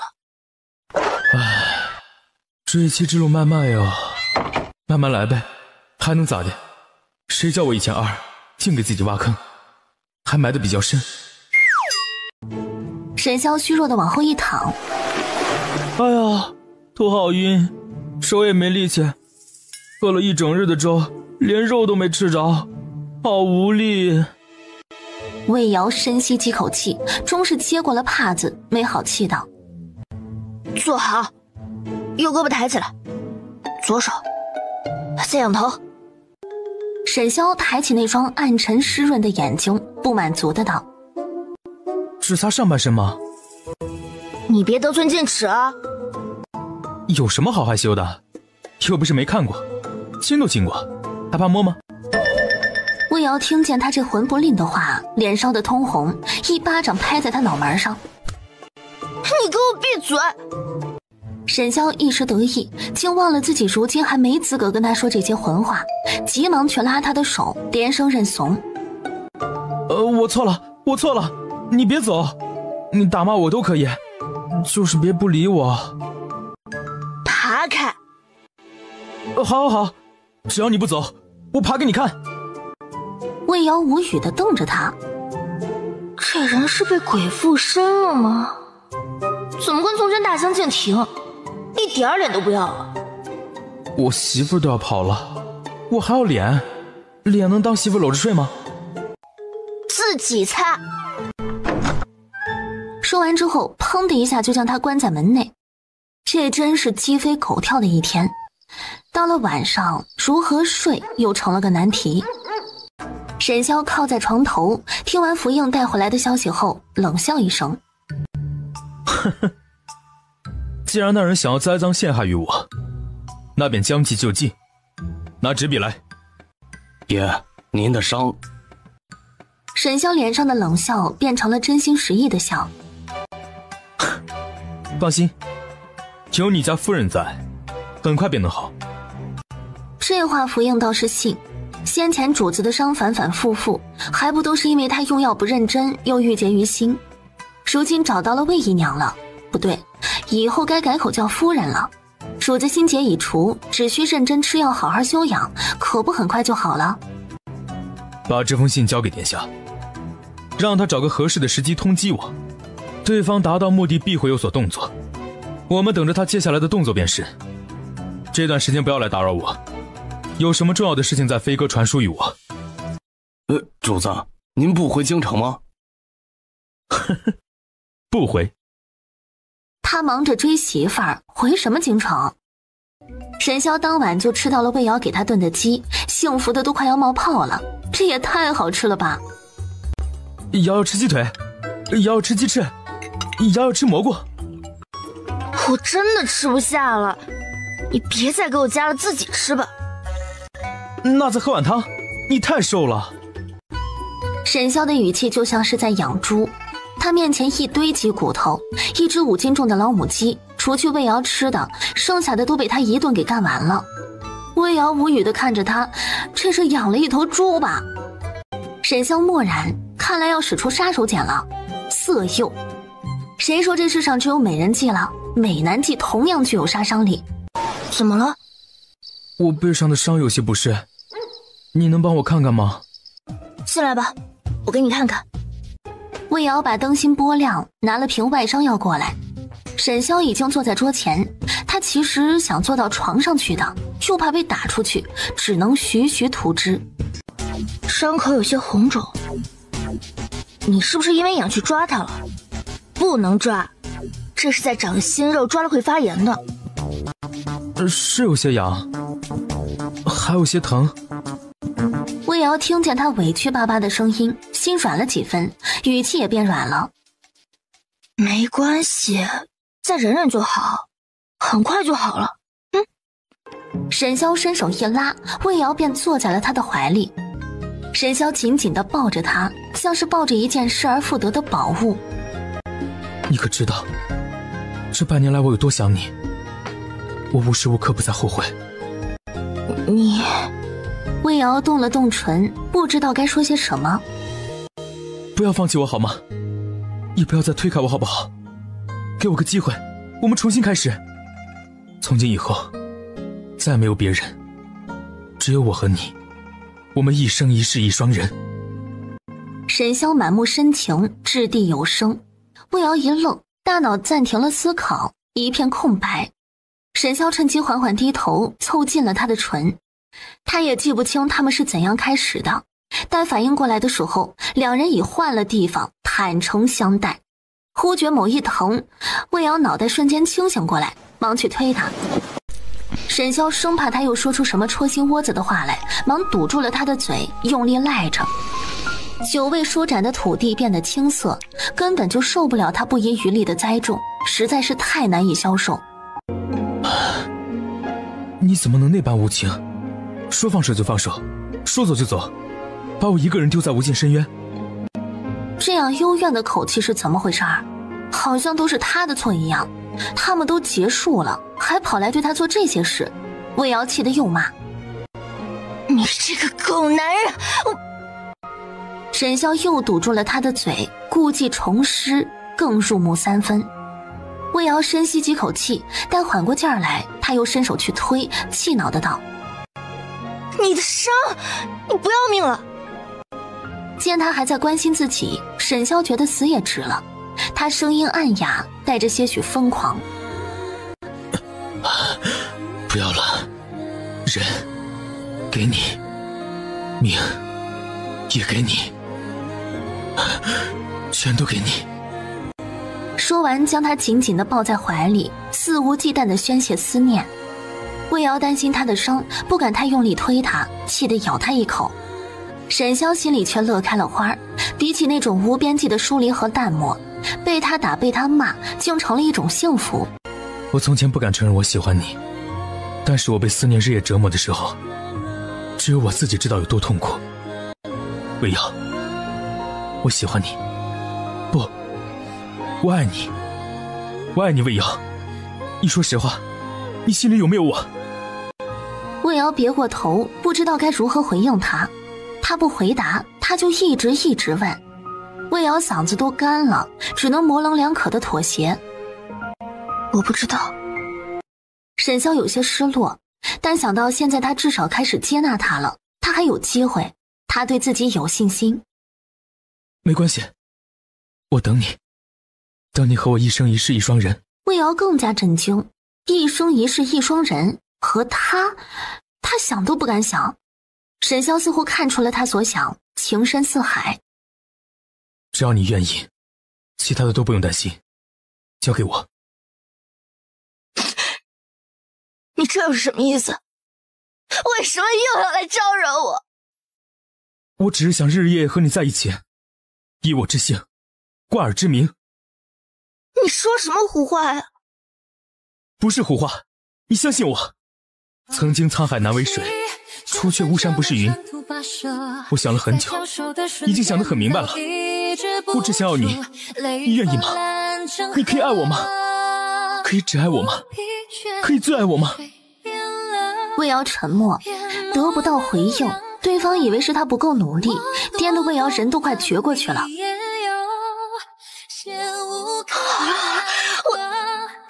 饶了我吧！沈潇最不缺的就是耐性，似乎要不到答案他就不罢休。他一遍遍的吻，一遍遍的问。你不想回侯府，那我们就去将军府住。我什么时候说要跟你走了？你不是喜欢将军府的药房吗？还有将军府的温泉。魏瑶眼睛亮了亮，随即又坚定的摇头。不行，他简直怕了那深宅大院，还是外边让他有安全。那好，你在哪里我在哪里，你想去哪里都可以。那我想去没有你的地方呢？真无情，提起裤子不认人。我告诉你啊，你敢再胡来，我真的要生气了。好吧，我要是听话，今晚能在这里睡吗？不能。你伤好的差不多了是吧？沈潇一喜，忙点头。他正想说点什么开场白，却被魏瑶截胡了。既然好的差不多了，我们明日就出发去襄阳。东西我已经准备的差不多了，我一会儿收拾收拾，明日一早上路。魏瑶吃完也不知是早餐还是午餐的肉包子，从车厢出来，坐在沈潇身边。从这里去襄阳要几天啊？此去1300里路，大概需要7天。这么远啊？有能快捷抵达的法子吗？有，进了马车，骑马。可是我不会骑马啊。没关系，以后我教你。这次还是坐马车吧，骑马颠会磨破大腿，你本来就肿了。你给我闭嘴，说正事。我本来就是在说正事嘛。魏瑶深吸一口气，严肃地对他道：昨晚就当是一场梦吧，在我没考虑好之前，我们最好保持距离。这么不清不楚的，对你我都不好。沈潇心下叹息，脑子飞快地转着要如何打消他这种保持距离的念头，死皮赖脸道：可是我没有做白日梦的习惯，做不到当它是一场梦。你夺走了我的清白，你要对我负责。魏瑶感到不可思议，指着自己的鼻子惊道：我夺走了你的清白？你说反了吧你？我跟你在一起时还是第一次，你别吃干抹净不认人。什么鬼啊？说的谁好像不是第一次似的。不对，你是第一次。你觉得我会信吗？你一把年纪了耶。哎，说事就说事儿，不要人身攻击啊！什么叫我一把年纪了？我一把年纪就不能冰清玉洁、洁身自好了？我为你守身如玉，你竟然还取笑我！好好的提年纪做什么？简直是戳他心窝子。再说，我很老吗？你要是觉得我不行的话，我可以再证明一下自己的。少假正经！你后院还有10几个美娇娘，以为我没见过？其实，在遇到你之前，我不觉，他们都是用来充门面的。好家伙，发起疯来连自己都捅。他说这话的表情就跟真的一样，连他自己都快信了，越发的理不直气也壮。是你治好了我的隐疾，我只能对你一个人绝，所以这辈子我赖定你了，你休想摆脱我。所以你费尽心机的找我，只是因为对我能举，而不是因为别的。不，我找你是因为我爱你，想娶你，只对你行也是因为我只爱你一个人。自从死过半次后，沈潇在放飞自我的道路上一路疾驰，始终秉持着一个中心思想：只要我没道德，就没人能绑架我。我信你个鬼！你以为我不知道你在西京冲冠一怒为红颜的事儿？沈潇一愣，猛地想起还有这一档子事儿，急忙撇清：什么冲冠一怒为红颜？你莫要听人以讹传讹。他厚着脸皮拥紧魏瑶，一边将马车速度放慢，一边把西京发生的事儿事无巨细地说与魏瑶听，生怕魏瑶误会他与极乐馆被救的那女子有什么。你也知道，我们那个的时候，你身上会开花。什么会开花呀？我那是过敏，是一种遗传病。沈潇立即勒停马车，紧张地掰着他左看右看。那是病？怎么会有这种奇怪的病？这病有没有什么不良影响？我娘说这种病是我爹那一族的基因病，具体有什么影响她也不知道，只说我爹都活得好好的，我应该也没什么问题，让我该吃吃该睡睡，趁早享受人生。不行，虽然你爹还活得好好的，但万一有什么隐性祸端怎么办？不能大意，我得多寻些名医问问有没有治疗之法。魏瑶觉得自己好得很，并不在意这个问题，岔开话题道：所以你是把那个女子当成了我，才在西京动了别人的利益，然后被人追杀？对，就是这样。所以你不嫁给我，我可是要很伤心。沈潇的神色很是委屈，一副我都是为了找你才被外人如此误会，我的名声没了，你可千万不能再误会我，你要对我负责的嘴脸。两人不出所料的没赶上客栈，也完美的错过了驿站，在一处前不着村后不着店的山坳里过夜。魏瑶很想把他捶一顿。瑶瑶，你烤的鱼真好吃，真香，饭也好吃，当然你也好吃。魏瑶实在忍无可忍。你闭嘴吧你！你到底在哪里去学的这些油腻腻的话？听着怪恶心的好不好？我说了你不准笑我。对媳妇儿要坦白从宽，抗拒从严，免得他又误会他。你别告诉我是周大人让你学的。哎，你怎么知道？魏瑶扶额，一脸无语。我猜的。魏瑶不想和他讨论这个问题，因为他自己也不知道怎么说。一时之间，两人相顾无言，气氛变得有点尴尬。你赶紧吃吧，吃好早点休息，明日好早起赶路。沈潇厚着脸皮爬上马车，见魏瑶躺在逼仄的车厢里，双眼无神地盯着车顶，他紧张地问：瑶瑶，你心情不好吗？没有，就是没什么瞌睡而已。你怎么还不去睡？我来睡了呀，你在哪里，我就在哪里。魏瑶一脸无语，拒绝的话还没说出口，又听他阴森森道：你不怕鬼吗？在荒郊野岭可是有很多孤魂野鬼的，我方才上茅房还看见旁边有几座孤坟。魏瑶感觉后背一凉，脸上的表情有些僵硬。两人一边斗嘴一边吃着干粮，一起坐在马车板上看日出。真美啊！魏瑶由衷的感叹，魏瑶在看日出，沈萧在看他，他的眼里是浓浓的柔情。等我们成婚之后，我们便去边关看日升日落，边塞的日出比这更壮观，更瑰丽。不止日出，连日落也是极美，保证让你见之不忘。建国方知什么叫做大漠孤烟直，长河落日圆。我什么时候说要嫁给你了？为何不嫁？你心里明明就有我。古人云，两情若是长久时，就岂在朝朝暮暮。沈萧不吃他的毒鸡汤，非要个答案。你可是在因为从前的事耿耿于怀？沈萧如此较真，这个问题便不能再拖了。这几日他也想明白了很多。沈萧，你真的知道我想要什么吗？魏瑶忽然这跳跃性的疑问让沈萧有些跟不上节奏，他面色有片刻茫然。为什么？从始至终都是我在自作多情，对吗？不，我也喜欢你。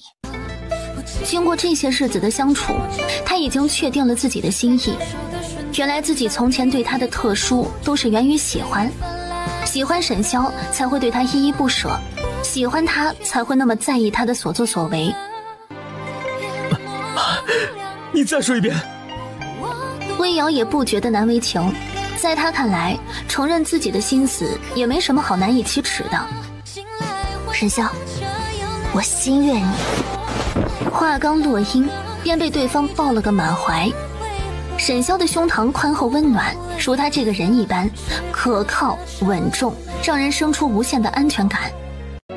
你想让我跟你回去也可以，我也愿意为你生儿育女，但是我不入侯府，我住在外面。你的父母不能拿七叔这条束缚我，你也不能限制我的自由，不能管我做什么不做什么。以后孩子归我带，你付抚养费，你想来便可以来，想走也可以走。合着在你眼里，我就是这样一个喜新厌旧又无情无义之人？姐，我侯府的子嗣，怎能流落在外受世人指指点点？魏瑶倒是没想过这个问题，他小时候的确被人指指点点过，滋味很不好受。但是孩子跟着爹，肯定没有跟着娘好。他沉吟片刻，深思熟虑道：“那就不生孩子了。”魏瑶，你存心想气死我是不是？魏瑶无辜地看着他，天地良心，他很认真地在和他谈话，为何就是说不到一块儿去呢？我说的都是认真的呀。这世上唯有夫妻才能你中有我，我中有你，不仅会爱到白首，也只有夫妻才能生同亲，死同穴，100年之后一同享受后人的香火供奉。你既喜欢我，又为何不愿意嫁给我？在你心里，究竟把我当做了什么？我把你当男朋友。男朋友？什么是男朋友？魏瑶思考了一番，费力的解释：男女朋友，就是适婚的那种关系。我不同意，我不做你男朋友。这便是我们之间的鸿沟。你一贯强势，想做什么便要做什么，从不顾及我的想法。你的爱太过沉重，总是想要束缚我、掌控我，将我囚于你的樊笼之内。在我眼里，你爱我只是幌子，想要以爱为名囚禁我才是真的。你想让我为你画地为牢，却忘了我之前在侯府所受的委屈并不能一笑而过。我心眼小得很，可以吃10分的苦，却受不得半分的委屈。沈萧被他刺得摇摇欲坠，死死抿着唇，目光受伤且沉痛地看着他。我知道我从前做了许多错事，伤了你的心，我已经知道错了，我也已经都改了，你为何还是不肯信我？我没有不信你，我只是觉得我们三观不同，需要磨合，不想就这么贸贸然地交付自己。我说了，愿意和你从男女朋友开始相处，如若我俩久处不厌，恩爱不移，嫁给你也不是不可以。他很害怕这样的魏瑶，让他觉得很陌生。很难触及，总有一种他随时都会消失不见的错觉。他仿佛下了莫大的决心，缓慢且坚定的道：你方才说的我都接受便是。男朋友就男朋友吧，只要你心里有我，我会向你证明我的真心，让你心甘情愿的嫁给我。你若仍觉得没有安全感，我将我的身家性命全都交给你。若我胆敢变心，你便将身无分文的我赶出去。我保证今后没有人会欺负你，也没有人敢陷害你。只要你想要的，我能给的，我都给你。我什么都不要，只要我们长长久久，永不分离。你今后不要动不动就怀疑我，更别动不动就把分开挂在嘴边，这很伤感情，也很伤人心。魏瑶心下微动，缓缓地回抱住了他的腰，轻轻点了点头。好，我答应你。沈潇热情地想以一个热吻结束这场谈话，魏瑶却缓缓地站了起来。你在这里等我，我要去上个厕所，不许偷看啊，不然捶你。沈潇还没有那么没品，虽然他很想看，但君子有所为有所不为，非礼勿视，此为不为。其实我去年在岭南曾见过你一面。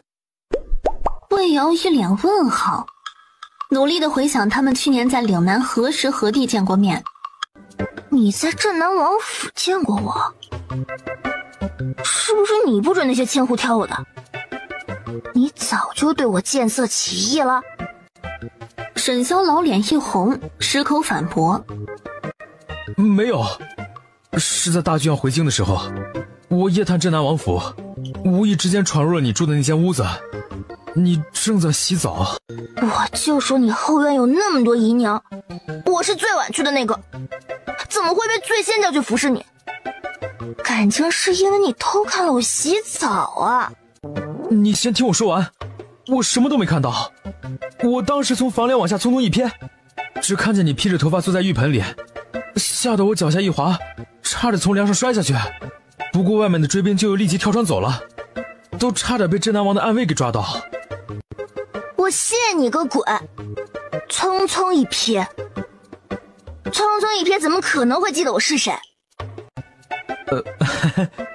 虽然只是匆匆一瞥，但是瑶瑶姿色绝丽，出水芙蓉更是美得惊心动魄，让为夫见之难忘。一想起当时自己的囧样全都被他给看光了，他就恨不得将他一掌给拍死。你给我说实话，你是不是因为看见了我洗澡才不准那些千户挑我？好吧，的确是，我想着你都被我给看光了，也不好再赐给其他人，就给自己留着备用呗。我当时也没想到你会是那一批美人中最美的那一个，后来公事繁忙，我就把你给忘了。忘了怎么会又把我给叫出来，还让我被他们极度陷害？这正是我要跟你说的正事。其实我去年去岭南巡营，就发现了镇南王有拥兵自重的嫌疑。那晚我之所以会夜探镇南王府，也是想找到他拥兵自重的证据，却没想到阴差阳错遇到了你。再想起来要召你来主院，也是因为我留下来的密探发现了镇南王府还私采铁矿，而魏家是其私采铁矿制造兵器出力最多的府商。你又是魏家的女儿，我当时以为你是镇南王派到我身边来的奸细。我倒也希望我是奸细，这样就不会栽在你手上。可见我们是天赐的缘分，月老的红线结结实实的将我们俩缠成了一个蚕蛹，天王老子来了都分不开。哎，你得了吧，你赶紧说正事儿，这事儿跟齐香有什么关系？齐香是镇南王世子，其人心机深沉，表里不一，阴险狡诈，衣冠禽兽，心狠手辣，野心勃勃。打住，说重点。他看似是来京中求学，实则煽动了不少国子监的学生，许他们以重力助镇南王密谋造反。他明面上是入京为质，实则暗中买通了不少官员，还笼络黑白两道，干了许多伤天害理的事来敛财。魏瑶越听越心惊，越听越后怕。老天爷啊，他之前竟是与一只披着羊皮的狼为伍，还天真的以为他真的会帮助他的外祖翻案。我们在西山遇到的刺杀，也是他所为，对吗？他从一开始接近我，就是为了利用我来杀你。瑶儿真聪明。还有你从西京到上河镇一路上的刺杀，也是他们所为。他们之所以对你穷追不舍，一定是发现了你知晓镇南王私下所做的罪状，想杀你灭口，以防东窗事发。这只是其一，其二是因为皇上要派我去南边削藩，削藩之事牵扯重大，我不便与你明说。你只需记住这世道人心险恶，今后无论何时何地都莫要再轻信他人。魏瑶感到无比的内疚，眼睛慢慢染红，哽咽地抱住沈萧的胳膊，气道：对不起，我差点害了你，我不知道自己会给你带来这么多麻烦。他眼泪簌簌地往下掉，自戳心中最隐秘也是他最不愿提及的伤痛。我果真是个不祥之人，阿娘被我克死了，如今又来克你，让你落到这副境地。你怎么能这样想？是谁这么说你？你怎么可能会是克星？在我眼里，瑶儿是世界上最美好的女子，是老天爷派来拯救我的小仙女。他用粗粝的拇指温柔地替魏瑶擦了擦眼泪，以一个饱经沧桑的长者口吻对他道：有人编排你，恰好是因为你太好了，他们嫉妒你，是因为无法超越你，想用一些恶毒的话来重伤你，让你不停的内耗，从而变得跟他们一样平凡。当把你拉到和他们一样的水平线上，成为他们中的一员了，他们心中才会平衡。世人都见不得别人好，这是通病，不要把旁人的恶强加到自己身上。你只需多听听爱你的人对你说的话，因为那才会是真话。魏瑶眼泪如断了线的珠子，哭得一句话都说不出来。自阿娘死后，还从来没人跟她说过这些话，教她勇敢地直面内心最隐秘的伤疤。两人一路走一路问，终于找到了那处坐落于山脚的村庄。二位是何来历？有何事找我呀？我们是夏家的后人。他激动地朝前走了2步，忽然扑通一声跪在了魏瑶的面前，抓着魏瑶的裙子老泪纵横。小姐，我的小姐呀，你还活着！魏瑶吓了一跳，忙退后一步，弯腰去扶。我不是，您认错人了，您口中的小姐应该是我娘。蒋奶娘噙着热泪，紧紧地抓着魏瑶的手，缓缓地站了起来。像，真像。随即便激动地痛哭起来。太好了，太好了，是小小姐，夏家还有后人。您真的是我娘的乳母？我是。小姐自满月后，便是吃的我的奶水，从小也是由我一手带大。你娘呢？怎么没有跟你一起来呀？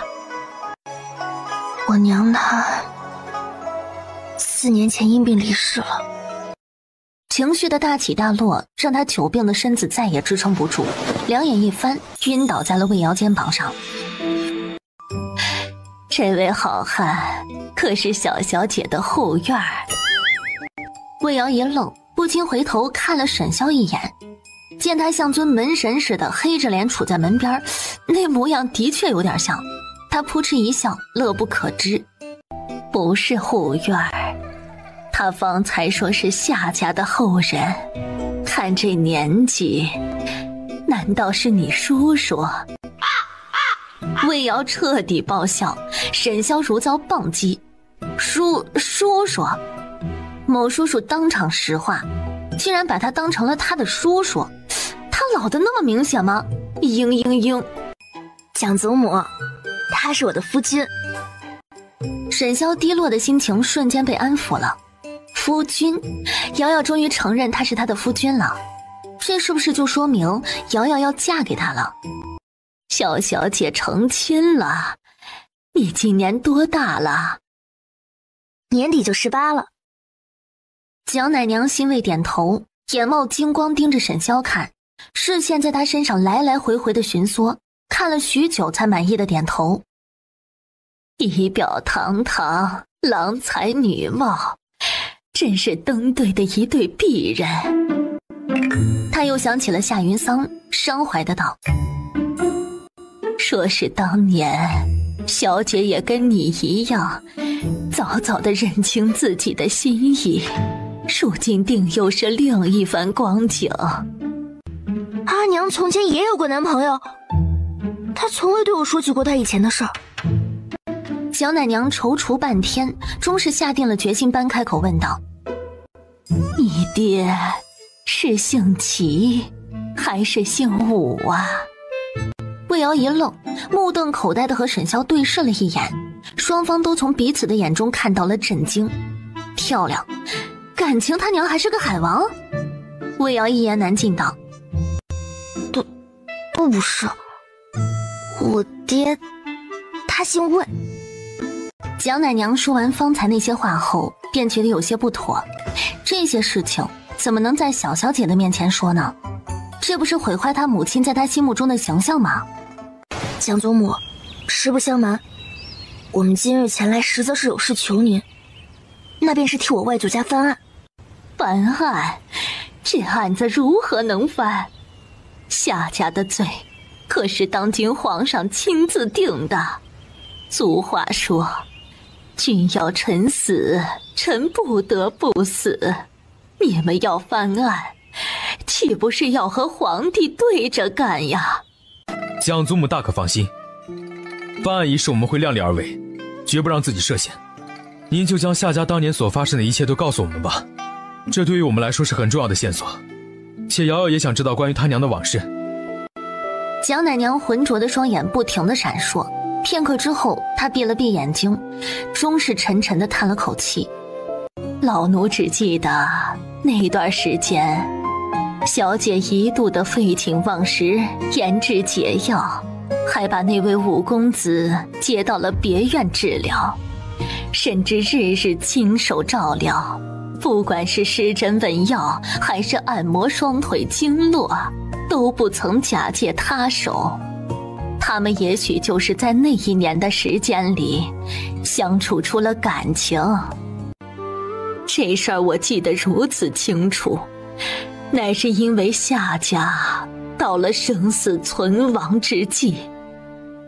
自小姐入宫后，老太爷因忧虑过重，一病不起，伴君如伴虎。他怕先帝稍有不测，新帝便会让整个夏家陪葬。老太爷日益病重，仅熬了半个月，便撒手人寰呀。沈萧听完他口中的故事，久久的沉默。此事处处诡异，处处透着不同寻常。他不禁看了魏瑶一眼，心中有了一个大胆的猜想。他一脸凝重的道：蒋祖母可知晓那五公子和齐公子究竟是何身份，或者说具体是做什么的，出自哪个家族？老奴当年极少出夏府的门，知晓这些事情还都是从紫菱和大丫鬟们的只言片语之中，还有小姐的种种表现之中猜出来的。但老奴敢肯定，那2人的身份并不寻常，周身气势慑人，仅一个眼神就让老奴不敢抬头啊。那位五公子长得俊一些，还是齐公子长得俊一些？这老奴当年只晃眼看了一眼，2人各有千秋吧。只是时常听紫菱念叨，那位五公子看着深沉冷淡，实则外冷心热；齐公子开朗健谈。魏瑶苦恼了，歪头看着沈萧。那我们应该先找那位齐公子呢，还是应该先找那位五公子？京城里这2个姓氏的人家多不？没有3000，也有5000吧。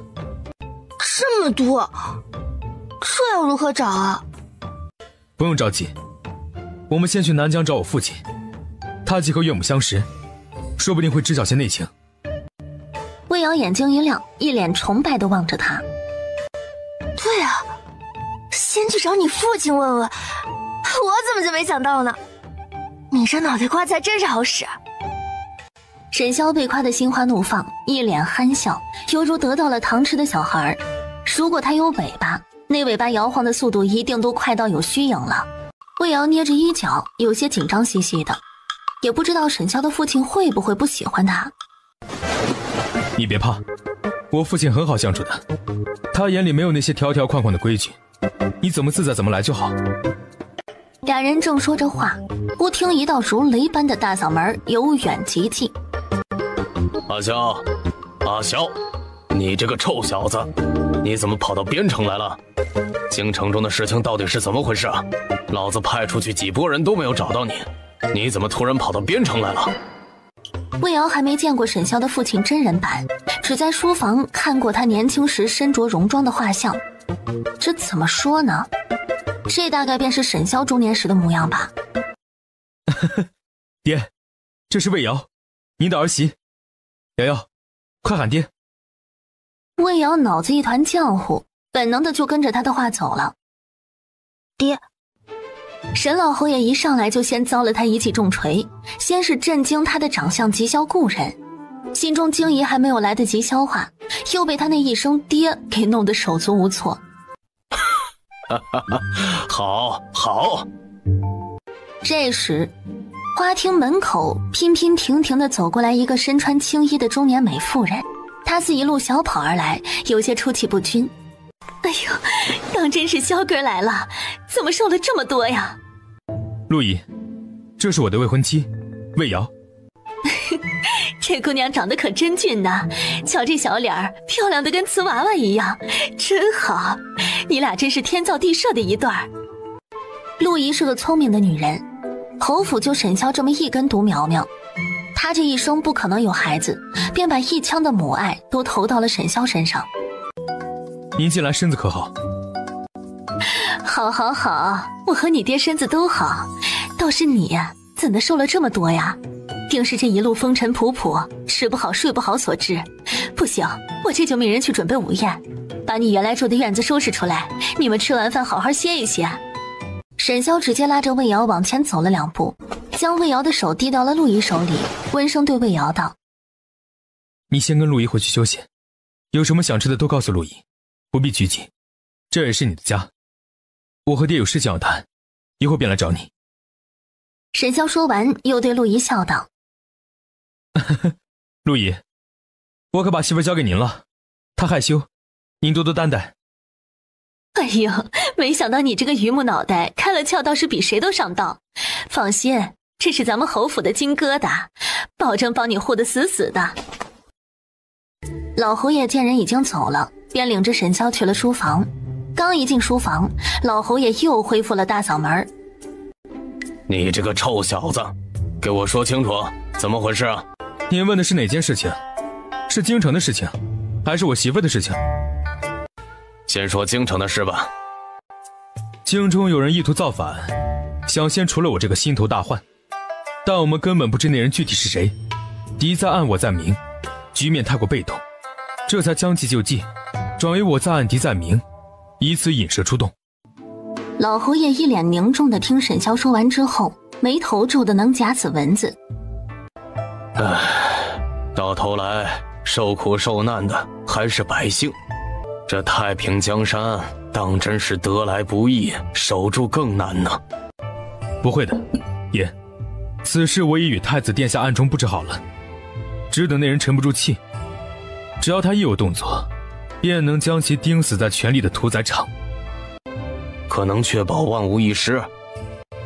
不能，但能保证不会天下大乱。如此甚好。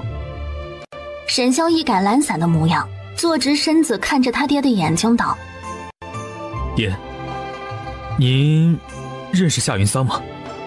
老侯爷瞳仁一缩，声音陡然一变：你问这个作甚？她是瑶瑶的母亲，我想娶瑶瑶为妻，想要帮她达成夙愿，为夏家翻案。不行，你不能娶他的女儿，更不能追查夏家旧案。你给我到此为止。沈萧一愣，父亲的反应为何这般大？为何？没有为何，反正就是不能娶。沈萧被老侯爷决绝的语气震得身子一抖，额角冒出细密的冷汗，手脚瞬间变得冰凉。难不成瑶瑶是他的亲妹妹？沈萧摇摇欲坠，整个人如遭雷劈。爹，我爱她，她也爱我。我希望你能祝福我们。老侯爷看见儿子那副行将就木的丧气鬼样，于心不忍地叹道：不是爹想拆散你们，而是若你还想继续施展你的抱负，你就不能娶那个人的女儿为妻。爹，您跟瑶瑶的母亲是怎么认识的？如何相识？这过程实在是太过曲折，一时半会儿也说不清楚。总之，他母亲对我有救命之恩就是了。沈萧眼睛一闭，做最后的垂死挣扎。既然瑶瑶的母亲对您有救命之恩，那理应涌泉相报。最好的报答方式就是我把恩人遗留在世间的唯一血脉取回来，当祖宗一样供着，以告慰恩人在天之灵。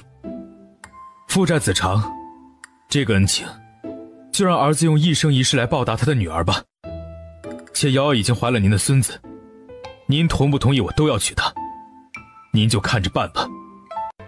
老侯爷心里炸开了花，他现在也是有孙子的人了。不，管他是谁的女儿呢，必须娶回来。等等，你刚说什么？你说恩人遗留在世间的唯一血脉，怎么会是唯一的血脉呢？还有啊，瑶瑶姓什么来着？怎么会姓魏呢？她今年多大了？您竟然不知道她多大？老子又不是神仙，怎么会知道你媳妇儿多大了？您跟瑶瑶的母亲只是单纯的医患关系吗？那不然呢？还有不单纯的医患关系啊！爹，您能不能一次性把话说完？我都要被您吓死了。他懊恼的一巴掌拍在自己脑门上。对哦，他爹见到岳母的时候被人给下了极寒之毒，还是岳母医术高超才救回他爹的一条命，后遗症便是绝了子嗣。如果还能给他生出弟弟妹妹来，陆仪早就生了。你还没回答我的问题呢。他比我小近6岁。他一点都不想回答这个问题，真的。能不能不要一而再再而三地提醒他比魏瑶老这件事儿？他姓魏，他的父亲是岭南富商魏家的大爷魏荣。原来是这样，竟是一介商贾之女。爹，您能否告知儿子当年夏家的事？不行，如果你真的想娶魏瑶，那便停止追查夏家的事情，要不然你可能会永远的失去她。你自己掂量着办吧。后果怎会如此严重？此事为父不能告诉你，这是天家秘辛。我曾经发过毒誓，要将此事带进棺材里，你就不要再问了，也不要再查了，好好的跟你媳妇儿过日子，过去的事情就让它过去吧。沈萧脑筋一抽一抽的，他好不容易触摸到真相的边缘，却被无情的给斩断了触角。这一通变故自然也惊动了沈老侯爷和陆仪，两人一前一后焦急地赶了过来。府医又是针灸又是催吐，好一通折腾才稳住了魏瑶的过敏之症。大夫，可有什么药能够快速的止痒？少夫人的脉象来看，好似已有了身孕，方才不得已之下已用过虎狼之药。那药虽然剂量不大，但是不能保证不对胎儿造成影响。少夫人这段时间需要卧床观察，若是没有见红，胎儿便能保得住；若是见红，那这一胎便不能要了。为了安全起见，还是不要再用药了，且再忍忍吧。沈潇一眨不眨地望着魏瑶，嘴唇微张，整个人一动不动，似是被人点了穴道一般。有孕在身，他要当爹了，他真的要当爹了。方才吹的牛都成真了。我怎么这么笨，就会惹祸？这事不能怪你。如果孩子留不住，那说明他和我们没有缘分。咱们还年轻，将来可以有很多孩子，这只是一个意外。千万不要把所有的过错都揽到你自己身上。咱们谁也没有料到你会在这个时候还有身孕，且大夫也说过，留不留得住这个孩子各占5成几率。从现在起，我们一起来努力，把这几率变成10成。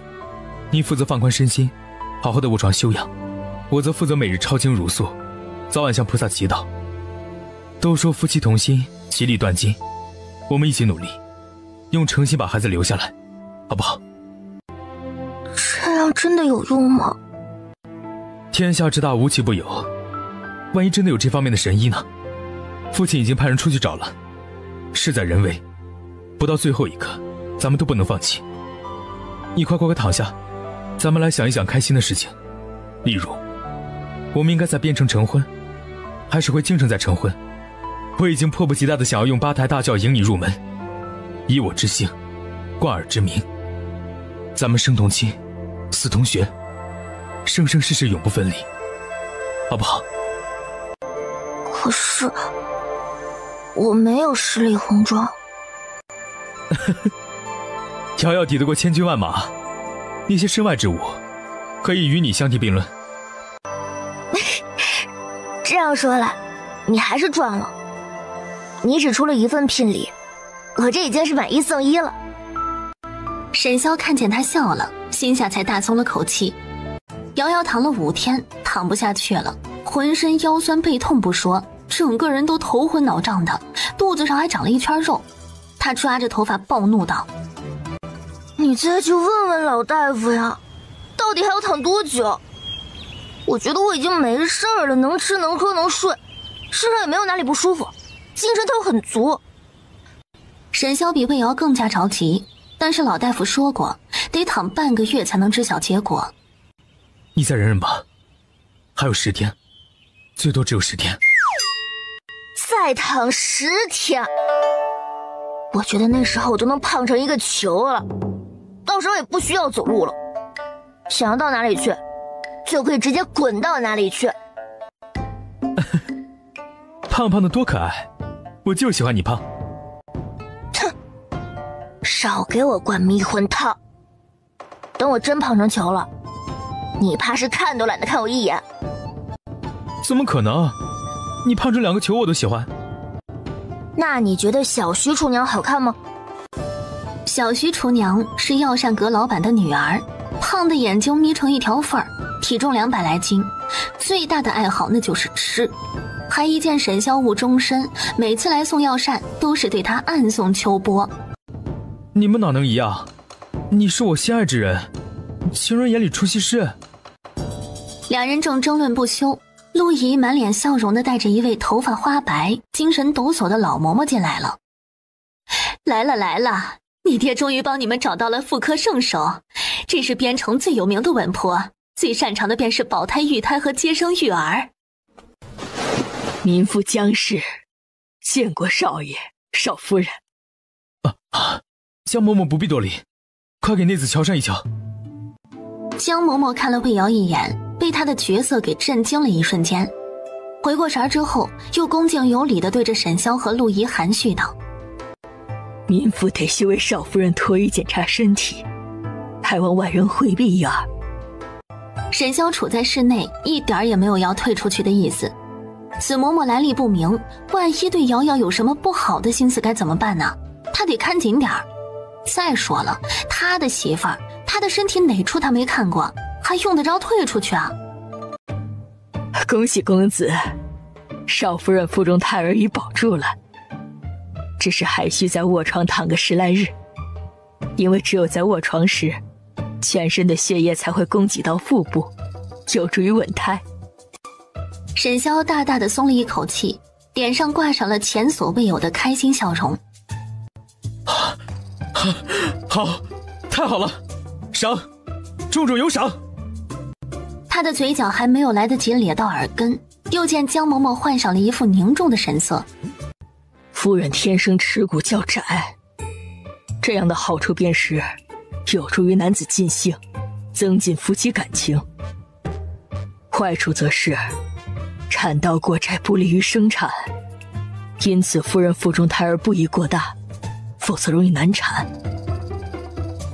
我关公子身量颇高，体格强壮，您和少夫人的孩子个头亦不会小，所以一定要加以控制夫人的饮食，少吃米面，多吃鱼虾，前3后3不能同房。沈潇听得双腿都软了，他仔细铭记下所有的注意事项。咱们这辈子只生一个就行了，不管他是儿子还是女儿，以后都不生了。我就要生2个，这样在我们俩100年之后，孩子们在世上还能有个陪伴他的至亲。沈老侯也在门外接话道：生2个怎么能成啊？再怎么也得要生5个呀。他沈家子嗣单薄，好不容易遇到一个能生的儿媳妇儿，可不得多薅点羊毛吗？沈潇看着他们，他一家之主的地位呢，都不把他放在眼里是吧？哎呀，人家小两口想生几个就生几个，关咱们什么事儿啊？咱们争取把身子养好一点，多活个几年，也好帮他们多带几年孩子。这年轻人没了后顾之忧，可不就愿意多生几个了？你说的有道理啊！明日早起跟着我晨练。陆仪满头问号，看着魏瑶红光满面、精神抖擞，沈老侯也笑得牙不见眼。侯府的侍卫快马加鞭，将消息以最快的速度传到了南疆老侯爷的手里。沈潇听了消息之后，心急如焚，坐立难安。你立即起身回去吧，不用担心我。待我能下床之日，便坐马车回来，我会照顾好自己。你母亲的身体重要，她见到你安然无恙，说不定就会好起来了。我如何放心得下你？此去京城相隔千里，这炎夏日赶路，一路上不知会有多颠簸受罪。走慢点不就行了？大不了我坐船回来嘛。水路凉快，还可以看一看沿途的风景，就当是散心。再说，有你在那马车就不颠簸了吗？你先回去，早早将你母亲的身子养好，不耽误成婚吉日才是正理。再拖下去，我这肚子大了，可就要成为全京城的笑话了。你想让我一辈子被人戳脊梁骨吗？谁敢笑话你？看我不灭了他！那京中的长舌妇多着呢，你难道能管到人家内宅夫人的嘴巴上去？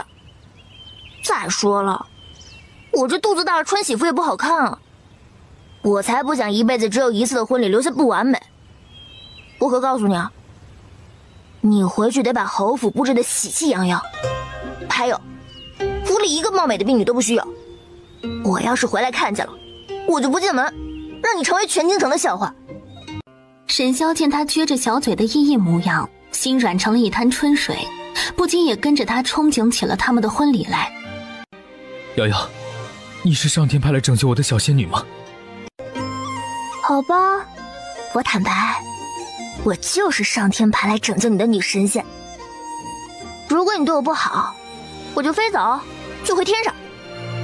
如果你对我好呢，那我就陪你一辈子，甚至下辈子。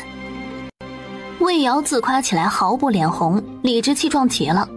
仙不仙女的他不知道，他只知道他是上天给他撒在人间的一颗糖。沈潇和老侯爷抵达侯府的时候，老夫人已经从那个体态丰腴、肤白貌美的贵妇人，直接瘦成了干瘪小老太太。你敢把那个狐狸精娶进来当儿媳妇儿，我马上就上吊，让你们喜事变丧事！哎呀，你要是上吊了，那我只有把你的尸体藏进地窖里啊。这再怎么着也得办完了喜事再给你办丧事啊。我可不想我孙儿一生下来就没名没分，这长大被人笑话。老夫人被气得捂住胸口，噔噔噔的后退几步，脚步一个趔趄，差点摔倒，还是老侯爷眼疾手快，一把扶住了他。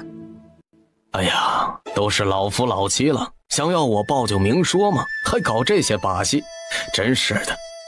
好了好了，趁孩子不在，我抱你啊！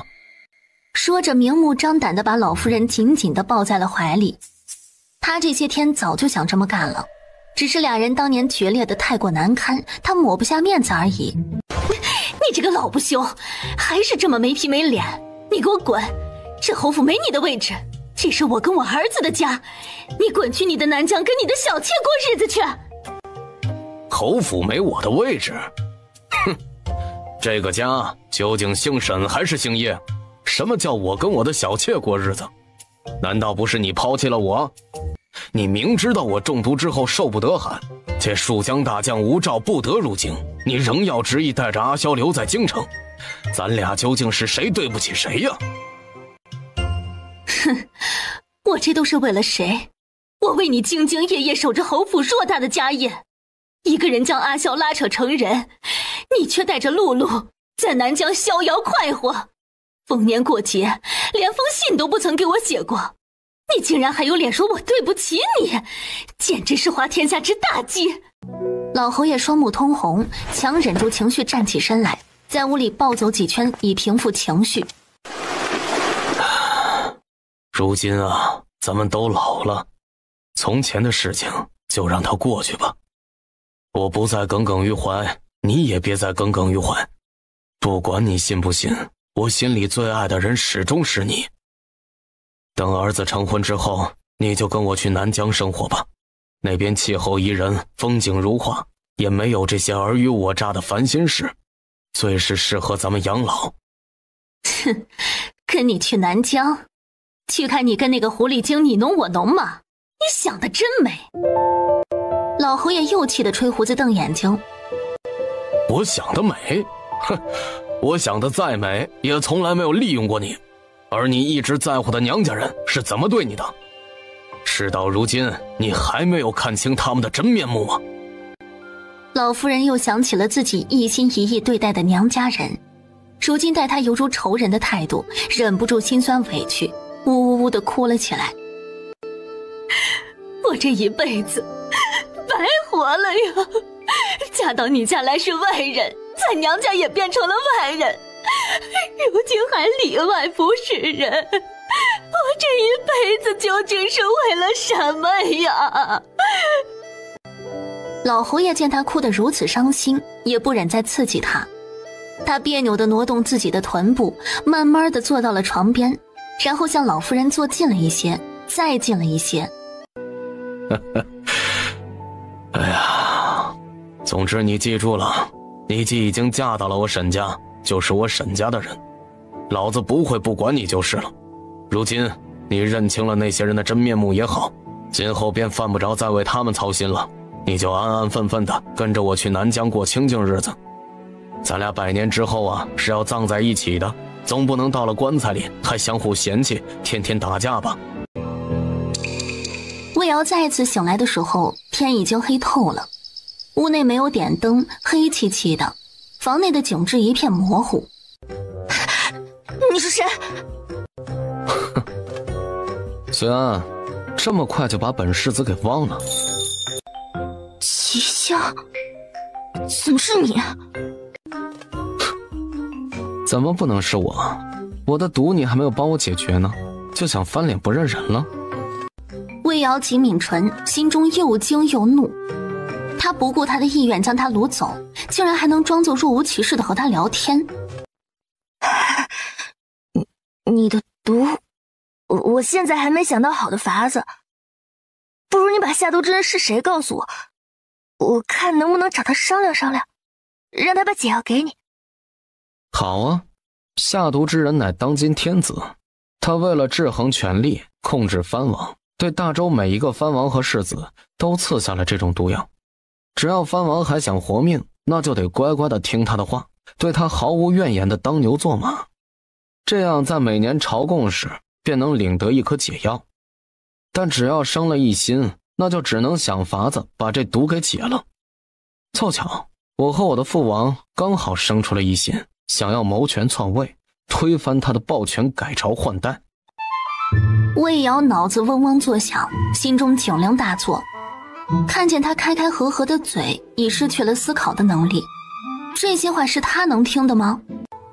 那个，我和皇帝不熟哎，这个忙可能帮不了你。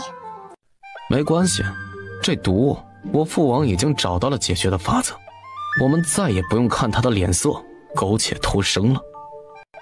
他说这话时表情阴沉，眼神狠厉，把魏瑶吓得心脏突突直跳啊！雪安，你安安分分地待在我身边吧，等我登基为帝，你便是我的贵妃。魏瑶十分反感与他肢体相处，挣扎着想要逃离。你说什么胡话？快点放开我，我已经嫁人了。嫁人？何时的事？我怎么不知？你忘了我以前是沈香的妾这回事了？我并非清白之身，配不上你，你就大慈大悲放了我吧。他能给你的我也能给你，区区一个侯夫人算什么？只要你把我哄高兴了，将来的中宫之位都可以是你的。你放开我！我不喜欢你，我不想跟着你。你要是对我用强，我就咬舌自尽。齐香抬起头来，阴鸷的表情褪去，换上了一副颇为受伤的神情。为什么？他曾经对你的种种伤害你都忘了吗？你为何还要回到他身边？我对你不好吗？我从未让你受过委屈，你为何就不能接受我？魏瑶见他有所松动，忙从他身下爬了出来，他抱膝缩在床角，戒备地看着他，开始人身攻击。你那么多女人已经脏了，我嫌弃。沈潇就不一样了，他跟我在一起时还是个黄花大闺男，我得对他负责。齐香扑哧一笑，笑完后认真地看着他，用十分认真的口气问道：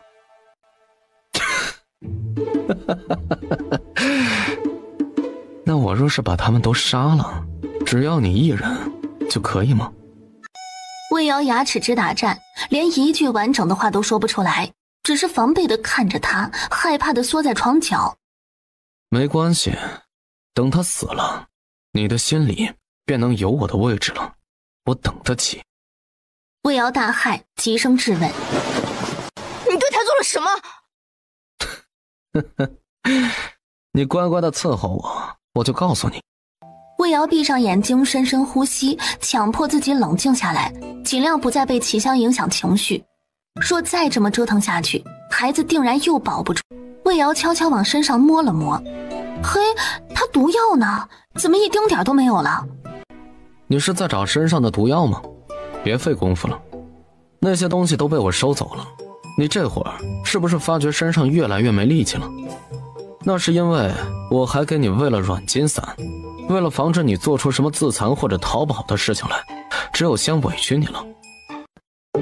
魏瑶瞪了他一眼，用力闭上了眼睛，还把五官皱成一团，挤出来一个丑陋的鬼脸。你要是再不看我，我就亲你。魏瑶吓得赶紧睁开了眼睛，恼怒地瞪着他，仍是皱着鬼脸，一副敢怒不敢言的模样。我身上好痛，不如你给我唱首歌吧，就像那晚我昏迷不醒时你给我唱的那首童谣。魏瑶倔强的抿紧唇，不想搭理他。齐香斜斜一笑：不唱吗？不唱我可就要亲你了。整天只知道威胁人，算什么好汉啊？我就这么让你厌恶吗？沈潇到底有什么好的你要这么念着他？你认为自己真的了解他吗？魏瑶翻了个白眼儿，暗自腹诽：他再不好也比你好，只要老娘喜欢他，他就算是坨屎也是香的。哼，他人前人后两副面孔，不过是个道貌岸然的伪君子。你可知叶太傅家的那位叶真小姐是怎么成了龙将军的妾？她放着年轻有为的沈萧不嫁，偏要嫁到西北那种地方去吃沙子，她脑子被驴踢了吗？叶真那是自作自受，他若不害人，怎么会被害？你说他是伪君子，那你又是什么？你在我眼里就是个彻头彻尾的大魔头。你罔顾人命，为了敛财害了多少无辜的女子？汝南的那伙土匪，还有极乐馆，都是你的手笔吧？是他告诉你的。那他有没有告诉过你，这天下本就是我齐家陪着赵家一起打下来的？这天下本该有一半要归齐家所有，但我齐家先祖却为了天下统一，百姓不受骨肉分离之苦，而主动退居岭南，做了偏安一隅的镇南王。魏瑶乱七八糟的想着，竟不知不觉蜷缩在椅子上睡着了。沈萧摸到西厢房屋顶，揭开瓦片，看见的就是这么一番情景。瑶瑶，醒醒，快醒醒！魏瑶听见熟悉的声音，猛地惊醒过来，待看清眼前的人是谁后，满脸的不敢置信。真的是你吗？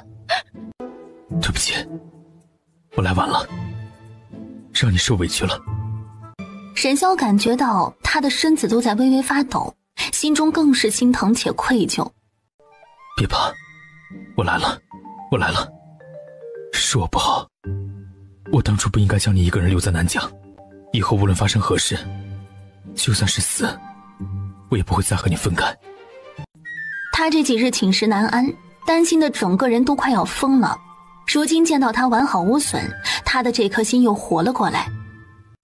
你这几日怎么样？有没有受什么委屈？身子还好吗？魏瑶有些愧疚地垂下头，他怎么敢告诉他自己被齐香强吻过这回事儿？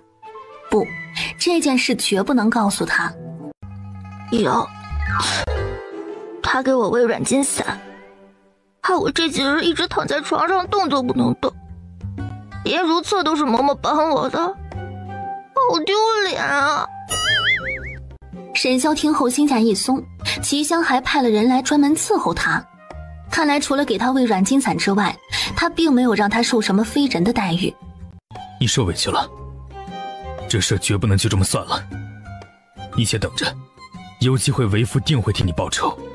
等我逮到齐香，我也先喂他一剂蒙汗药，然后再将他丢进蛇窝里喂蛇。不，把他迷晕了才丢进蛇窝里太便宜他了，他根本就尝试不到什么痛苦就死了。我要拿他来试毒，先是火毒，再是冰毒，然后再是魅毒。我要叫他尝尝什么叫冰火两重天，什么叫求生不能求死无门。俩人依偎着互诉衷肠，一直等到月上枝头，约莫4更天的时候，沈萧才看着魏瑶认真的道：此地不宜久留，趁着现在夜深人静，我试试看能不能带着你逃出去。只是我还未探清王府的守卫情况，不一定能成功。如果失败了，咱们俩恐会被设成2个筛子。要试一试吗？那你方才是怎么进来的？我白日瞧着院外守卫甚多，没道理入了夜守卫反而如此松懈。沈萧知道隐瞒不住他，只得叹了口气，老实的回答：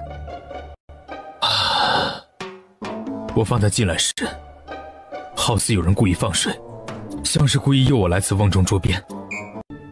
你是不是傻呀？明知道别人是故意引诱你来，你还来？知道又如何？你和孩子都在这里，我便不能不来。你快走，不用管我。他母亲还不会对我怎么样，但对你就不一样了，他这是想要你的命。齐香曾不止一次说过要杀了他，若真是齐香故意诱他前来，恐怕就不单单只是想取他的性命这么简单了，定是还有其他不可告人的阴谋。我不走，咱们一家人就得整整齐齐的，就算是死，要死在一块儿。躲在暗室里的齐香彻底忍无可忍，他一把推开密室的门，噙着满面寒霜从书柜里走了出来。走？想往哪里走？南宁侯既然来了我镇南王府，那便只有一条路，请你往奈何桥上走一走。镇南王看见儿子血红着眼，脸上的表情是他从未见过的阴狠暴虐，不禁心头一跳。香儿这是怎么了？都住手！众暗卫都满头问号，这王爷怎么比世子还要紧张这女子啊？你和云桑是什么关系？不管你找他还情还是还钱，都已经人死债消，可不兴母债女偿这个说法呀。小姑娘，你和云桑是什么关系？有些凑巧，我娘也叫夏云桑。你说的那个夏云桑，有没有可能就是我娘？齐檀苦笑着从回忆中抽离出来，他抬手挥退所有手下，只留下他与齐香还有沈萧和魏瑶4人在场。你今年多大了？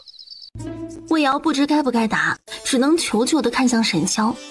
沈萧给了他一个安抚的眼神，定定地看着镇南王，缓缓地开口：要今年虚岁18。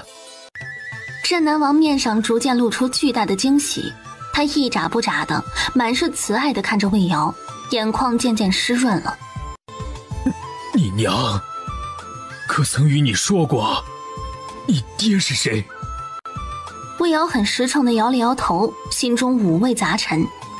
看来这就是他那渣爹无疑了。虽然找到亲爹是件很高兴的事儿，但他却莫名地排斥他。孩子，我就是你父亲。魏瑶心里五味杂陈，神色复杂地看着镇南王，仍是有些质疑。你真的是我爹？那你这些年为何对我和我母亲不闻不问？当年夏家被举家流放，我日夜兼程从岭南赶去接你母亲。赶到的时候，却发现夏家80余口人已在路上被人全部截杀。我发了疯似的找你母亲，却只在一具骸骨之中发现了她一直随身带着的镯子。我以为那具骸骨就是你娘，却没想到她竟然活了下来，还偷偷生下了你。魏瑶心中酸涩，既为外祖一家的遭遇痛心，也为阿娘感到不值。到底是什么样的男人才会放着自己的怀有身孕的女人被举家流放而不管？镇南王冷静了下来，深吸一口气儿，将手负于背后握成拳，看着跪伏在地上的魏荣，声音冰冷的道：你抬起头来，本王有话问你。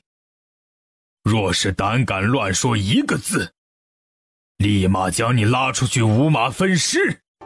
魏瑶见再磨蹭下去，魏荣恐怕真的会血溅当场，便走上前，蹲在他面前冷声道：你抬起头来，看看我是谁。魏荣听见他的声音，战战兢兢地抬起头，看见他脸的那一刹那，就如同见了鬼一般，啊的一声惨叫着往旁边跌去。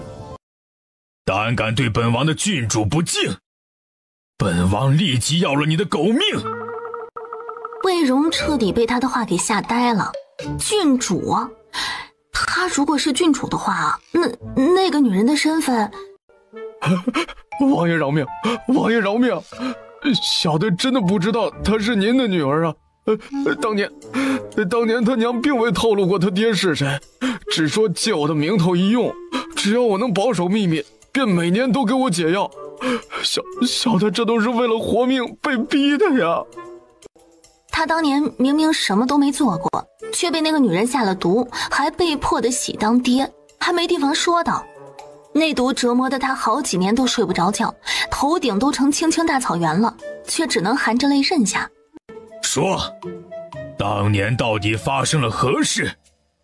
你是如何认识云桑的？他又是怎么成了你的外室？那日跟几个好友吃醉了酒，他们席间一直嘲笑我是个怕老婆的，不够爷们儿，我憋屈死了。为了证明自己福刚威武，便跟着他们去了花楼。那日正逢花魁娘子出事，我因醉得不轻，又被那帮狐朋狗友起哄打去，我这脑子一热，便一掷千金拍下了花魁，也就是他的娘。魏瑶看着镇南王那只还没有来得及遮掩的手臂，欲言又止。镇南王则双眼看着魏荣离开的方向，怔怔出神，好似是陷入了什么解不开的迷局一般。如今你既回到王府，就把这里当作自己的家，好好的做一个衣食无忧的郡主便可。有什么好的想要的，尽管告诉父王，哪怕是天上的月亮，本王也想办法替你摘下来。我并不想待在岭南，您可能还不知道，我是被齐香给掳来的。本来我与沈萧即将成亲，南宁侯府的婚礼都已经准备好了，如今你才多大就要嫁人了？你确定了这辈子要嫁给他吗？虽说父母之命媒妁之言，但是他娘去世的早啊，他这个新鲜出炉的爹，目前好似也没有资格干涉他早已做好的决定。再拖下去，这肚子就藏不住了。镇南王差点没站稳，他很想呵斥一句成何体统，但又怕把这个丝毫不亲近他的闺女儿给吓跑了，只能愤怒地转头瞪向罪魁祸首。我与瑶瑶真心相爱，此生非亲不娶，唯愿与她一生一世一双人，盼望王爷成全。镇南王满面怀疑，甚至想大笑三声。一生一世一双人，他们这种身份地位的人，想要追求一生一世一双人，何其困难。年轻人，话不要说得太满，如若不然，凡事的苦果只有自己吞。男子汉大丈夫，一言九鼎，我既已说出定能做到。我与瑶瑶好不容易才走到一起，定会加倍珍惜疼爱她。镇南王面色变得十分复杂，良久之后才轻轻点了点头。望你此生记得今日的承诺。罢了，你们择日便走吧。他转头看向魏瑶，想伸手摸摸她的头，却又害怕被拒绝，生生忍住了。他看了许久，愣了许久，终于苦笑一声，捂着胸口垂下泪来，像一个无助的孩子般。父王，儿子该怎么做？儿子该怎么办呢？没遇到魏瑶之前，他处心积虑地想要颠覆王权，想要得到那至高无上的权力，在历史的长河里留下浓墨重彩的一笔。你只需继续过好自己的生活，该是你的始终是你的，不是你的，就让它随风去吧。从前的种种，你就当是做了一场梦吧。儿子知晓了，今后也不会再生出什么不该有的妄念。镇南王心下一松，满面欣慰，随即又想起昨晚的事情，敏锐地嗅出了一丝不同寻常来。他换上了一副正色的表情，问齐香：昨晚你想对他们做什么？你明知道瑶瑶不喜欢你，为何还将她掳到岭南，且还故意将沈萧也引来王府？齐香没想到父王一眼便察觉出了他另有目的，眼神闪了闪，顾左右而言他：我只是不想她嫁给他而已。哦，既然不想她嫁给沈萧，为何还要将沈萧引来王府？让他们永远都不再见面，岂不是更好？齐香知道事情瞒不住，索性坦白：父王，你可曾听过离望这种蛊毒。蛊？离望？并未听过，那是何物？此蛊可以抹去深爱之人的所有记忆，把那份缺失的记忆转移到另一个人身上。镇南王听完脸色巨变，怒斥一声：胡闹！你是从哪里来的这些乱七八糟的东西？是那位给我的。镇南王眉心紧皱，思索片刻，对齐香严肃的道：立刻终止与他们的合作。他竟然给你这样恶毒的东西，我始终有一种不好的预感。御书房里，满头白发的皇帝坐在龙椅上，手上拿着奏折，一个字儿都看不进去。他忽然将折子一摔，拧眉看向跪在下手的沈老侯爷，暴躁道：你到底想要如何？岭南尹连日遭到倭寇偷袭，镇南王数次派人请求粮草支援，皇上为何迟迟不拨军需啊？急什么？3日之后再说。皇上不能再拖了呀，臣的儿子儿媳还在那里呢，南宁侯府可就这么一根独苗啊！放心，你儿子本事了得，定不会有事的。老侯爷咬了咬牙，亮出了王牌，高声道：我的儿媳是夏云桑的女儿。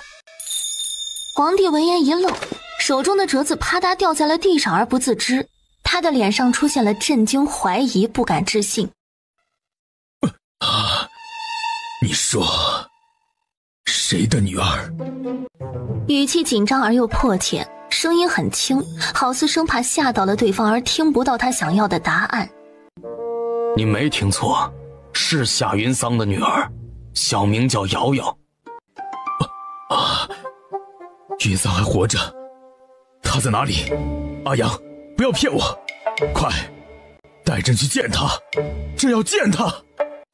老侯爷看着他激动而迫切的神情，满面不忍，撇开了头，似是不忍再去看朱棣的表情。早知如此，何必当初？4年前，他因病离世了，只留下一个女儿，今年18岁。阿阳，你是不是在骗我？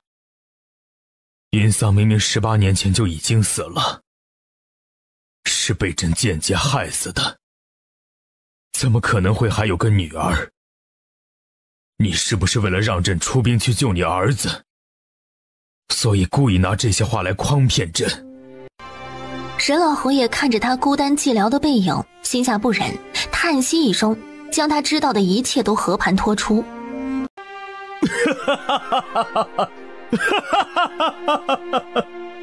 算了，不要再开这种玩笑消遣朕了，朕出兵便是。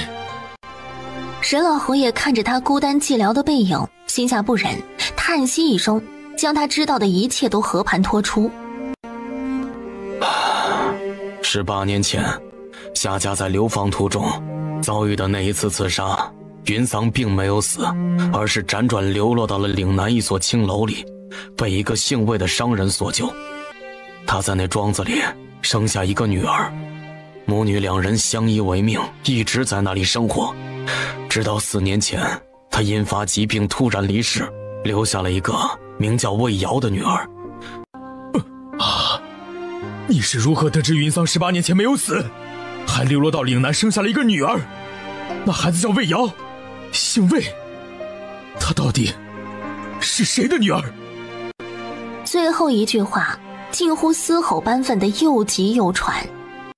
我也不知道她到底是谁的女儿，但是我瞧着她那双眼睛极像你，而且那小姑娘也对妄果过敏。朱棣闻言满脸震惊，眼睛瞪得老大，怔怔地往后退了一步，嘴里喃喃道：像我，今年18岁，她一定是朕的女儿，快，朕要去见她。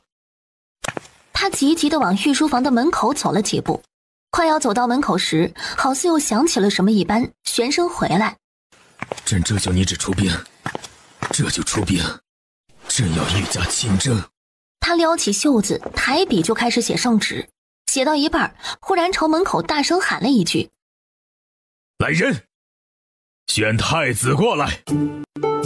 老侯爷默默看着他这一系列迷惑行为，面上静默，心中得意。就这，他还以为有多硬气呢，果然是护短的主。有本事不要出兵噻，让你的女儿恨你一辈子。没一会儿，太子便到了。一身蟒袍的太子年轻俊美，贵气沉稳，虽年轻却已有了帝王威仪。他规规矩矩地在御书房正中央朝着皇帝行了个礼，恭敬地道：儿臣拜见父皇，不知父皇急召儿臣前来，所谓何事？岭南受倭寇偷袭，朕决定御驾亲征。朕走后命你监国，这是传位诏书和羽林军虎符。若朕回不来了，你自行登基便是。对了，朕忘了告诉你，你还有个亲妹妹，朕这就去给你找回来。周帝心中无比雀跃，他终于有理由正大光明地把这烫手的龙椅扔给儿子去做了。他早就想撂挑子不干了，这个位置寂寥又无趣。父皇，你把话说清楚，什么妹妹？就是你母后给你留下的妹妹。哎呀，此事说来话长，你好好监国，等朕回来再与你解释。太子这才想起周帝说他要御驾亲征，急忙拉住皇帝的袖子阻拦。父皇，御驾亲征万万不可，此事非同小可，岭南危险重重，还望父皇三思而后行。他话还没说完，便被周帝回头瞪了一眼。周帝瞪着他，从他手中抢回自己的袖子，坚决道：此事我意已决，谁都拦不住。回去看你的奏折去，记得多拨点粮草给岭南送去，不能饿着你妹妹。我走了，不送。他一溜烟拉着老侯爷跑了，心想这皇帝当的也不是一点好处也没捞着，至少好药好膳成日养着，身体倍儿棒，腿脚灵活，跑得贼快。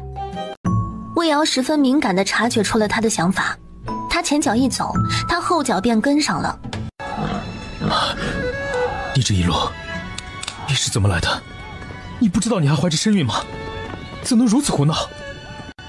魏瑶一脸的灰，那双眼睛却异常的明亮，他眨巴大眼睛望着沈潇，无辜的道：不是你说要夫唱妇随吗？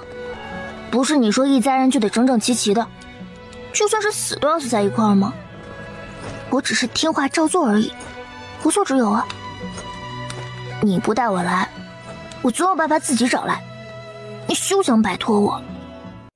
沈潇心中又酸又胀，本来已经又累又饿的身体生出了无穷的力量，他将魏瑶紧紧地圈在了怀里，狠狠亲了一口，轻笑道：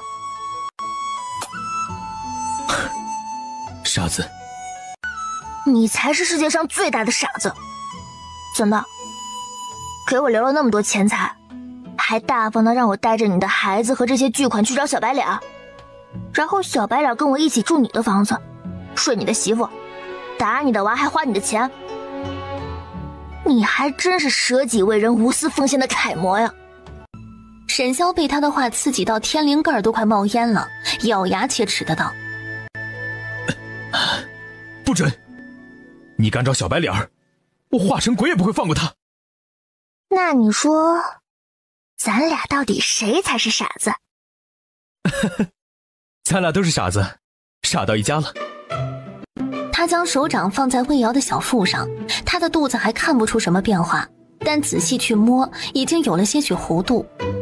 他的心里被他赋予的温情胀得满满的，忽然就变得惜命了，不能死在这儿。他沈潇这么多年的戎马生涯，区区弹丸小国而已，何惧之有？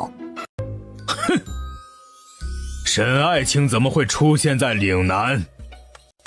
沈潇怕皇帝误会自己与镇南王来往密切，只得老老实实的将他和魏瑶还有齐香之间的事情一五一十的说了。朱棣听闻以后，那叫一个气呀！好啊，30年前老子跟他抢媳妇儿，30年后儿子又来抢他闺女儿。沈爱卿艳福委实不浅，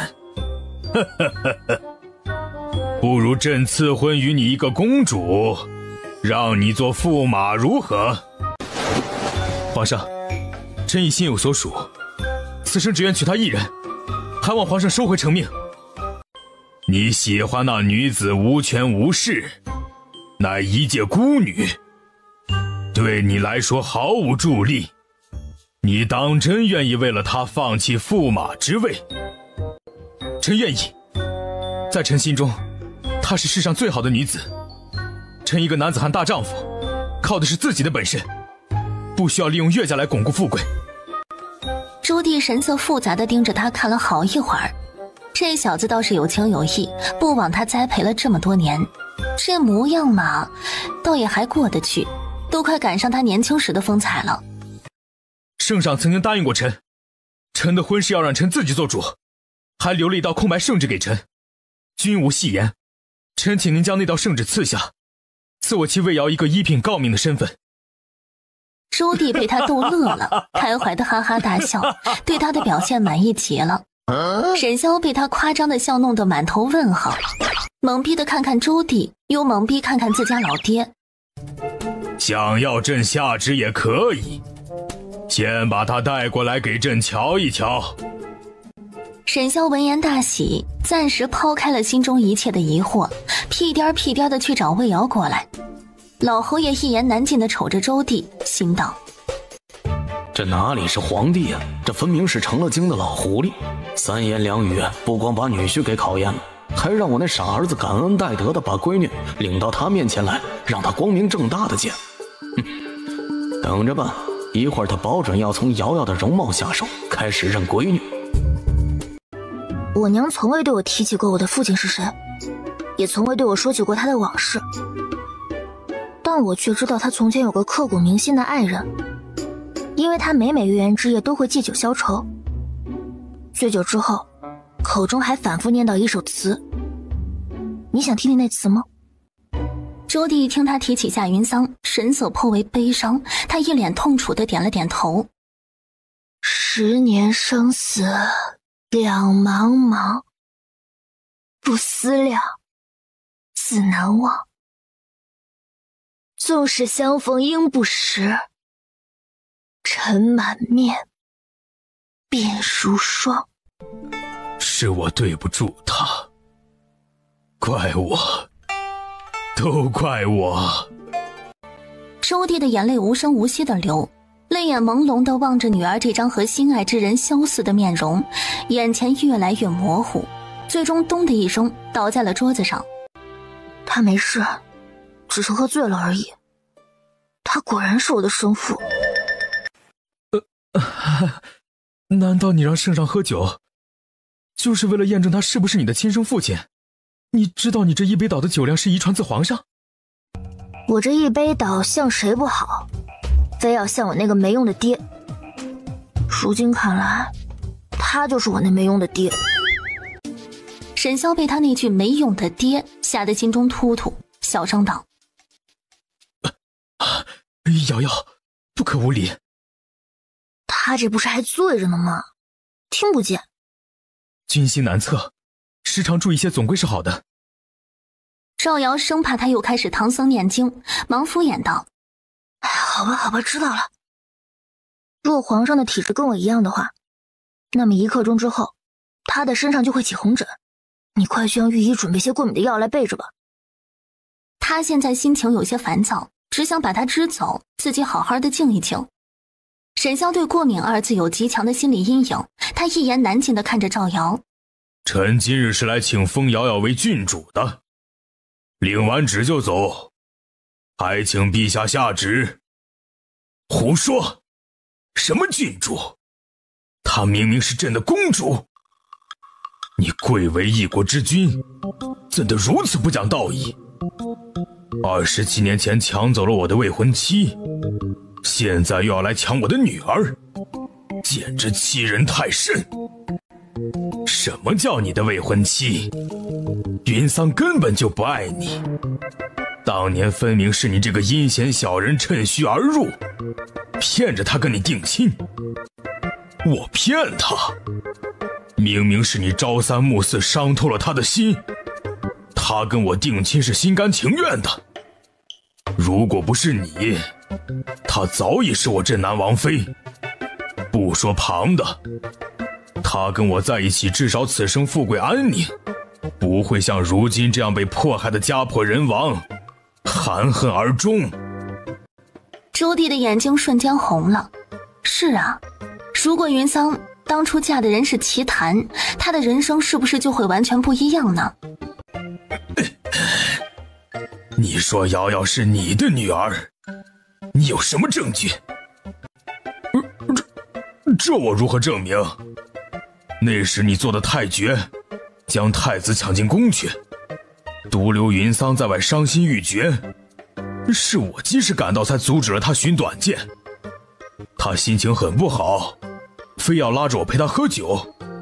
那晚我们俩都喝醉了。周弟听后理智全无，直接扑过去打人。你给我闭嘴！这个伪君子，你休要侮辱云桑！镇南王也气昏了头，不甘示弱的回以一拳，两人你来我往，直接扭打在一起，拳拳到肉，砰砰作响。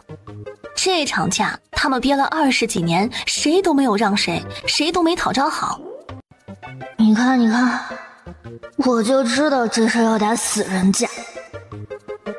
阿娘，你是真的牛啊！18年前若不是你对朕下毒，朕何以会一夕之间忘了云桑？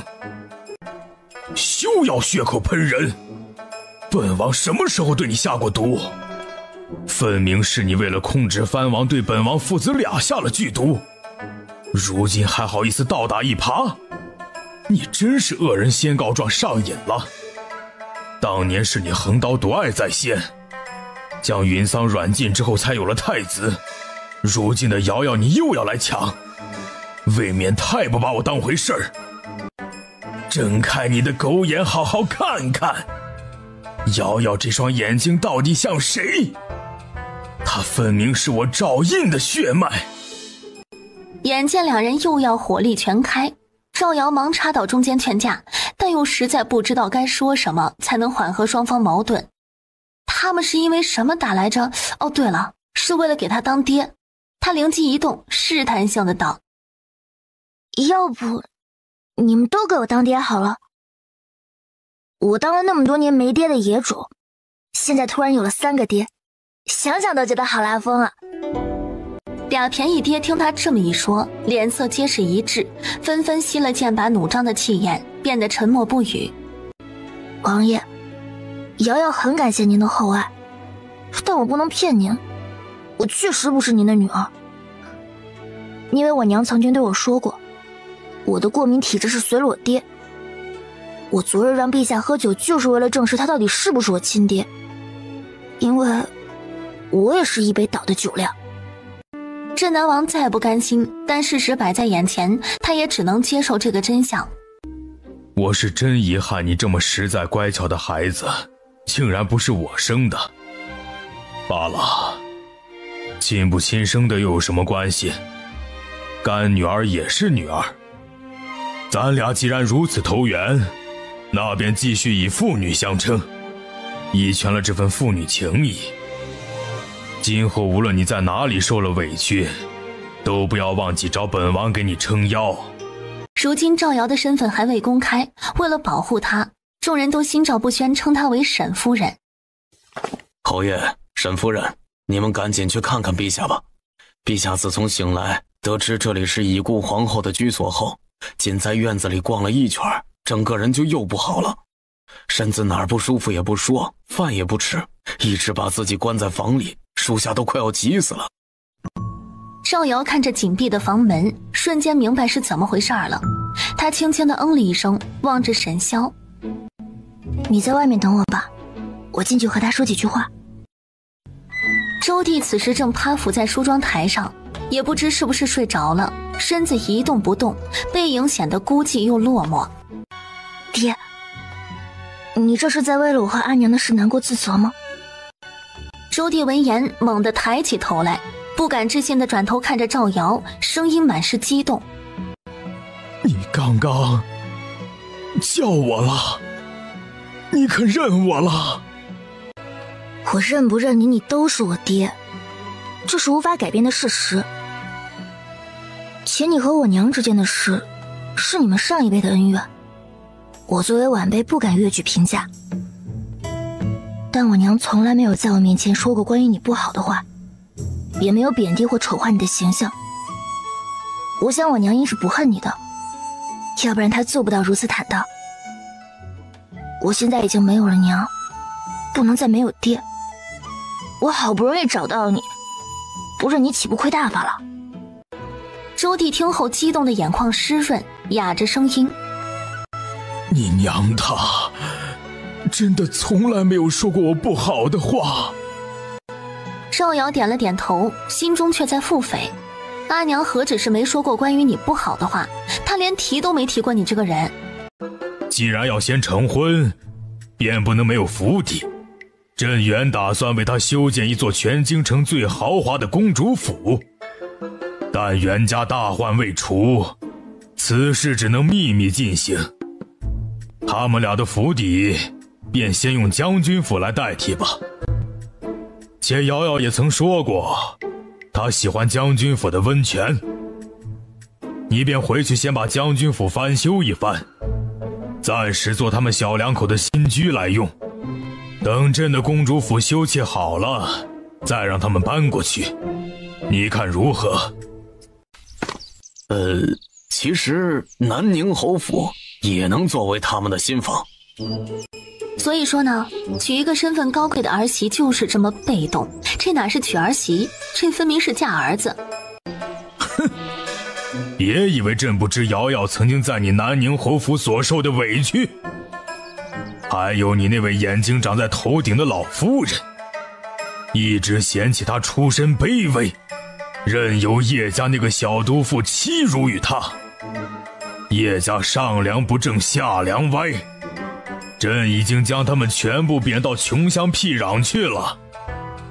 叶太傅是你老丈人，朕这么做你不会有意见吧？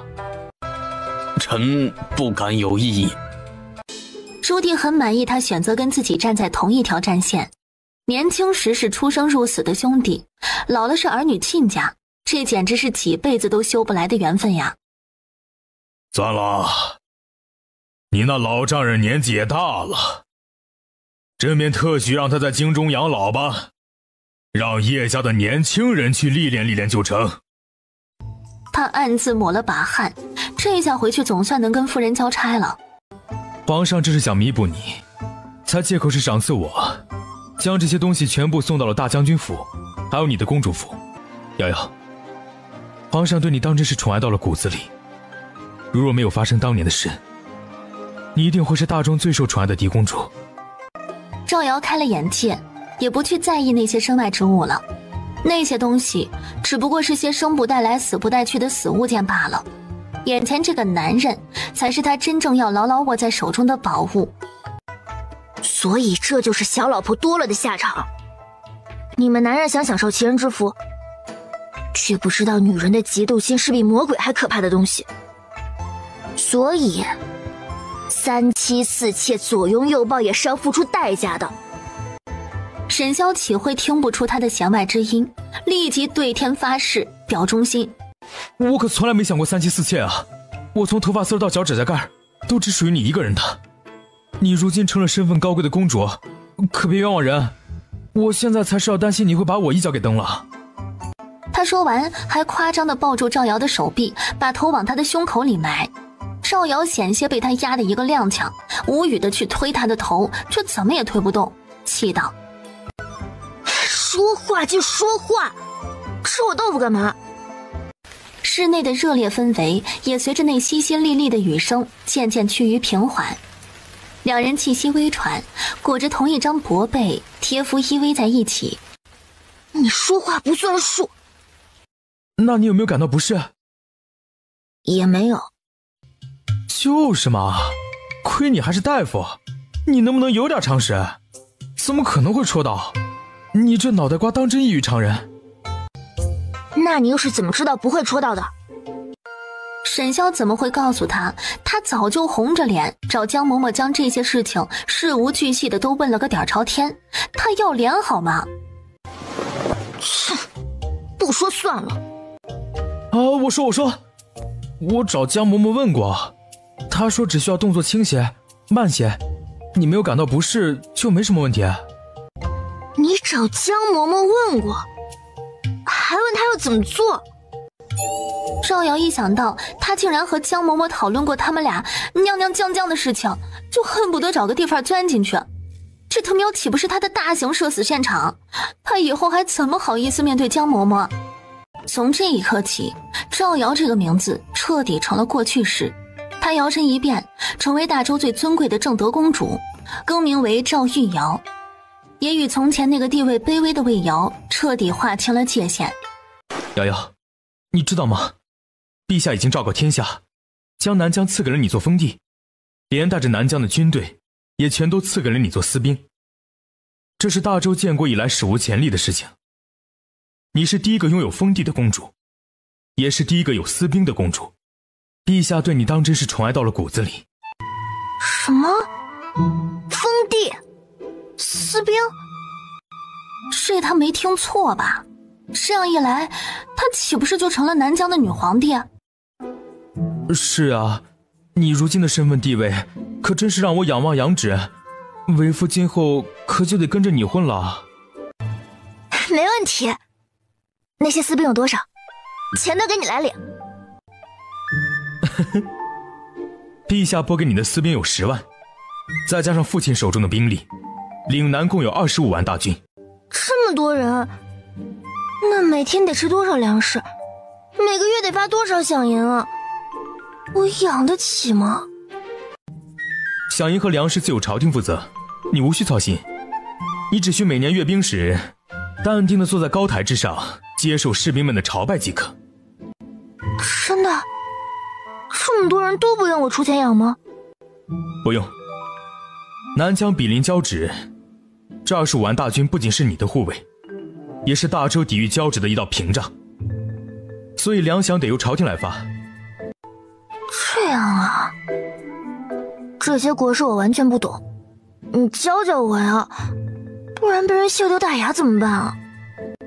沈潇宠溺地揉了揉他的脸，他的瑶瑶就是这么自强自立，明明可以靠着公主的身份衣食无忧，却依旧要靠自己的本事立于世间。好，如今大局已定，明日为夫就与你举案齐眉，把你想学的东西都教给你。那你以后都可以在家陪我了吗？我倒是想，但是你恐怕不行。3日后便是你的公主册封大典，届时陛下可能会留你在宫中常住，等到咱们大婚时才放你出来。啊，咱们的婚期还有近1个月呢，要分开这么久吗？其实他跟便宜爹和便宜兄长并没有多亲近，他们虽然都对他很好，但是他心里始终有些说不清道不明的距离感。可是我不想进宫，我不想去面对其他同父异母的兄弟姐妹，我觉得别扭死了。这世上哪有那么多非黑即白的事？人这张皮本来就难绷，人生在世就是有这么多的身不由己。只要太上皇还在，你们这些龙子龙孙就不得不见面，与他们保持点头之交便是了，就当是给太上皇一个面子。老人家总是希望儿孙后代能够和和睦睦的，而且你也不亏，到时候呀，你一定会收到许多的礼物。一听到礼物，赵玉瑶的眼睛亮了亮，财迷本色尽显无疑。我和他们都不熟，随意收人家的东西多不好意思啊。虽然他现在很多钱，但谁会嫌银子多呀？他有20万军队等着他给他们加鸡腿呢。这有什么不好意思的？他们给，你就大大方方的收着便是。以你如今的身份，收他们的礼物是给他们面子。这话捧得赵玉瑶心花怒放，嘿嘿嘿笑了起来。这就开心了。那我接下来这个消息，你岂不是要乐坏？赵玉瑶闻言坐直了身子，双眼冒光地看着他。什么消息？你快说。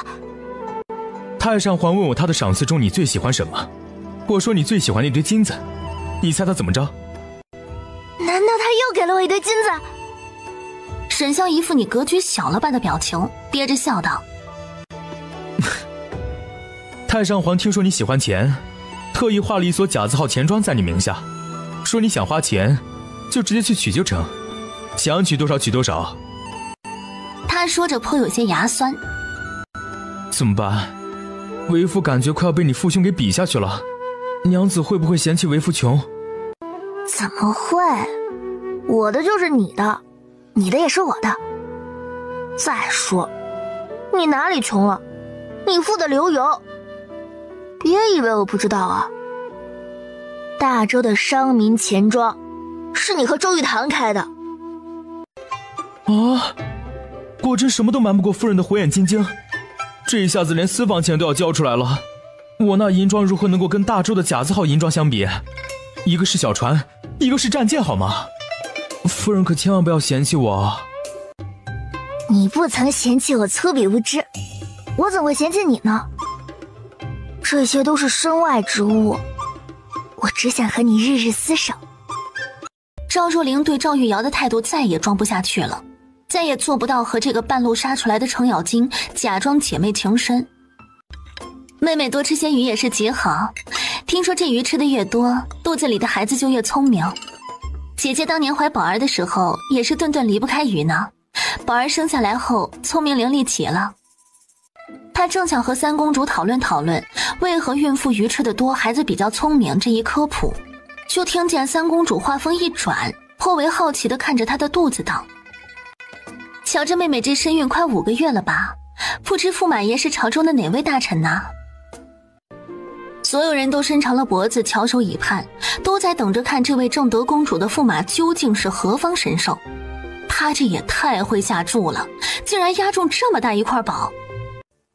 我的驸马呀，三姐姐一定也认识，就是南宁侯沈萧嘛。这个乡巴佬说什么？他的驸马竟然是沈萧？是那个风神俊朗天资卓然的沈萧？